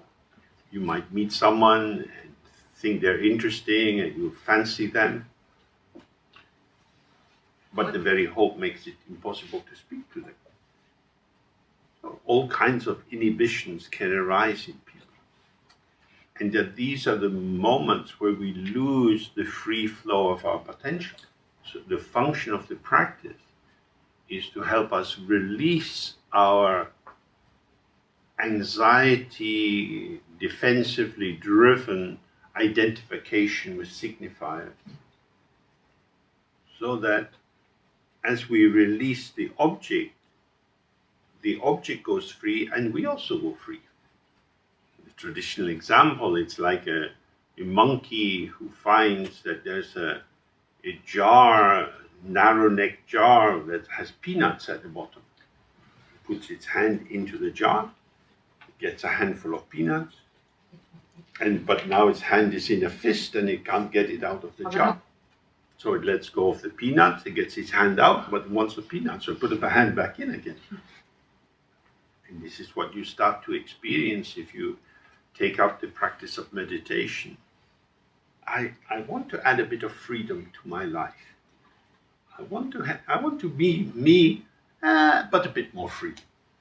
So I can get a little bit of freedom, but I can't bring it into my own life. So I do some practice, and then I get on with my life. And then I do a bit of practice. And then these two things run like parallel streams. So there is no fundamental change or transformation. If we want freedom, we have to let go of what we're holding on to. But it took a lot of time and effort and money to get all these somethings. Now, this old guy from Tibet, he says, nothing is better than something. So if you're not quite sure about this and you go to the university and you have a chat with the professor of economics, so I have here something and somebody wants to give me nothing. Should I give away the something so I can have nothing? He says, hey, come on. We're in modern Estonia. This is Stalinist economics you want to do. If you've got something, hang on to something. This is capitalism. Where's the capital? But when you sit with your mind, what is your capital? I have thoughts, feelings, sensations, memories. I know I have them because they come in my mind. No, they come in my mind when they want to, most of the time. But the fact they're in my mind makes them mine. Now, how long are they in your mind? 1 or 2 or 3 seconds. And then they're gone. So where is all this somethingness that you have that you need to hold on to? You can see the clear way he lays out the development of this understanding. This is the great exchange. When we let go of something to get nothing, we find we have everything. Because nothing, or emptiness, or the openness of the mind, this is the open field within which everything arises. You don't need to invent Tallinn. You go out the door, you walk down the streets, you get a lot of Tallinn. Turn to the left, you get Tallinn. Turn to the right, you get Tallinn. It's given to you. All of it. Everything. Cars, buses, trams. Everything is arising all at once. In Dzogchen, this is the inseparability of two factors. Firstly is kada, which means primordial purity. The second factor is called sundrup, which means effortlessly arising or instant presence. It means the all-at-onceness of everything. The specificity of what is emergent arises with the participation of what you might call mental factors. But everything is here. This is the clarity of the mind. The room is revealed to you at once. With the movement of your thoughts, you say, this is a man, this is a woman, this is a painting on the wall. In reaction to different people, you find some people more interesting than others. So feelings, sensations, all become colorations to the unfolding or patterning of what is here. But this is an emergence within the field of emergence. So the whole is present. And within this, you move. So emptiness is a potential for everything. When we relax into this, we have awareness, which is the clarity or the illumination, which is not dependent on concepts. But when you fall into identification with the concept, and the concept loses its actual integration with the field, then we have this and that. And on the basis of the identification of this and that, we have liking and not liking and so on. And these identifications of options and the choices which arise in relation to them. So this leads to the formation of me as me. I am this person. I have this shape, these likes, these dislikes. And so the selectivity of my participation becomes the means for maintaining my sense of self. From the point of view of this view of Dzogchen, you don't have to change your outer behavior at all. There's nothing in our behavior which has to change. The difference is whether we can see that our behavior, and which includes our thoughts, feelings, memories, and so on, is arising out of emptiness. It's not the form that is important, but how we understand the ground. So if I think the watch comes from Switzerland, I don't have a sense that it is an empty phenomenon, and that Switzerland is a concept which is added into it, just as my watch is added into it. because if the strap was loose and it fell off, someone else could have it as their watch. When I look at the watch, it seems to be full of my watchness, but this is merely situational. This is the same with all phenomena. So we'll go to take a break for lunch, and as we go out into the world, you can explore for yourself how you have thoughts and opinions about what is occurring. You might look at the menu in a restaurant and you think, oh, it's too expensive. But that's only because you're not a millionaire.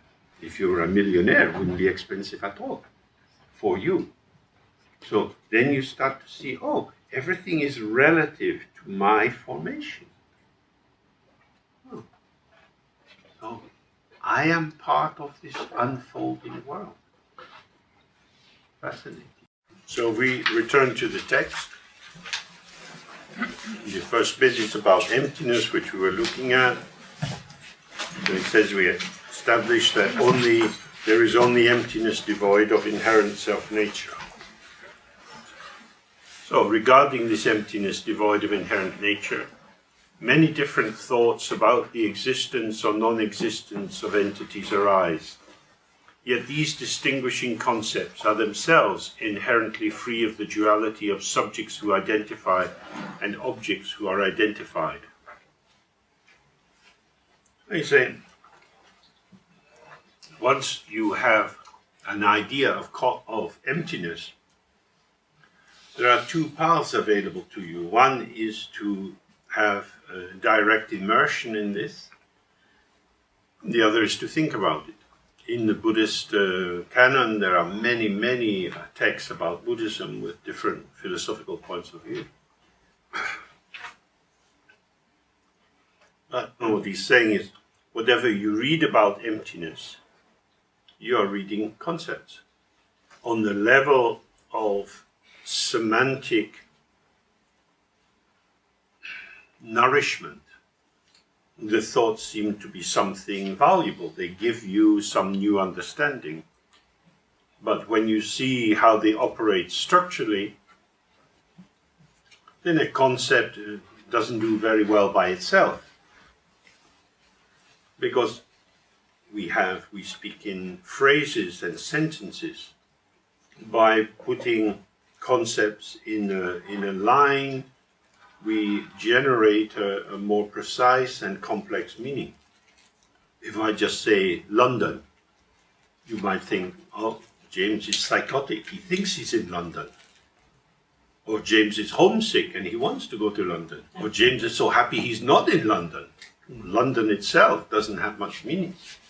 So then we see that it's by this connectedness, by the web of language, by the web of dependent coordination. So, whatever concepts you use to understand emptiness are themselves empty. Although we have dictionaries and you can look up a word in a dictionary, as Wittgenstein pointed out, if you want to know the meaning of a word, see how it's used. And this is particularly true if you're translating Tibetan text. Because words, the same word can have a wide range of meanings according to its context. And so you have to know the concept, the context in order to understand the precise meaning of the concept here. That is to say, you see the field within which the concept emerges. So in the larger Tibetan visualization system, you start with the clear blue sky.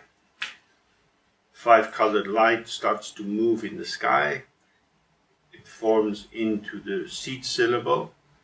From the seed syllable comes the mandala, in the center of which there will be some kind of lotus or throne. Then you have the central deity. Then you have the outer deities. So this is life. The world was here before we were born, on one level. We manifest into a situation. The situation determines what manifests. So that's kind of obvious. But again, it's highlighting that how these words and theories come together creates an appearance. But if you ignore the ground and the line of emergence, then you just have things. When the visualization begins with the blue sky, everything which arises is within the sky of emptiness. It doesn't come out of the sky, it stays inside. The mandala is an emanation of the sky within the sky.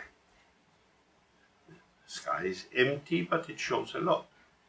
So when we think about emptiness and talk about emptiness, this is the flow of the energy of the empty mind creating patterns. Words and concepts in this way, they are like caresses. You could have a very tender caress, or someone could pinch your skin, slap you. So this is how words are used. They can gently tease out more meanings, they can constrict meanings, and they can destroy meaning. So if we start to see how our own thinking functions and how we speak, we see that there is no end to speaking. Speaking doesn't ever come to a conclusion. There's a French literary critic and philosopher, Maurice Blanchot, and he wrote a book called The Infinite Conversation. I'm just looking at how all of culture is a conversation. If we follow the book of John, in the beginning was the Word was with God, and the Word was God. And the flow of word has never ceased. This is the Logos. This is the infinity of interactions, of signifiers generating all the forms of samsara. So again and again, he says, whenever you find yourself coming to a conclusion about emptiness or your mind or anything else, observe that this is a process of fabrication. This is a patterning of the energy or the potential of understanding. The pattern has some meaning or truth or value, but it doesn't establish anything fixed. It's a gesture of connectivity. So when we talk with other people, we are letting their words move around us as if their words were like if you were at the beach and you're on some rocks, the sea comes in, and in relation to the rocks it moves around, and so the seaweed is also bending and pulsing. We are moving with their words.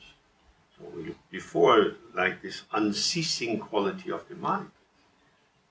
So this is how it is. So whatever thoughts we have about anything, rather than them coming to have the final word and knowing exactly what something is, these are just connective gestures. The subject that seems to know something and the object which seems to be known are both arising in the mind. So we have to be clear, we are not the subject. Subjectivity is a mode of the manifestation of the energy which arises from awareness. Awareness is empty and open, radiant and illuminating, and ceaselessly coming into patterning. These are the three aspects of our mind. From the very beginning, they have been undivided, they have integrity, or they are integrated. But when we ignore the open ground of the mind, we experience the world as a lot of stuff. And then we find ourselves in endless reactivity to the stuff. So this is what is described in the Tibetan Book of the Dead. As body and mind separate, the outer elements dissolve, then the subtle elements dissolve. Earth goes into water, water into fire, fire into wind, and then when the wind dissolves into space, the final formation of the consciousness which held us in place in this life dissolves. And then there is nothing. And then if we don't like nothing, we get afraid. So the next thing that comes is a peaceful God. The peaceful gods look very grand and splendid. We might feel a little intimidated. They say, come. But we feel like Cinderella before the good fairy came to give her the party gown. So I can't go like this. Then they vanish. Then the wrathful gods come. They are much more scary. So we run away. So the possibility of liberation in the bardo at the point of death depends on whether you can recognize yourself. As I said just before, the mind is empty. If you really relax into this, then you can have liberation in the first period when there is nothing, and this is liberation in the Dharmakaya. And if you, when you encounter the peaceful gods, if you can recognize this is the clarity of my own mind, then you have liberation in clarity, which is the Sambhogakaya. The third aspect is the movement of the mind, that it comes out in precise form. So when these wrathful deities start to arise, this is the transitional phase of, oh, the mind moves, this is my mind moving. But if you don't enter through that door, then you start to have a rebirth in another realm. Now you're starting to take on a formation. If you recognize how this is manifesting, this is liberation in the Nirmanakaya. So this is why the emptiness is absolutely important. The ji, or the ground, or the base is empty.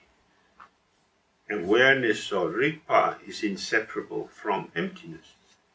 When we think I am something, this is the forgetfulness of the empty ground. When we realize I am empty, and from this emptiness arises the clarity of this room, and in this room we find ourselves in a particular position. So, because I'm here, and I'm here for a purpose, I'm doing this talking. The talking is contingent, it's dependent upon the factors of being here for this purpose. This is Saturday afternoon. I'm not limited to coming to Tallinn to find something to do on a Saturday afternoon. If I was in London, I wouldn't take my chair out and sit in the road and start to talk about the text. We really have to see this. We are contextually emergent. This is what it means by everything comes out of nothing. The only thing that stops us having nothing is being something. And the only thing that stops us seeing that our potential manifests as everything is being something. Somethingness is the problem. Somethingness emerges as a consequence of ignoring the ground of openness. That is to say, if we're not relaxed and open, the energy condenses into a formation which gives us the sense of self, which is standing apart from other. So, subject and object mutually reinforce, where the subject is either pulling what is arising in to fill itself, or pushing what is arising away so as not to contaminate itself. So, the subject exists as a pulsation of energy. You never have a subject by itself. Subject needs object. We are always on about something, thinking about something, aware of sensation about something. So,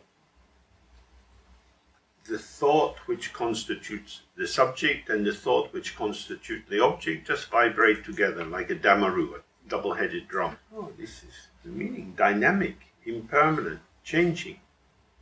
Everything is the display of emptiness. It is empty and yet it displays. This is, as we've noticed, the great paradox of non-duality. So he says, therefore, without awaiting future thoughts or going after past thoughts, abide with the natural flow free of interference. Thus, the awareness of the one who understands, thinks, or perceives is the arising of the natural expression of awareness itself. It is vital to always abide in that state. So this is an essential point in Dzogchen. The mind is open and empty. The thought that my mind is closed and belongs to me is itself the radiance of awareness. So we don't need to remove the thought. Whatever kind of thoughts arise, they are always empty. So in the traditional Tibetan example, if you have a tree and you want to get rid of it, you can start to pull the leaves off.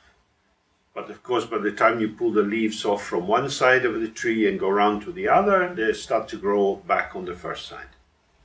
So it means if you're always trying to correct your mind and improve your mind and get rid of bad thoughts and get more good thoughts, it's a never-ending process. You can get rid of the twigs and the branches, and you can even cut through the trunk. But something can still grow from the top of the stump. So we have to cut the root. The root is attachment. So that's the general view. The particular view is, well, where is the root planted? The root of attachment is planted in emptiness. There is nothing to attach to in emptiness.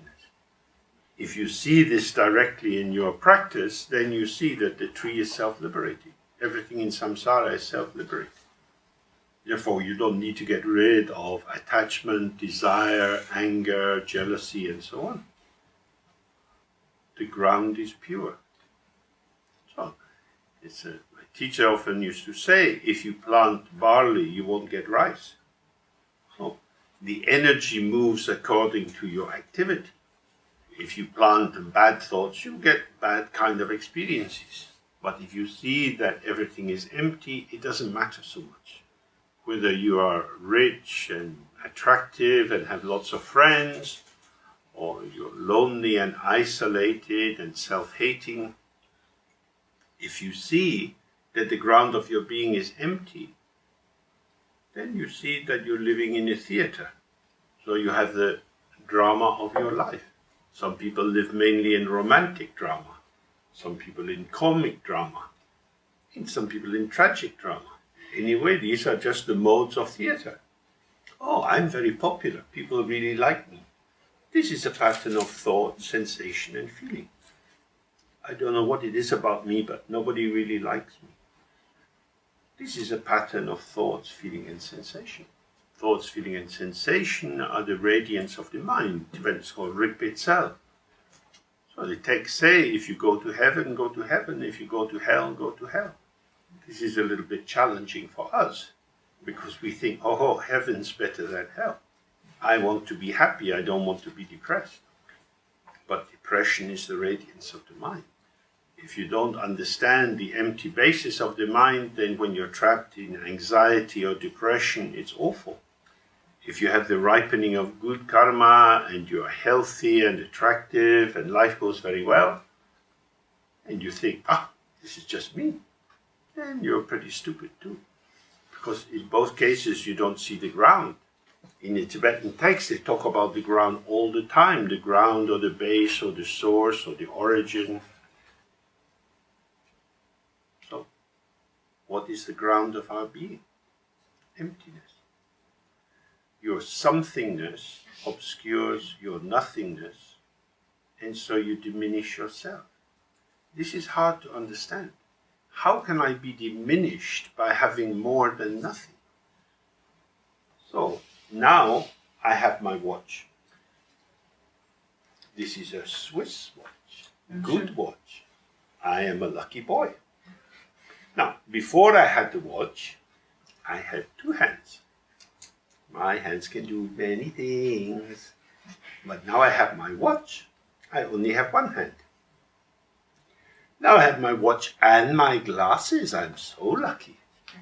But I have no hands. I got more, but by getting more, I got less.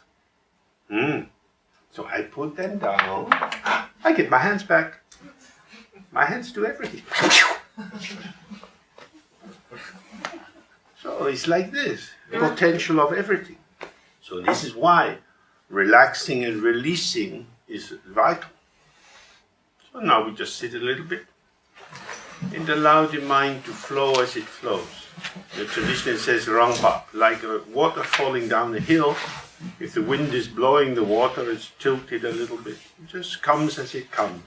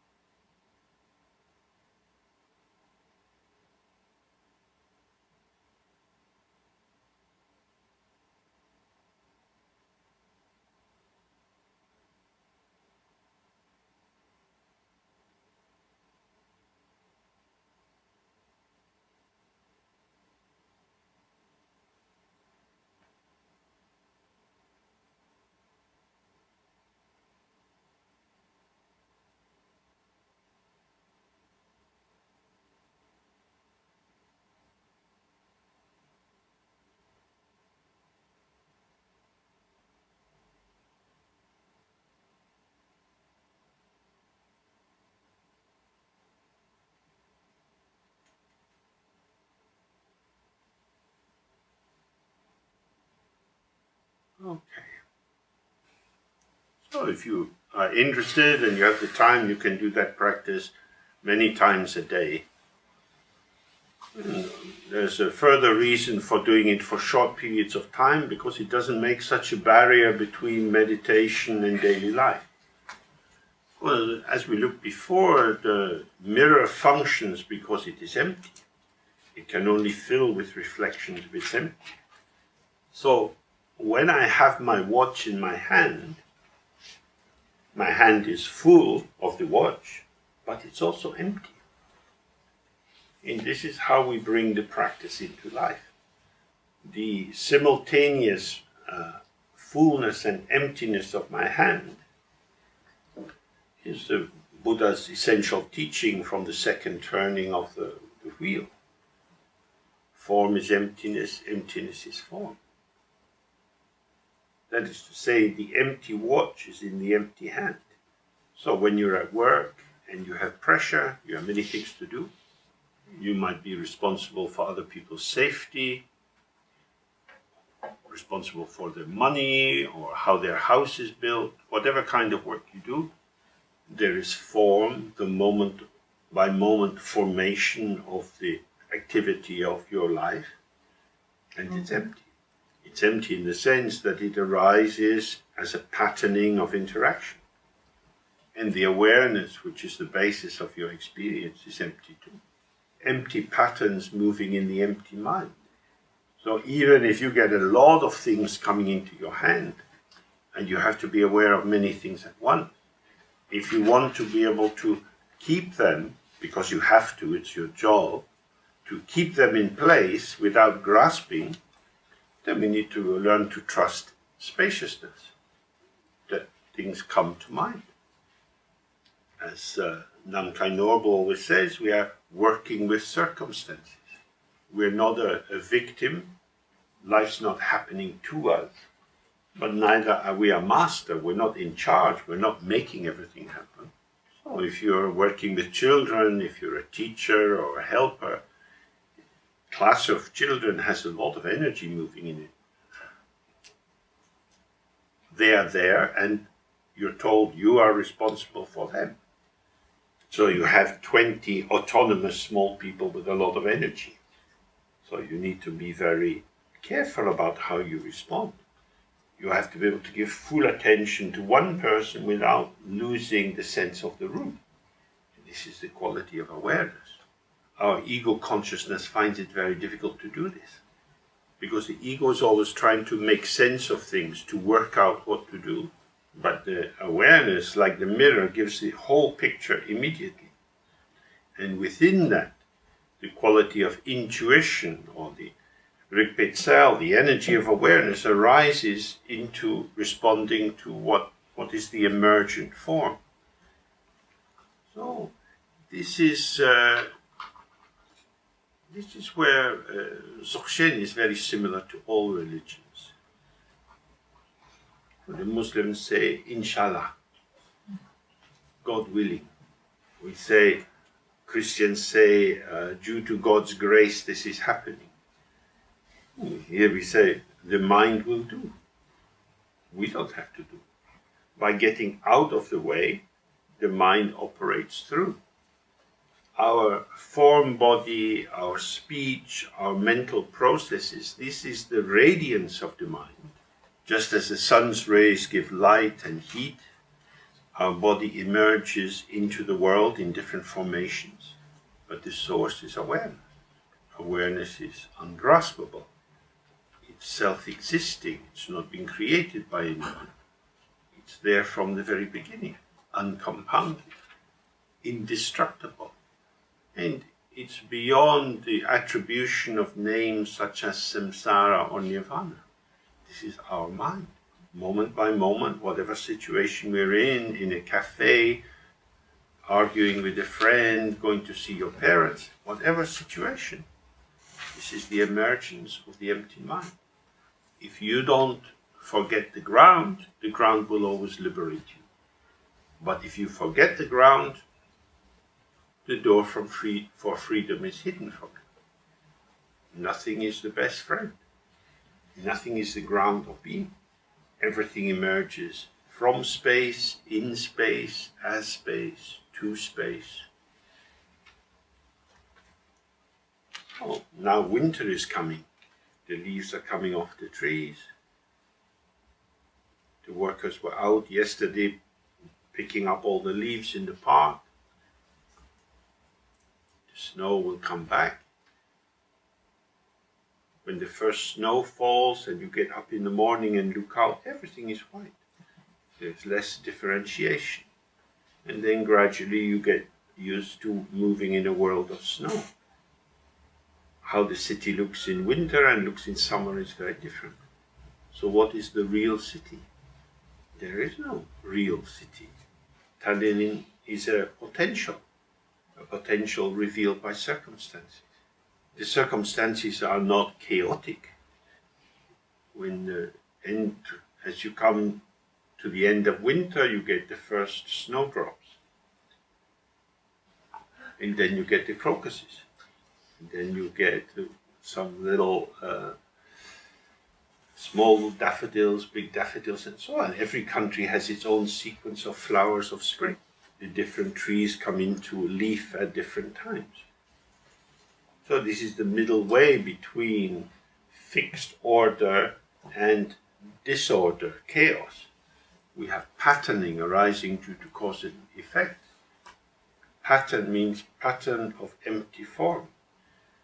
The more you awaken to the empty ground of your own being, the more you can play with the forms of the world. This is the great liberation. So whatever arises, he's saying, and this is the main instruction for meditation, is don't go after past thoughts and don't wait expectantly for future thoughts. It's just resting. You don't turn to the loss of the previous thought. You don't wait expectantly for the next thought, but you just stay. I need nothing and I am nothing. The ego cannot say this. If we try to say this from the ego, it's a lie. The ego needs lots of things.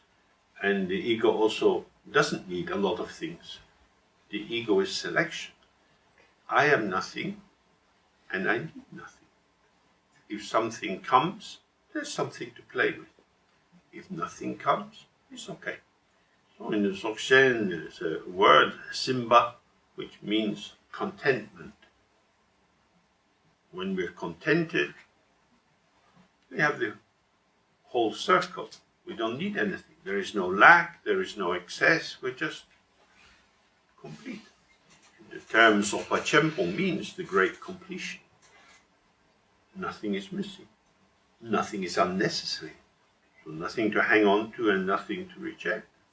So we do another short sitting and just hold this idea very lightly, not pushing away anything, not pulling anything towards you, not looking after what has vanished, not waiting for the next thing.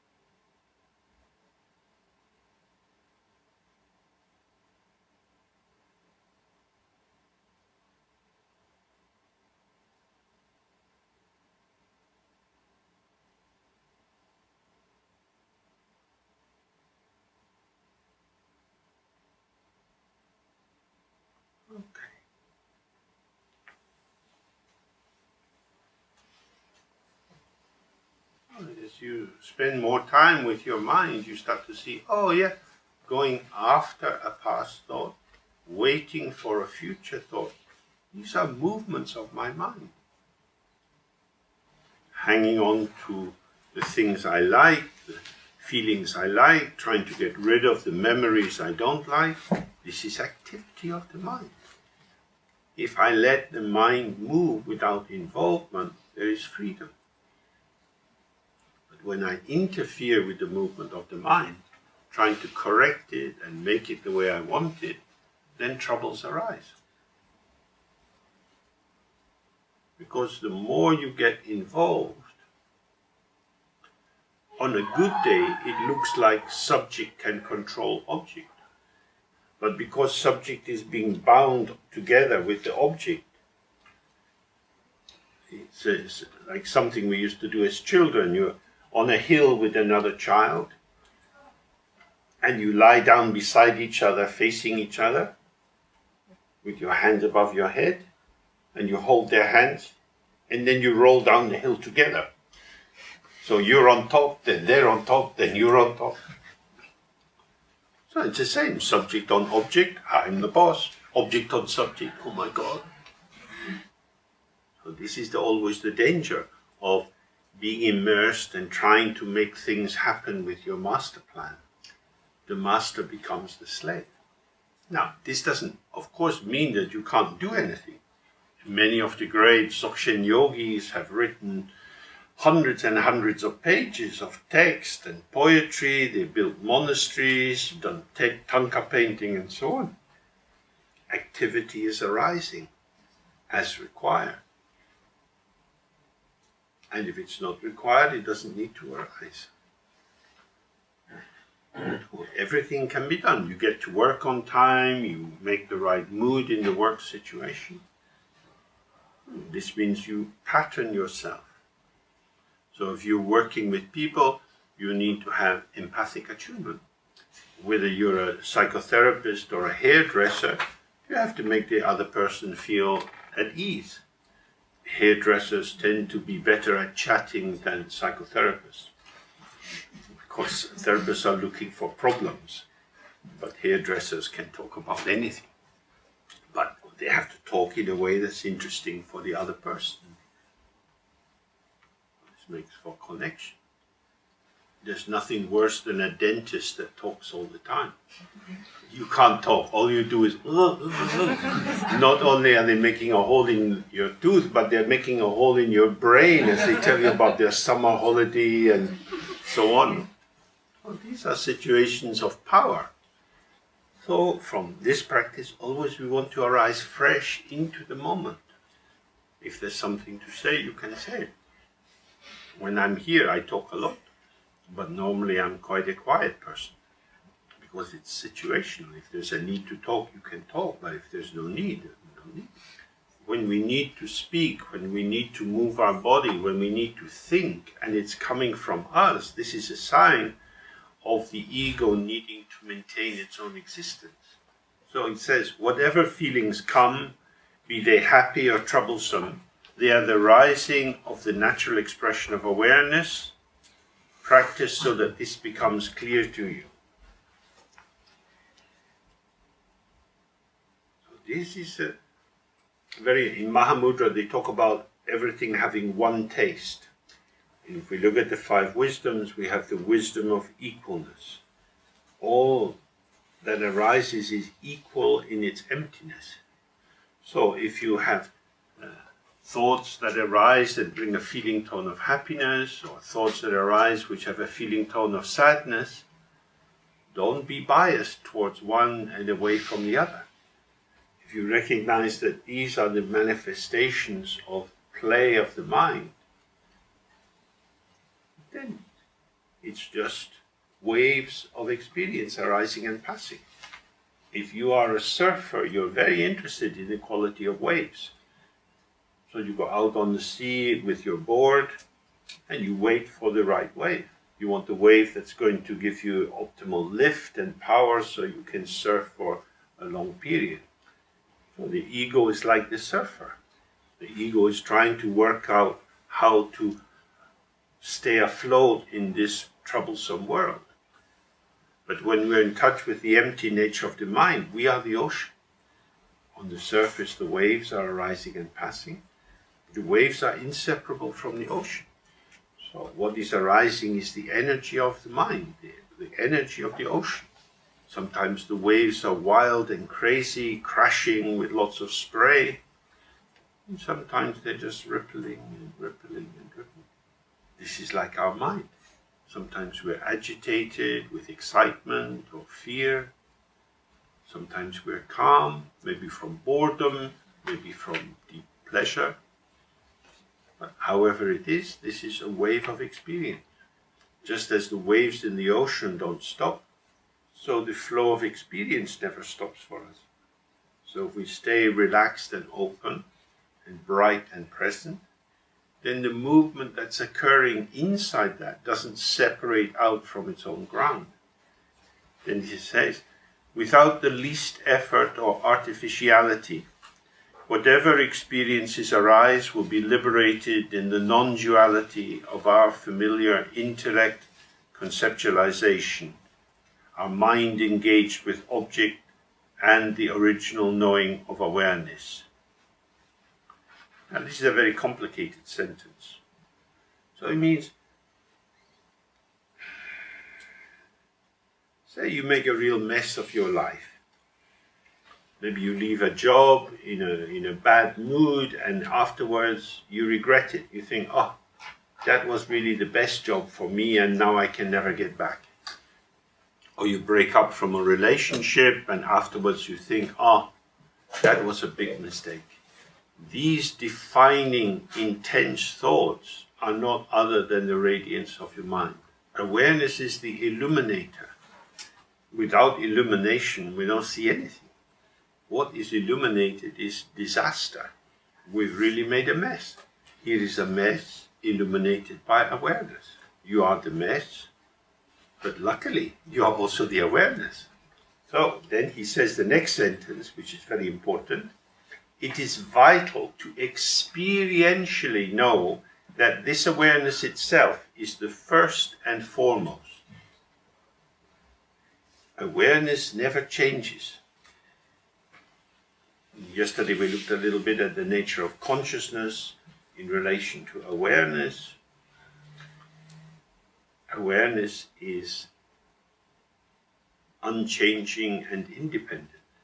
When you open to emptiness, the very fact of opening to emptiness is you as Rigpa. Only Rigpa can see awareness or be present with awareness. So the ego cannot do this. Then Yeah, Rigpa would, in English, Rigpa would be awareness. yeah, so awareness is awareness. It's actually. You could say that, but if you are only awareness can be aware of emptiness, consciousness can't do that. Because consciousness always takes an object. You touch something, you smell something, you see something. This is consciousness. Awareness is not an object of thought. You can't catch it by thought. And it's not reliant on thoughts. And it doesn't see objects. It reveals illumination, clarity. So, this is the basis, this is the foundation. What is illuminated is dependent on the light of illumination. And what is illuminated is transient. So when you experience your life as hopeless, when you feel useless and stupid, or when you feel entitled and wonderful and special and privileged, your hand is going inside the puppet glove. The puppet glove has no life of its own. But if you put your hand inside, you can say, hello, this is me. I'm very sad. Poor me. Yeah, you fuse with a thought and that's what you get. These puppets are available everywhere. Happy puppet, sad puppet, little Barbie puppet. So we enter into fusion or identification with these states we don't recognize this is the play of the mind. We think this is me. This is the border between samsara and nirvana, between awakening and staying in darkness. So it's very important to see the difference between the two. When we talk about it, we do it through images and concepts. But this is like a pointing out or a road sign. You yourself, through your own practice, have to become familiar with how you are. How you are is not a thought.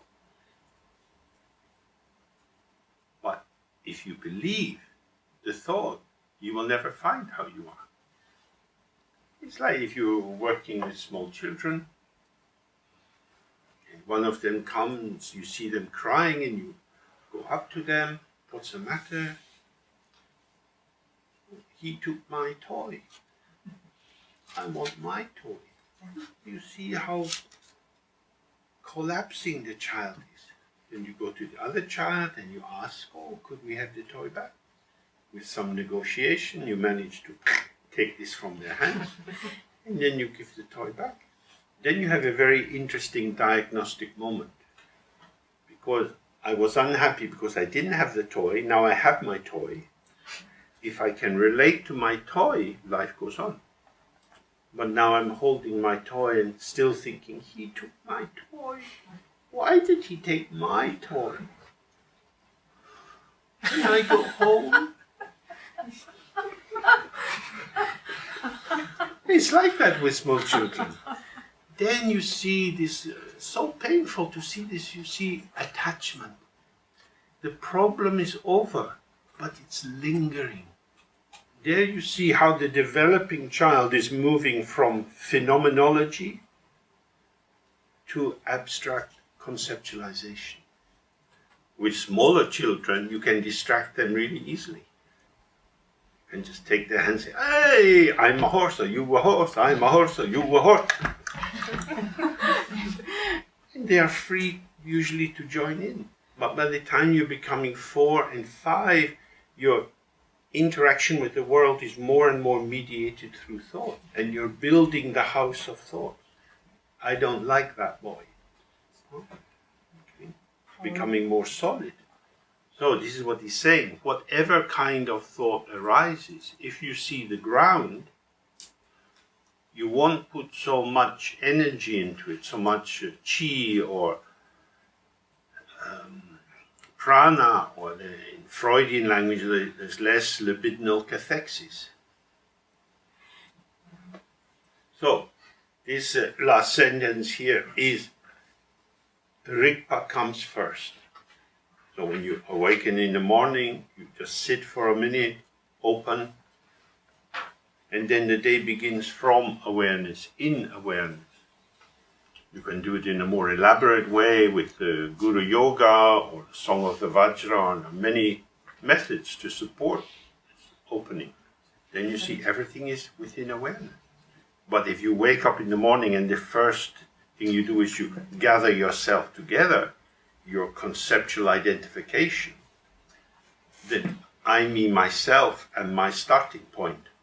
I am irreducible. I am. This is very different. This is how the ego day begins. So if you start with space, you see manifestation moves through space. But if you start with substance, all day long you go building up layer after layer of thingness.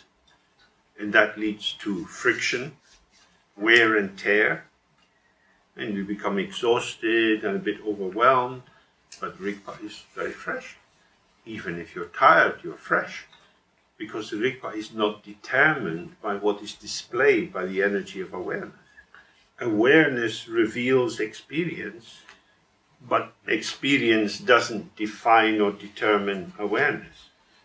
But our ego self is determined by experience and spends its time trying to mold experience. So if you're clear about the difference between the two, this is the main thing you need to know, not to get lost in meditation practice. So then he says, furthermore, original knowing awareness. This means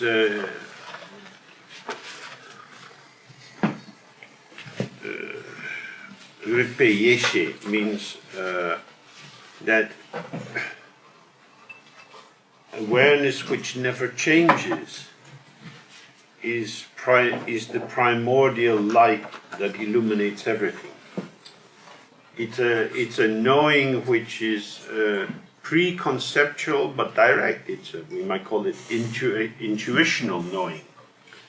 It's the way some people are very good at walking in the hills. They don't lose their way. They have an intuitive sense of how the path is. So it's essentially the capacity of finding yourself at home in a situation. Some people relate easily to children. Some people relate to old people. Some people relate easily to dying people. And some people can relate well when someone has died and other people are upset. Although you can learn certain skills in the area, it's not something that you can know how to do, like how to repair a car engine. But it's a quality of non-duality, of not placing yourself apart from the situation. And due to that, you find yourself moving at ease in that domain. So clearly, the more precisely you have defined yourself, the less likely you are to find your intuitive responsiveness operating on a wide spectrum. What this text is looking at is our life. It's not theory. It's how to maintain connectivity under all circumstances, since from the very beginning everything is connected in non-duality. So it says our own awareness is unartificial, hasn't been created. I mean, it's not like these old wooden houses here in Tallinn that have plastic modern windows put in. This is ridiculous, ugly and stupid, and completely artificial. There are still carpenters available in this world, but anyway, they're cheap. So, primordially open and at ease. Well, we've looked many times at what open is. It means not defended, not blocked, not shrunk. When it says primordially, it means it's always open. It's not that your mind was once closed and now by doing the meditation it becomes open. If you have a piece of coal and you wash it every day, it won't become chalk. If you have iron pyrites, fool's gold, then and you refine it again and again, you won't get real gold. If the mind wasn't aware from the very beginning, it would never become aware. Then, if you see this, then you see why the meditation is very simple. We're not trying to make or develop or change anything. We are just relaxing into the original unchanging purity of the mind. So it says our mind is of itself, in itself, naked. No, naked means not covered. When we're in our ego fixation, then we're covered with memories and thoughts and intentions. These obscurations become part of who we are. And so if you start from the position of the ego, there's always a lot to purify, which is why we try to just relax and find ourselves in this openness which has been there from the very beginning. This unwavering quality of awareness means, as we looked with before the meditation before, it's not waiting to get some future thought or running after the past thought. It's just stable. Whatever happens is stable. And moreover, awareness is free of objects to rely on and of the need to rely. If you like, this is a description or a definition of freedom. If you have a tendency to be lonely and you want to hang out with friends, then they are the people you rely on and you have a need to rely. So you might say, I feel better when I see my friends regularly. I need my friends. Again, this is nothing wrong with that. This is just the discourse of the ego. But awareness is not lonely. If you go for a walk by yourself on a cold day and you feel a bit lonely and sad, and you, on the way back from the forest, you pass a cafe. You look in the window and you see two young lovers gazing at each other. A feeling arises in you. Oh, I remember those happy days. This self-pity is the radiance of unborn awareness. Your most pathetic, useless, hopeless sense of self is the radiance of the Buddha mind. Now in Estonia you have a new capitalist freedom, and there are many, many producers of different things because you have a competitive marketplace. In the old days there was more centralized state production, and people like the freedom of different kinds of goods. If that is true for you, then I have some bad news. Because in Dzogchen there's only one factory.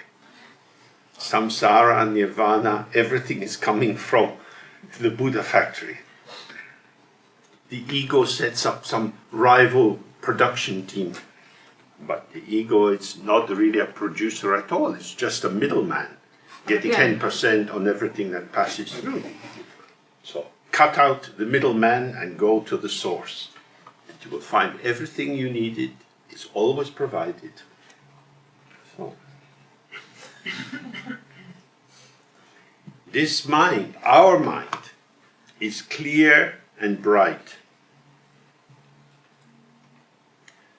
So clear means it doesn't get mixed up with whatever is arising. But we have to understand what this means. It doesn't mean that you are now an observer looking at things as if they were separate. It means, like the mirror, the reflection is arising in the mirror. The reflection is not the mirror, but it's inseparable from the mirror. So awareness is clear in the midst of thoughts. It's clear with thoughts. What thoughts, feelings, sadnesses, and so on, all these moods, they don't influence the clarity of the mind. They are the clarity of the mind. No, we can't understand this intellectually. It doesn't make sense. We have to go into the practice ourselves. I'm here, and I'm sad, or I'm tired, or I'm thirsty.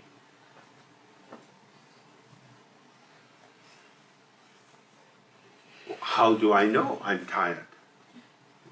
I can do it through identification with the tiredness. Feels like me. Or I can do it by having an unobstructed arising of tiredness or hunger or whatever it is. It's just arising and filling the space.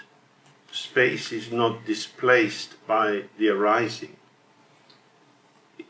When you get in the bath, the water rises because the volume of your body displaces a similar volume of water. Because these are similar but opposites, and so one displaces the other. But space is not anything you can find. It doesn't stand in opposition to anything. Space is infinite. All finites are within the infinite. The infinite is not made finite by the presence of finites. So the infinite means that without any limit is not made finite by the presence of the finite.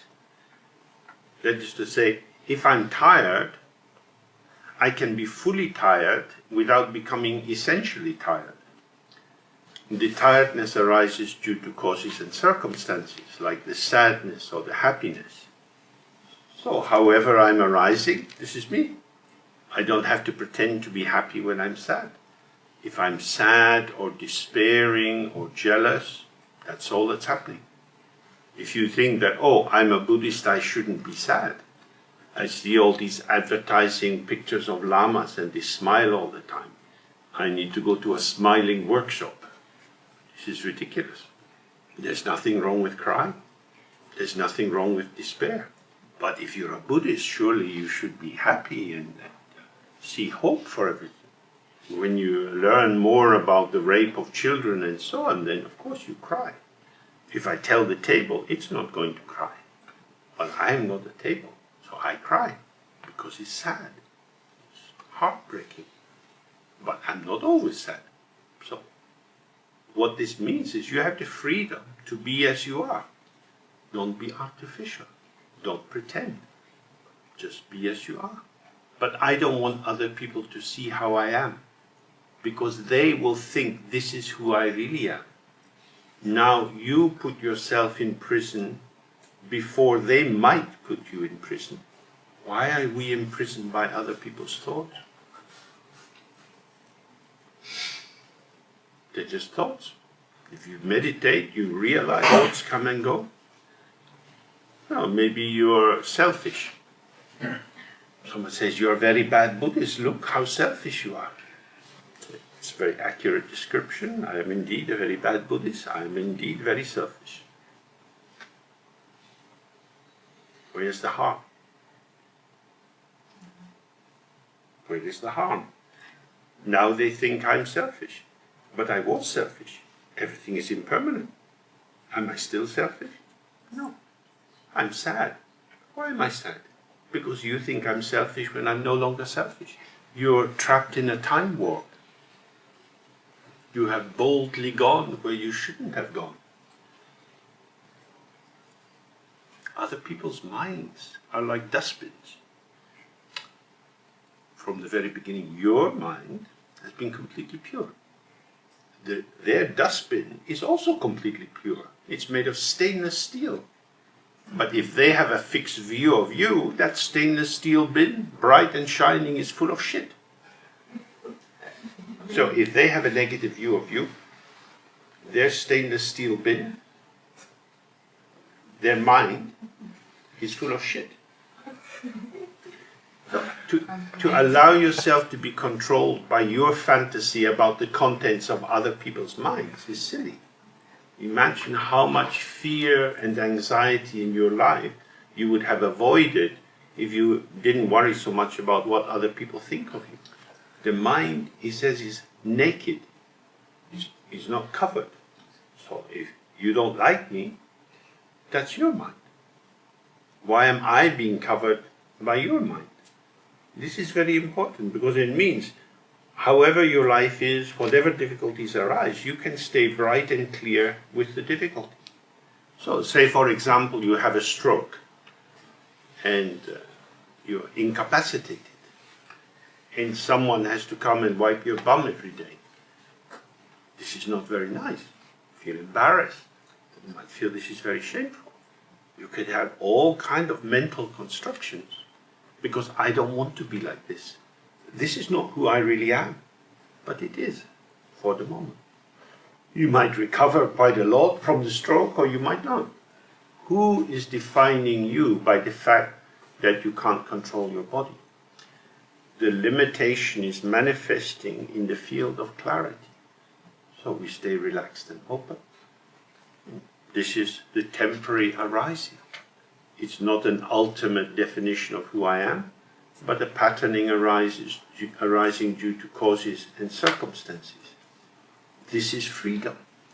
Whatever happens, whether it's very good or very painful or difficult, the mind is free. But the ego is not free. The ego fuses into identification with the situation and feels trapped. So, if you want to find freedom, you have to make friends with your own mind.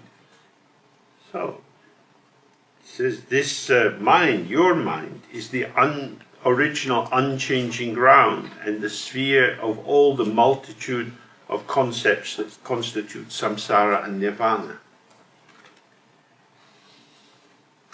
Oh, this is amazing. We, seemingly ordinary people, are actually the point of emergence of the ever-radiant mind. The more we relax into the practice, we find that this is true. So it says, therefore, directly, you need to come to be present with and as this awareness which is free of hopes and fears. And he says, essentially, it's necessary to come to a clear experience of all the many different thoughts that arise, to experience that all the many different thoughts that arise are nothing other than the natural radiance of awareness. So we've looked several times at what this means. In our ordinary sensibility, I look around the room and I identify what is here. My knowledge of the room comes after the fact of the room being here. This is the karmic vision of samsara. This is how things appear through the prism of duality. But when I relax and open, as the mind relaxes, there is less definition to the room. Then I am aware, oh, this is the form of light. This is the radiance of the mind. This is the potential, the clarity. Within this, thoughts arise in me. And they say there are different kinds of curtains in the room. So this is a thought. What is the thought? It's the radiance of the mind. Everything possible is just the formation of the transient energy patterns that move through the field of clarity. So, the ceaseless flow of specific appearances which constitute one's own experience. All of these are the appearance of clarity which will improve and develop, and the unchanging, omnipresent awareness will become one's way of being. When we think, I am in this room, and this room was here before I arrived this morning, I am in deep duality. Subject is inside me, object is outside.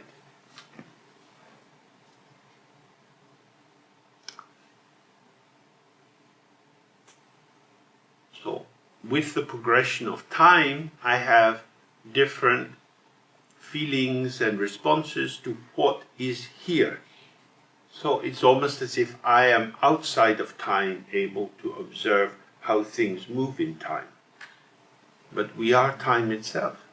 Time is movement. The mind is always moving. When we relax into unchanging awareness, there is no time. So we are here. Here is infinite. Now is infinite. What was before? That's a thought. Where is the thought? What was before? The thought is now and vanishing. Nothing leaves now. Everything is within now. Oh, the more you observe your mind, you see that this is the case.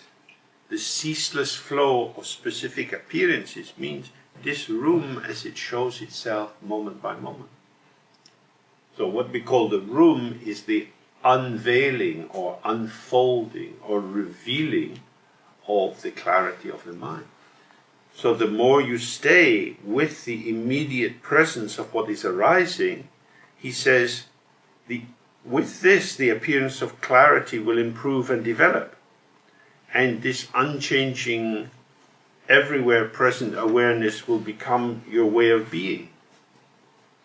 So if we're present with the world as it is becoming. So being, if you like, Rigpa or awareness as being, doesn't move, but becoming is always moving. Wherever there is becoming, there is being, because being is the ground of becoming.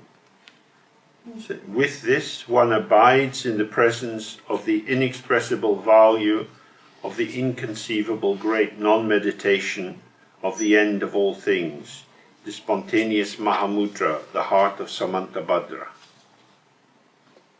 The inconceivable great non-meditation means just being here. Everything comes here. So the non-meditation is simply to be present with what comes here. With the arising or display of your own life, moment by moment, you are here. This has inexpressible value because it's beyond evaluation. It's beyond polarities. It can't be judged as something in relation to something else. So then we are always present and always full. And this non-meditation is the end of all things. This is a technical term in Dzogchen, it's Chuni Zesa, and it means the point at which phenomena as appearing to have intrinsic, inherent self-definition and truth dissolves. Sometimes in the winter, snowflakes come down in a very big form. Because they're big, they tend to come a little bit slowly. And you have time to see them, they're all the different patterns. And if they land on some water, they dissolve instantly in the water. These incredible subtle patternings of the snowflake, which of course is frozen water, goes into water. All the differentiations of these snowflakes is released into its own ground of water. So all that our mind grasps at and takes to be strongly real and makes definite and separate with much attributed value dissolves. Dissolving doesn't mean there's nothing at all. It means there's even more space for the infinite potential of the mind to show itself. We will soon finish in this room, and then we take up the mats from the floor and so on and put them away. And then there's more space in the room. But there's still things. And things become a kind of hook that we can hang our thoughts on. So, when there are less things, there are less hooks for thoughts. So the double moving subject-object vibration becomes more calm, more peaceful. And this, it says, this is the spontaneous Mahamudra. Mahamudra here means the same as Dzogchen, means the completion. Spontaneous indicates it's not built up step by step, but there is immediate completion, immediate fullness, satisfaction. This is the heart of Samantabhadra. Samantabhadra is the name of this Adi Buddha, the first original unchanging Buddha. Means always good, good under all circumstances. Good in its emptiness, good in its clarity, good in its manifestation. Gombo Wongil is saying, this is your own basis. The only person stopping you awakening to this is yourself.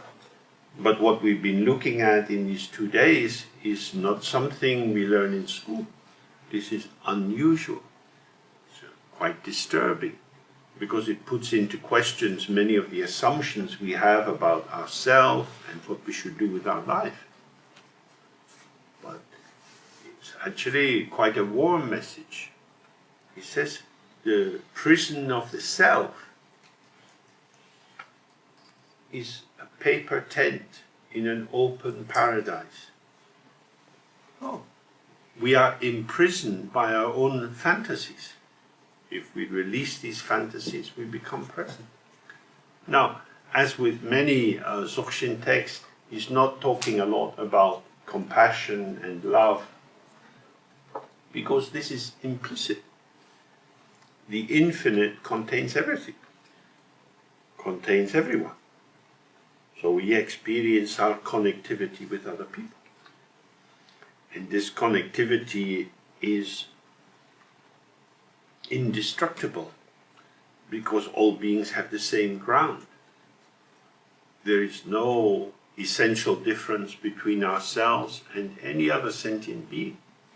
The base of beetles and frogs and birds and fish and people is openness. This openness is suffused with the radiance of clarity. In the potential of this clarity manifests in the form of frogs and dogs and fish and so on. But the frog and the dog don't know that they are radiance of the Dharmakaya. The frog doesn't even know it's a frog. It's just in its looking about. Where's the fly? Where's the fly? I like a fly. The frog is caught up in frogness. We are caught up in humanness. We know who we are. And this is the prison of the self. So we need to go from knowing to not knowing. The door to awareness is not knowing. You can't think your way out of samsara. But the door to freedom is always open.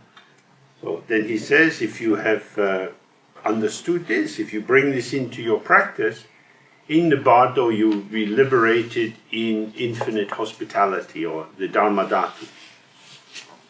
You will truly have the power to work for the benefit of all beings. It's vital to practice this way. This concludes the introduction to the nature of the mother of all the Buddhas. So, liberated in the Dharma Dhatu means that all phenomena arise in the space of the mind, and it's into that space that you are liberated. You are liberated where you are, as you are. You don't have to go through a transitional phase, through transforming yourself into Aryatara or Padmasambhava. But here and now, if we see, oh, everything is shining. And we stay with that light, the light of the mind. Then we are freed where we are. And then he says you will truly have the power to help sentient beings. Because human beings are caught up in their particular patternings, it can be quite difficult to understand them.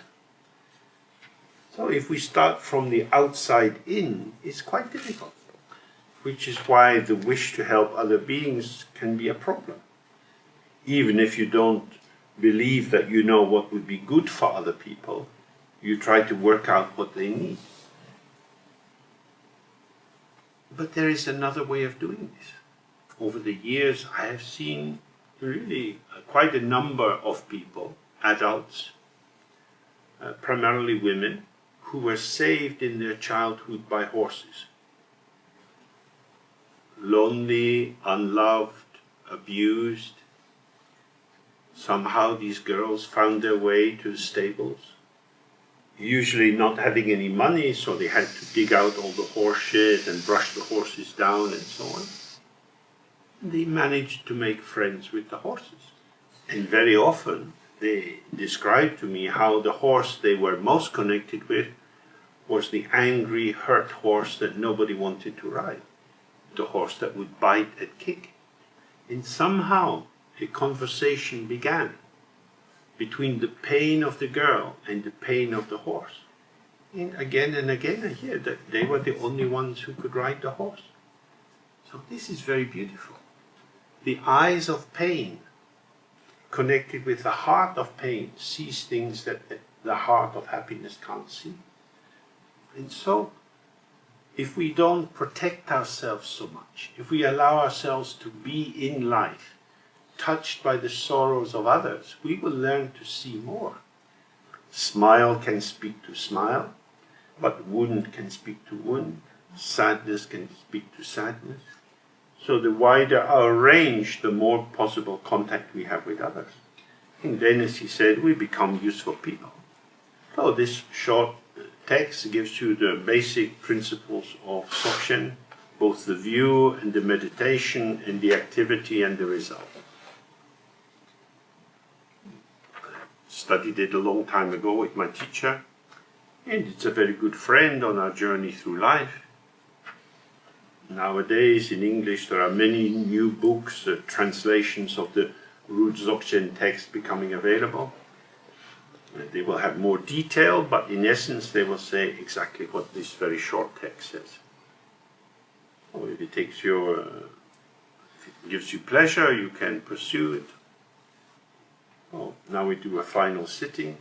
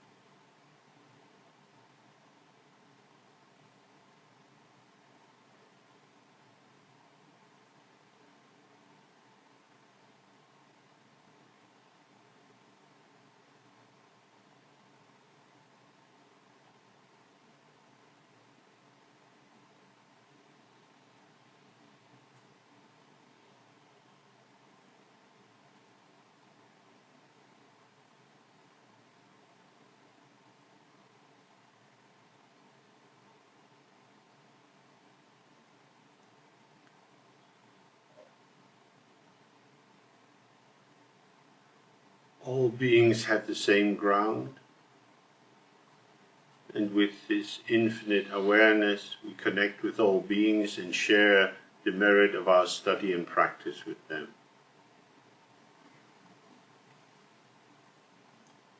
Kewani Nyadun Da Jen Lama Dujene Droa Chichamalupa Dei Salakupasho.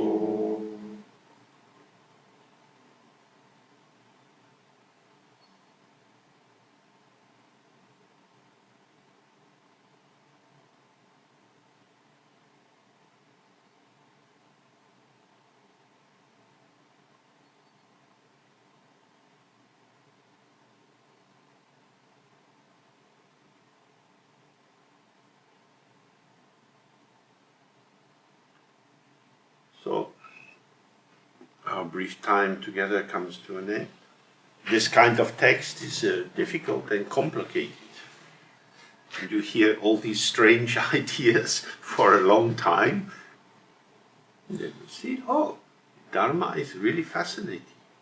This could be the lifetime way of awakening. So, I wish you good luck with your practice.